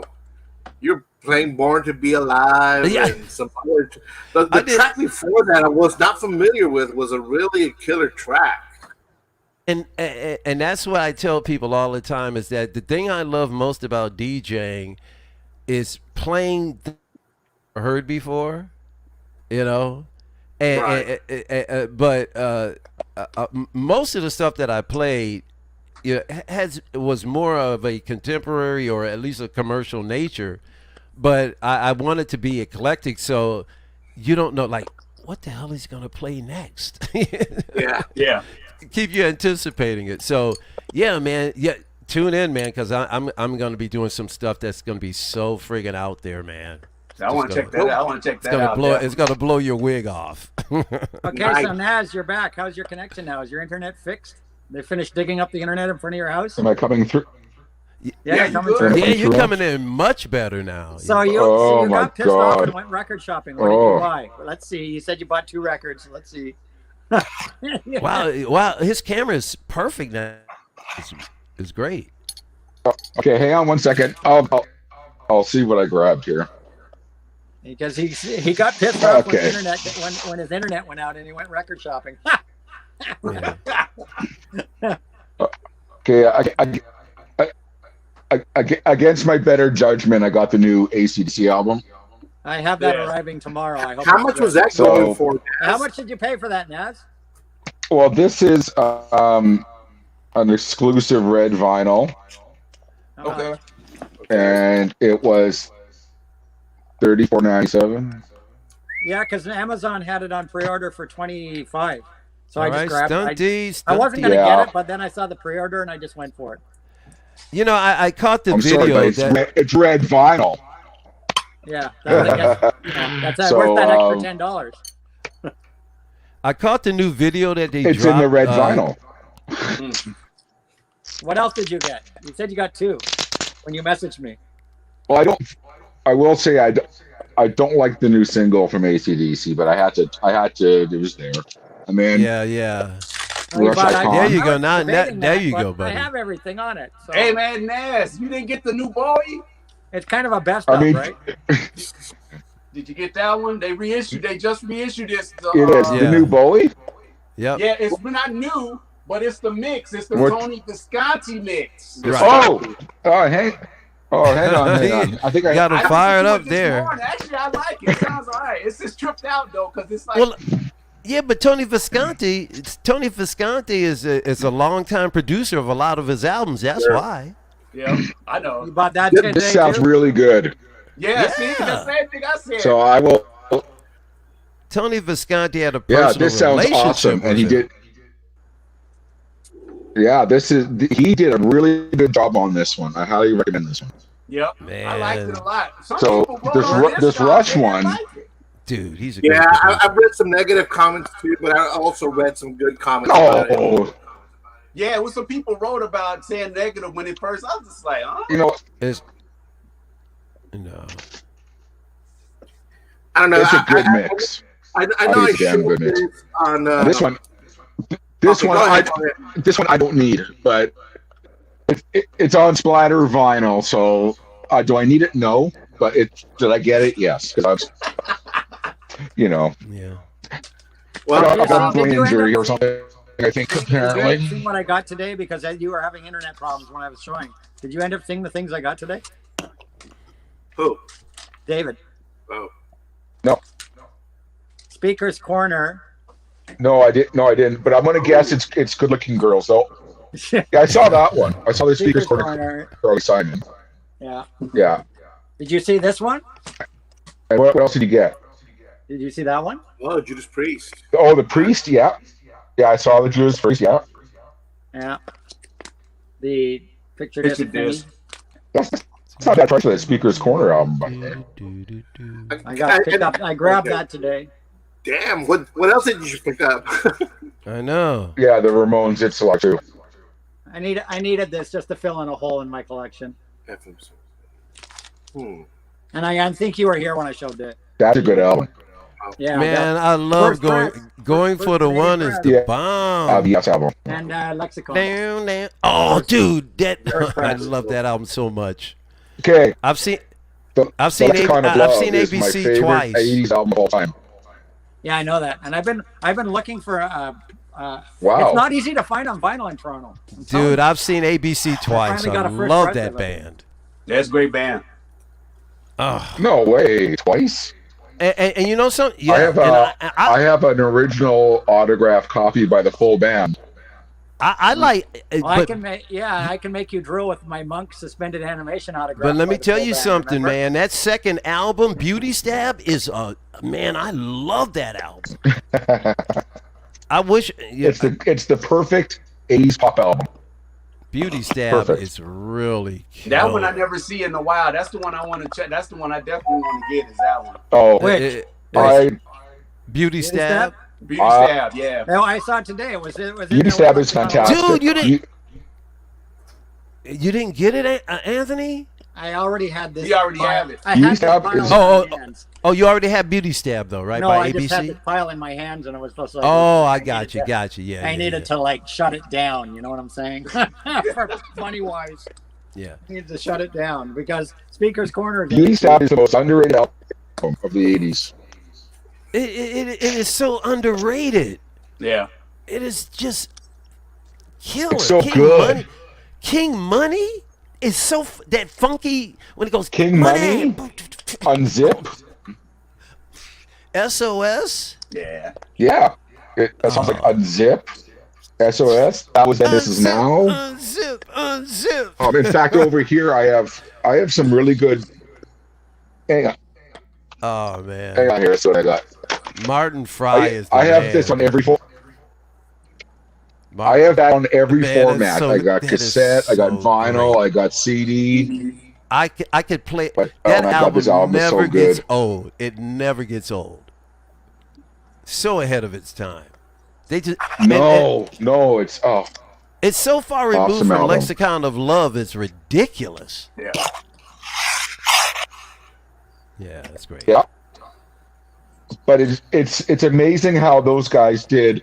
They did Lexicon of Love, which is like a symphonic, great pop album. It's a They used, masterpiece. they brought the guitars, stripped down guitar album. Then they did That's a masterpiece. how to be a zillionaire. Yep. And then all different. Absolutely. All those albums are different. And Every one of them. yeah, and then they went to Alphabet City. Now So, you know every album is different. Every album is great, I think. Look at that! It's so clean. That sounds. And do you know who produced that album? Mint. Look at One that. of the greatest producers in music history, Trevor Horn. Trevor Horn, yeah. That was Minty. As a matter Trevor of fact, Horn. not only Trevor Horn, but Ann Dudley is on there. Trevor Horn and Ann Dudley made up Art of Dudley's on there? Noise. Remember Art of Noise? Yeah. Both I think- Trevor Horn and I think Ann almost Dudley. all the Michael. yeah. I think almost every member of Art of Noise is on that album. All of that, all of those Michael. string orchestrations is Ann Dudley. Yeah, Stunty. You remember Trevor Rocky Horn Mountain, Grand and Total. Dudley, but do you remember? You remember Ooh. Dick Chips? Yeah. What about Dick Chips? Yeah. I'm not sure. Fucking dick chips. It's too funny. I've been looking for this for so long. That album is, man, it just never get. I can play it every day. It's crazy. But when they also did a Lexicon of Love 2 that came out, I think 2011. 20-something, yeah. Yeah. There's a sequel to it, and it's killer too. No, actually, that's about 2016. Actually, I think, but it's a good album. Yeah, it's really good. Yeah, it was. David Michael drool, just to make David. Drool. Just to make him drool. Okay, here we go. It's the Monks. Oh, Anthony, stop it. Every member of the band. Oh, I hate you. They're all. Oh, that's fantastic. The drummer even drew a little drum kit. Look. The little drum kit. Where is it? Little drum kit. Yeah. He drew a little drum kit. Nice. That's nice. And I got that at the launch party. I'm a Monks fanatic. That's why he's doing it. I got that at a launch party. Wow. I was invited to the launch party by a friend. Because the launch party was right here in Teal. I've had that since day one. That's awesome. Yeah, because they were so big in Canada. Yeah. Well, this album. Wow, that's amazing. And then, of course, only released in Canada. Beautiful Polydor. And of course, Stephen Schnee comments every ABC album is worthwhile. Stephen Schnee has everything. It's crazy. This guy pops up all the time. I thought I had something totally was really obscure. Maybe I should put in my will. I should will this to David. Huh? There you go. Should I will this to you, David? Yeah, I'll leave you my autographed Alice Cooper stuff. There you go. Yeah. We heard it here live. We got 4 witnesses. Yeah. Oh yeah, we got witnesses. It's official. This is not legally binding. Exactly. Yeah. Non-disclosures. Bye, guys. All right, Stunty. Nice talking with you, man. Later. Gotta get those Z's. Oh, that's right. He's 5 hours. He's 5 hours ahead of us. Yeah, that. David. You know Stunty runs the record plant, right? Yeah, it's like 2 o'clock in the morning there, isn't it, Stunty? What time is it over there? No, that pressing plant. See you later. See you later. All right, Stunty. It's 2:30. Oh, there you go. Yeah. Dang.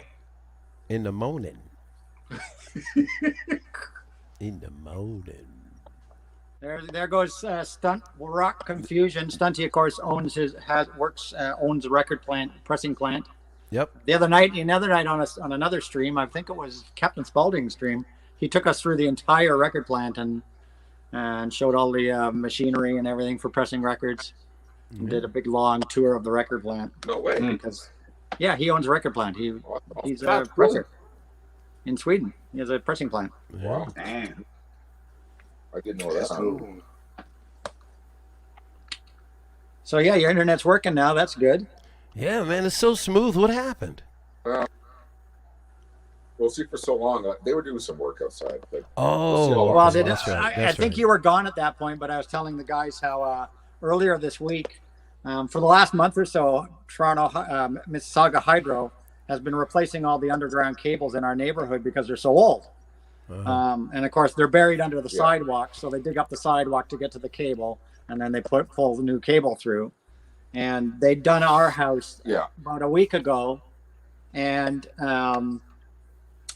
where they dug up the sidewalk in front of my house, they just put asphalt instead of replacing the cement sidewalk. They dumped asphalt in there. It looked really stupid. They asphalted the section of sidewalk they pulled out. Yeah, it looks ugly. But then on Monday, they came back. Another company came back and ripped out the asphalt to put the cement sidewalk back in. And when I saw the guys had their big backhoe and they're about to do this and rip out the asphalt of the sidewalk, I said to them, I go, you guys know there's cables under that sidewalk now, because there's like a Rogers box, like literally next to the sidewalk on the lawn, like literally a foot away. And I said to the guys, I go, because they weren't the hydro guys, they were just, a cement paving company. And I go, you guys know there's cables under that sidewalk. And they're like, oh, whatever. And so they're using their backhoe. I come inside. Oh boy. my daughter is on virtual schooling, right, on the internet. She comes out of her room. Dad, the internet just went out. I'm like, fuck, are you kidding me? Jesus. Thanks for You the already warning. I go knew it outside. was. I go outside. The backhoe is sitting there with the asphalt that is pulled up, and there's like a whole pile of cables on top of the backhoe. Ripped them into. They ripped out the cables for like 6 houses. Oh my Ripped them all God. out of the ground. 6 houses. I freaked on these guys. And That's not a I was that's like- not I a was quick like, you job guys either. just ripped my internet Nah. out. I That's go, not I a can't quick even think to my repair. daughter Hey, Yeah. did your went through neighbors come schooling. out too? Your neighbors Right. should have came out too. I bet you they Oh were yeah, pissed everybody. too. Like one guy comes 5 doors down. He comes out of his house. He goes, "My TV just went out. What the fuck?" How long did it take them? Well, this is get this. Get this. So I go outside. I go, "You guys just ripped my internet out. My daughter's on school. You know, my mommy, like her pacemaker is through Wi-Fi on the internet. They monitor her pacemaker. Blah blah blah. You guys need to get Rogers here and replace this cable like now because my daughter can't do her schooling." And the guys look at me and they go, "Oh, I guess you better call Rogers then to have them repair it." I go, "Are you fucking?" This is what quote unquote what I said. "Are you fucking kidding me? You get on your phone and you call fucking Rogers and you have them here in 15 fucking minutes, or I'm calling your fucking bosses and having you all fired." So the guy he's like, "Oh," and I screamed at him. I screamed at this guy, and so it's like he's on his cell phone right away. Rogers was there in 15 minutes, running a temporary cable up through the trees into my house, and cables for everybody else's house. These guys are like, "Well, I guess you better call Rogers then to fix the cable." I can't believe you got a cable company out there in 15 minutes. I Yeah. I'd love to live where you are. The U.S. they don't come to the next day. Shit. Yeah. Because You they lo- had, be- they had their backhoe on my driveway. Yeah, and everything. or They maybe had 2 their or backhoe on 3 my if property. you're Yeah. lucky. They never even asked to come on my property to dig the hole in the first place. Dude, So it was just like when I went out there, I was like, "You get somebody from Rogers here in 15 minutes. and You're you get living your in the backhoe, lap of and you get all your luxury." shit off my property Yep. now." Anthony doesn't know how good he has it. Yeah, I don't man. take shit from nobody. I don't take shit. Try Simple as calling that. Oh, try shit. calling anybody from the city or the energy or whatever here. I don't take shit. Yeah. When I get pissed You off, need to set up you an gotta look at it. appointment with Spectrum. Oh, you get pissed off here too, but they'll still take their time. Yeah, but It you doesn't guys have matter. never really seen You me can like yell at them till your veins pop out of your head. yeah. We'll You've get never there when seen we me get there. really pissed off. We'll get there when we get there. All right, whatever. Yep. But it's it's just like I told them right before I walked in the house. I was walking the dog. I came back. I saw them there, and I'm like, "You guys, this cable's under that sidewalk." Literally, not even 10 minutes later, they're all ripped out of the ground. And the crazy thing about it is, it's like they're putting the responsibility on you to call and like Yeah, they did the damage. That's Like when I it blew was my your back. fault. When the guy just looked at me from his backhoe and goes, "Oh, well, I guess you better call Rogers then, huh?" Man, some of them guys be contracted too. They don't even be for the company. They work for somebody else. So a lot of them Exactly. don't know what the hell Exactly. they doing. Exactly. And they take their time too. Oh yeah. Contractors my love to internet take their outage time. Yep, because they make that money by the hour. So now I got a cable that comes out of the box, runs through my trees in the front of my house, and connects to the cable box. Looks like Which will get buried for 6 months from now. They'll come back and bury it in the ground. Yeah, it'd be birds dangling from it. Yeah, there's a whole bunch of biting on them. them There's and like 6 stuff. houses. Squirrels All be eating the them. temporary cables all run to these 6 houses now. It makes your neighborhood look all tacky. See what they Yeah. did to your neighborhood? Yeah, I mean, it's Yeah. crazy. The value of the property.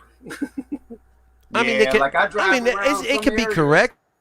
corrected better than that. I be you driving know. around some areas. I Well, see I mean, those they could have. The buildings, guy they have could a have. whole bunch of The guy that satellite came dishes out, all in he could have buried the cable right Hey, then. hey, there. listen, man. You got your stuff up in 15 minutes. I guess that you can't complain. Yeah, but I mean, he could have buried it right then and there because they just use like Yeah. a little thing that digs a slit in Yeah. your lawn and then they run it in, right? Yeah. They said, Because he could have buried it before they paved it over.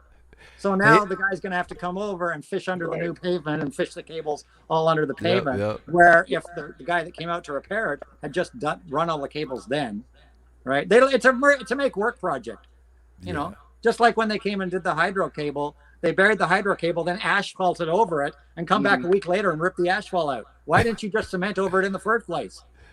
Yeah, you say, It's all hey make guys. work project. It's all make work projects. It's like it's a continuous make work project for these guys.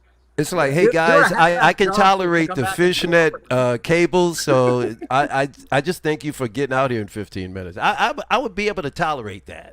Mm-hmm. Just get out here quick. Oh, I was so pissed. You know, I was just like, are you kidding me right now? I was kind of waiting for it. Honestly, when I came in the house, I was just like waiting for it to happen. I had this hunch that the internet was going to go out. Just I had this feeling, you know, that these jokers were going to fuck the tables up. Especially since there are more people because of COVID working from home, and they got to be on the internet. Yeah, that bandwidth is like, it's like hurting, man, right now. Yeah, I mean, I still go out and go to work, but I got a lot of friends that's working from home. I say, you lucky bastards.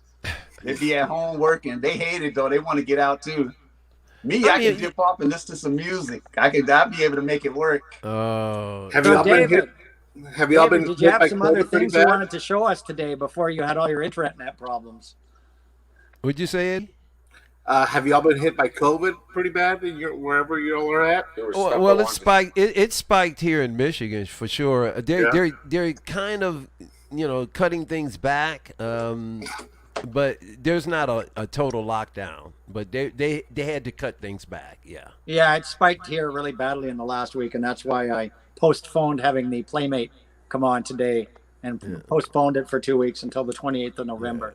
Yeah, it's spiking here in Laredo. As a matter of fact, my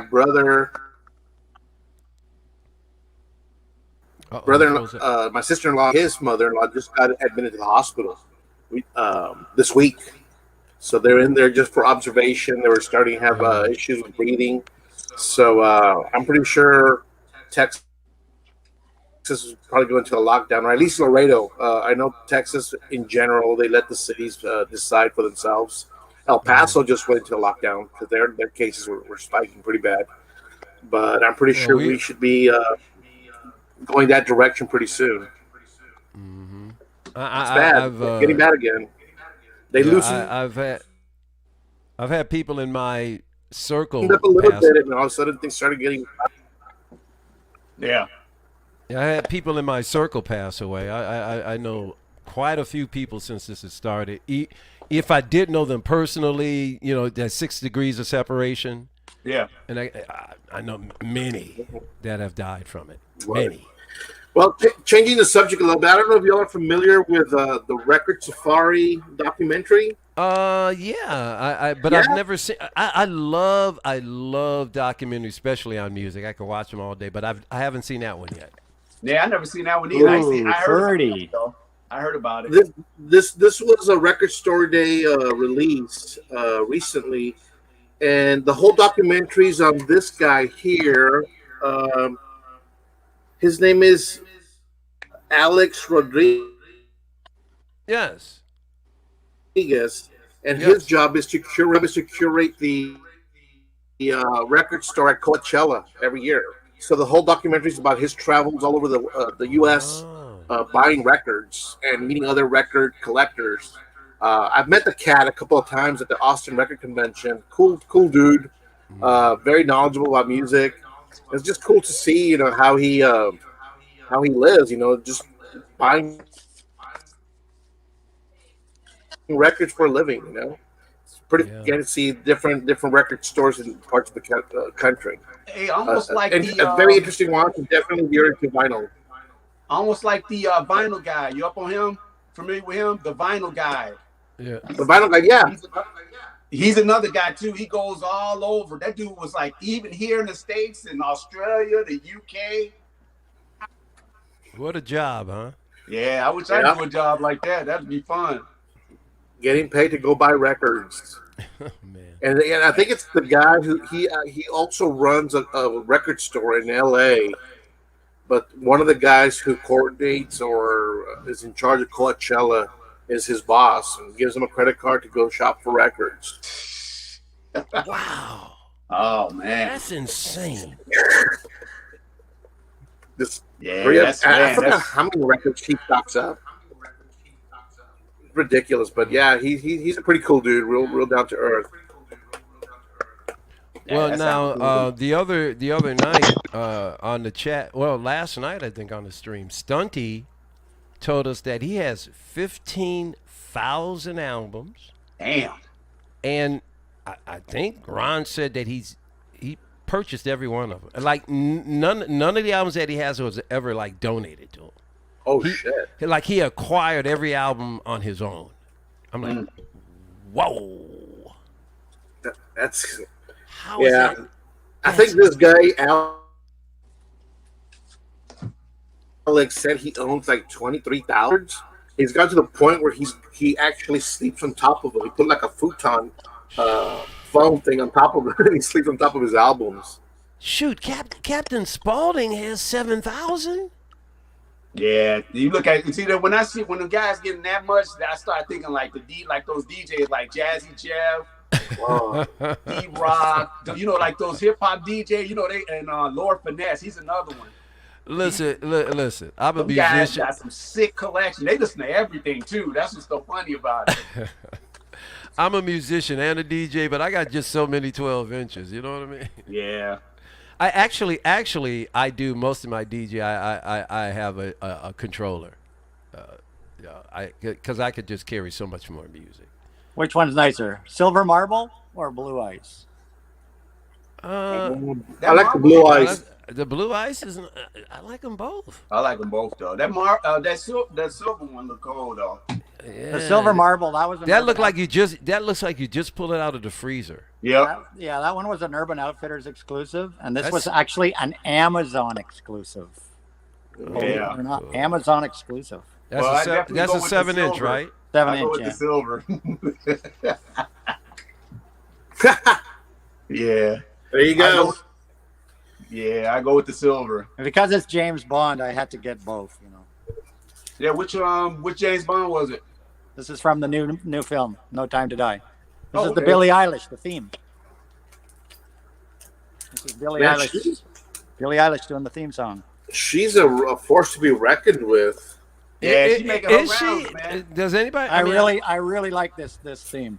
I've heard one or two songs of hers. Not really my style. Yeah, this theme song though, this But showcases she's her. blowing up. Yeah. Big This, time. Really? this And her soundtrack- brother produces all her music. Yeah, he does. Yeah. Yeah, so and Hans Zimmer, of course, is involved in this too, right? For the orchestration. Oh wow! Okay. So yeah, there's the two versions. I had to have them both because it's James Bond for my James Bond collection. Yeah, I like the James Bond. The only one I really own, I love the. I'm a big fan. I like the Living Daylights. It's my favorite. That's my favorite. Aha! I love that shit, man. I'm a Living gold. Daylights. I'm Goldfinger all day, and then Thunderball. Yeah. I'm any Sean Connery. Well, I like the Sean Connery. I'm talking about the soundtrack. The soundtrack is the one I'm talking about. Yeah, Yeah, my favorite soundtrack is John Barry's Diamonds Are Forever. That was good. That's a good one. Yeah, movie wise, Goldfinger is my favorite. Movie wise. Oh, yeah, absolutely. But Duran Duran View to a Kill is a kick-ass cut too. That was pretty cool. Man with a golden gun. I still wish David Bowie would have been able to play it instead of Christopher Walken with Grace Jones. It was supposed to be David Bowie. Oh, Yeah, that'd have been great. I wish it would have went that way. My favorite Bond film is Thunderball, hands down. That's my second favorite. And if you go on the PlayStation Network, my PlayStation ID is actually Thunderball. If you look up Thunderball, you'll find me on PlayStation there. That's my gamer tag on. Yeah, I on still PlayStation. wonder Thunderball. why that though. That David Bowie with Grace Jones. I wonder why that didn't happen. I just tripped out. I bet you it was Grace Jones, because she's not easy to deal with. Grace Jones was like the most unusual Bond girl I've ever had. I think Grace the most, Jones, the most, Gra- the most original Bond girl. Grace The Jones. most, the most outside of the mold of Bond girls. Grace Jones is the closest thing to a female Bowie. So Yeah. Yeah, definitely. There has never been a performance artist like her. Never been. Slave to the rhythm. Oh, Yeah. she's fantastic. And I mean, to this day, her about body you, is David? still Any, her Grace body Jones has in your not collection? changed. What was that? David, any Grace Jones in your collection? I do. Nazz. Is he frozen? Oh no. No. Any Grace Jones in your collection, Nazz? I got Night Clubbing. That's a great one. Can you hear us? He's frozen. Is he frozen? Can he hear Yeah. us? I know he been have, having internet problems all day. Pull up to the bumper. I have Okay. Yeah, that's on night clubbing. Yeah. Yeah, I got that one in Slave to the Rhythm. Yep, Slave to the Rhythm. Slave to the Rhythm. I got the long version. That's the best version too. And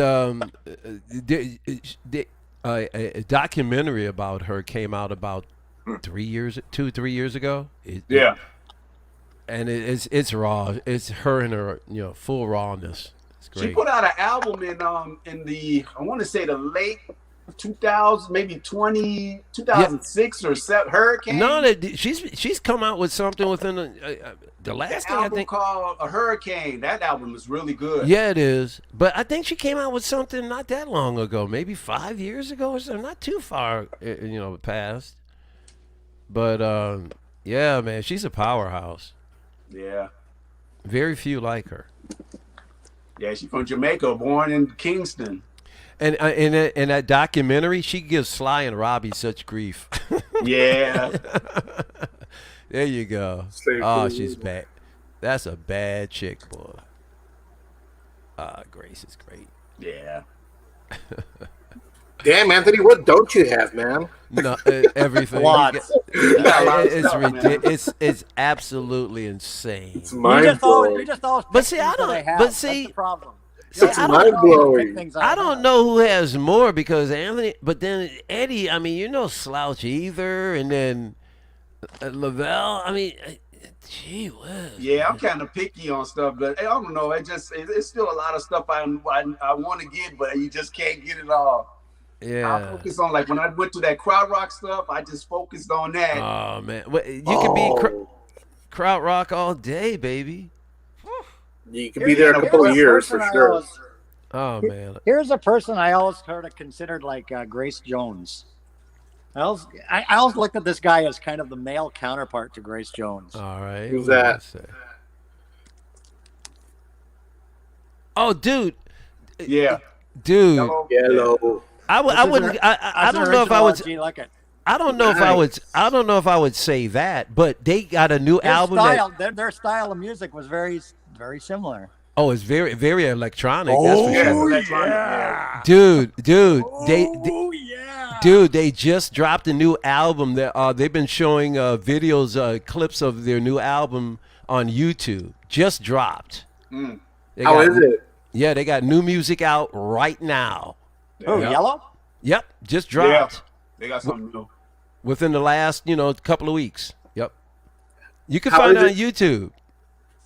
They got snippets of it and stuff.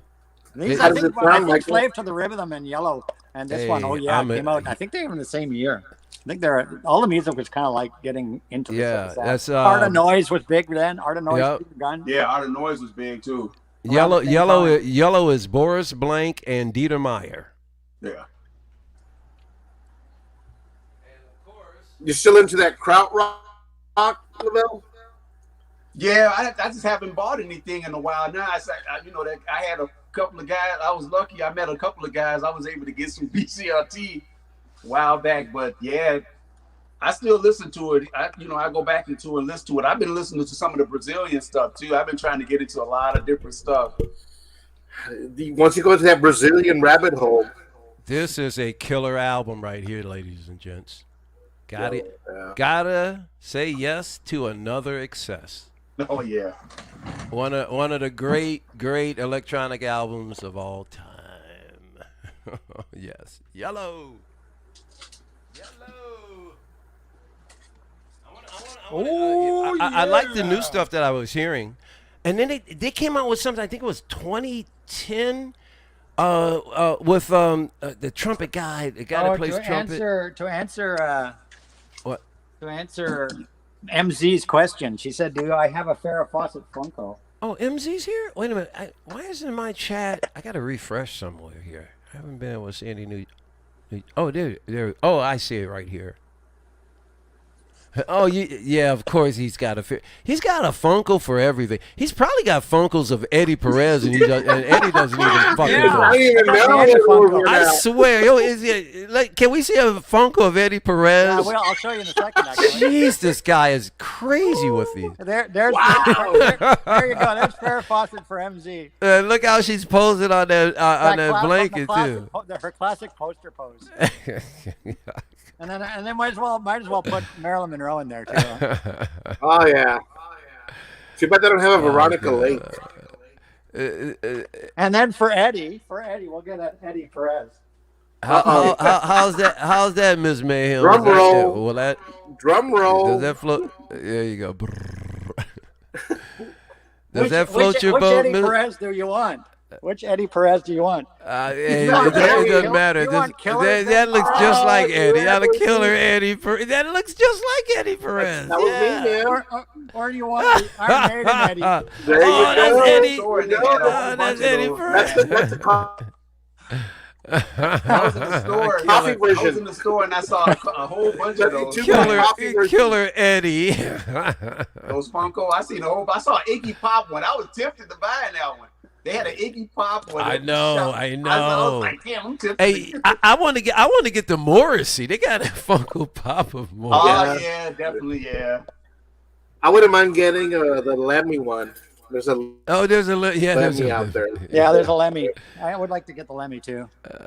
How about that's crazy. How about Joey Ramone? There you go. Oh, nice. Now they put on a hell of a show. That's for sure. I saw those guys. Oh, how about Britney Spears? Yeah. I've never seen her live. Sorry to say. And then there's the standard Alice Cooper. Alice Cooper. Cool, never nice. saw him live, but I saw him in real life. That's the rare. Yeah. I've never seen him play live, but I bumped into him. That's the yeah. Welcome to my nightmare. No, this is the tip of my tongue here. It's probably a later day one. No, it's from Love It to Death. You know Ballad of Dwight Fry. Ballad of Dwight. There you go. This is a rare Funko. This was very limited. Really nice. Yeah, he's in the straight jacket. Straight jacket. Yeah. Yeah, one of the stores. This is the standard that you can get pretty much anyway. Exactly. Yeah, he had them in the glass. That's way back in the day when he had the top hat and the cane. Yeah, I mean, because he's from around here. He is from Detroit, right? Yeah. I was going to say the only I've Funko never Pop seen that I have are... Go ahead. Mm-hmm. No, I was just saying that I've never seen him play live, but I bumped into him twice. Alice Cooper? Yeah, just walking around. That's cool. Yeah. And I, of course, just pre-ordered last night. Not last night, night before. As soon as it was announced, because you know me. As soon as it was announced, I pre-ordered Alice Cooper's brand new studio album, releasing February 26th. I pre-ordered it directly from the Alice Cooper website because they put up a very, very limited edition on purple vinyl. Man, which comes with it's a 2 LP on purple vinyl. Comes with CD, a Blu-ray of his last tour, a Blu-ray concert of his last tour. T-shirt, mask, poster, stickers, a torchlight. I don't even know what that is. And the name of the new album is called Detroit Stories. There you go. Okay. And it's all the songs on it are modeled after late 60s Detroit rock, and it features guest musicians that are all Detroit rockers. Damn, that must be a good one. So it's coming out February 26th. It's called Detroit Stories, brand new Alice Cooper. And you can listen to the first single, which was released yesterday. The first single dropped yesterday. You can stream it on YouTube. It's called Rock and Roll. Wondering if anybody on that's playing check on it there out. is New anybody Alice that I rub elbows with. Interesting. Yeah, because it's got a whole bunch of guest musicians on the album that are all from Detroit. Okay. And the whole album, and I heard the first single last night. I played the single because it's on the Alice Cooper YouTube, called Rock and Roll, and it is really good. It is definitely some hard rock and Detroit rock. It is a really good song. If the rest of the album is like that, it's going to be a fantastic album. Good to hear. Alice Cooper very seldom disappoints. Yeah, he's a staple. Yep. So I'm really excited for that new album. February 26th. What you call it? Been cranking out a lot of stuff too. Neil Young, man, that dude is not playing, man. He got that Greendale came out. Yeah, I just got that last week. The Return to Greendale. And then he got that box set of all his work. I forgot what it's called. Archive Volume 2. It's already sold out. That thing is gone. Really? Neil been snapping, man. I can't. I'm not a Neil Young fan. I can't really get into him. Yeah. I don't get me wrong. I do respect like his work and his legacy because I don't always have to like an artist, but if like 3/4 of the world does, hey, what am I to say? I'm a Neil Young fan only with Crazy Horse, right? Yeah, Crazy Horse. Yeah, Crazy Horse. I think I like the odd solo Neil Young song, but I'm a big Crazy Horse fan. But like Neil Young, just like Bob Dylan, is like I respect their legacy, but there's only a certain amount of songs that I like, and they both have voices that I can't listen to for a long time. They just grate on me. I just don't like their voices. I can understand. I can hear it. But they got to. I mean, they both, of course, wrote some great songs. But I can't really. And I actually went to see. I had an opportunity to see Bob Dylan live. But. I'm not a big Bob Dylan fan. I just don't get the appeal. Sorry, I was given a ticket. I didn't buy it. It was given to me. I said, the guy's a legend. I'll go. I tell you, it was a great show. Yeah, that's how I am about the Dead. I don't get it. Yeah, I don't get the Dead. I think you have to experience them live. Nazz is on vinyl. There's live shows where they improvise and go on those long jams. Well, yeah, if you're high as hell, known for. Of course, yeah. Anything on drugs is good. Exactly. If I was on mushrooms, I know I'd get off on the Grateful Dead. A guy played a record for me yesterday because this guy I know, he's like dead, big time dead. He was telling me, you were like this one. This one's jazzy. I can't remember that. It was Eczema or something. I think that's the name of that, Blues for Eczema. So I can't remember the album. He played that. I was like, oh, this sounds okay. But this right here, this CD right here, is the only Bob Dylan I own. And the last time I played it was when it came out, when I bought it in 2007. I mean, I've got it for me. Best of, and I played it like once. I've got some Dylan. I've got some. I'm a DJ, and I gotta have certain things because I play all kinds of different venues. So I got, I just don't buy them and collect them. Yeah, I'm just not a Dylan guy. I like him. I like the around the motorcycle accident. I like that stuff. Like when he was electric. I don't like the acoustic stuff. Like the early stuff. Right. Like that. Yeah. I got into him with Hurricane. The folky stuff. Yeah. Yeah. But more like electric. I like when he went electric. I don't like that when he was more acoustic. Yeah. Well, I mean, it was more folk, I guess. Yeah. It's like me and Miles Davis. I like Miles Davis, the electric era, more than the straight ahead, right? But see, I like pretty much all this. I see how he got to. Oh, he was brilliant. I love his electric stuff, though. I love everything. Yeah, me too. I'm pretty much. I like everything. And the second quintet. I mean, I've got a couple of his other stuff. But that shows how much he was able to grow, learn from others, and then influence more people. Because for you to say, "Hey, I loved his evolution even more than his beginning," a lot of people who were there in the beginning go, "Oh, I love his beginning. I like his." So that just shows that his growth he was ahead of his time. Yeah, he was ahead of his time with Bitches Brew. It's just. Yeah, and the Silent Way, I love that. Silent Way, but Miles. But you guys have to remember that I come from the school of heavy metal, hard rock, classic rock. and Which is slowly even but more surely impressive. got into jazz, you know, electronic. Yeah, so you're and more like whatnot. Bitches My Brew. core listen- Bitches Brew. You'll be more Yeah, like Bitches so- Brew and On the Corner. That stuff is cold too, though. On the Corner. On the Corner. Yeah. The live ones, live at the Fillmore is good. Live Evil. Live Evil. Live Evil. Live Evil is it's a monster. I played And then that you got for a those friend of mine.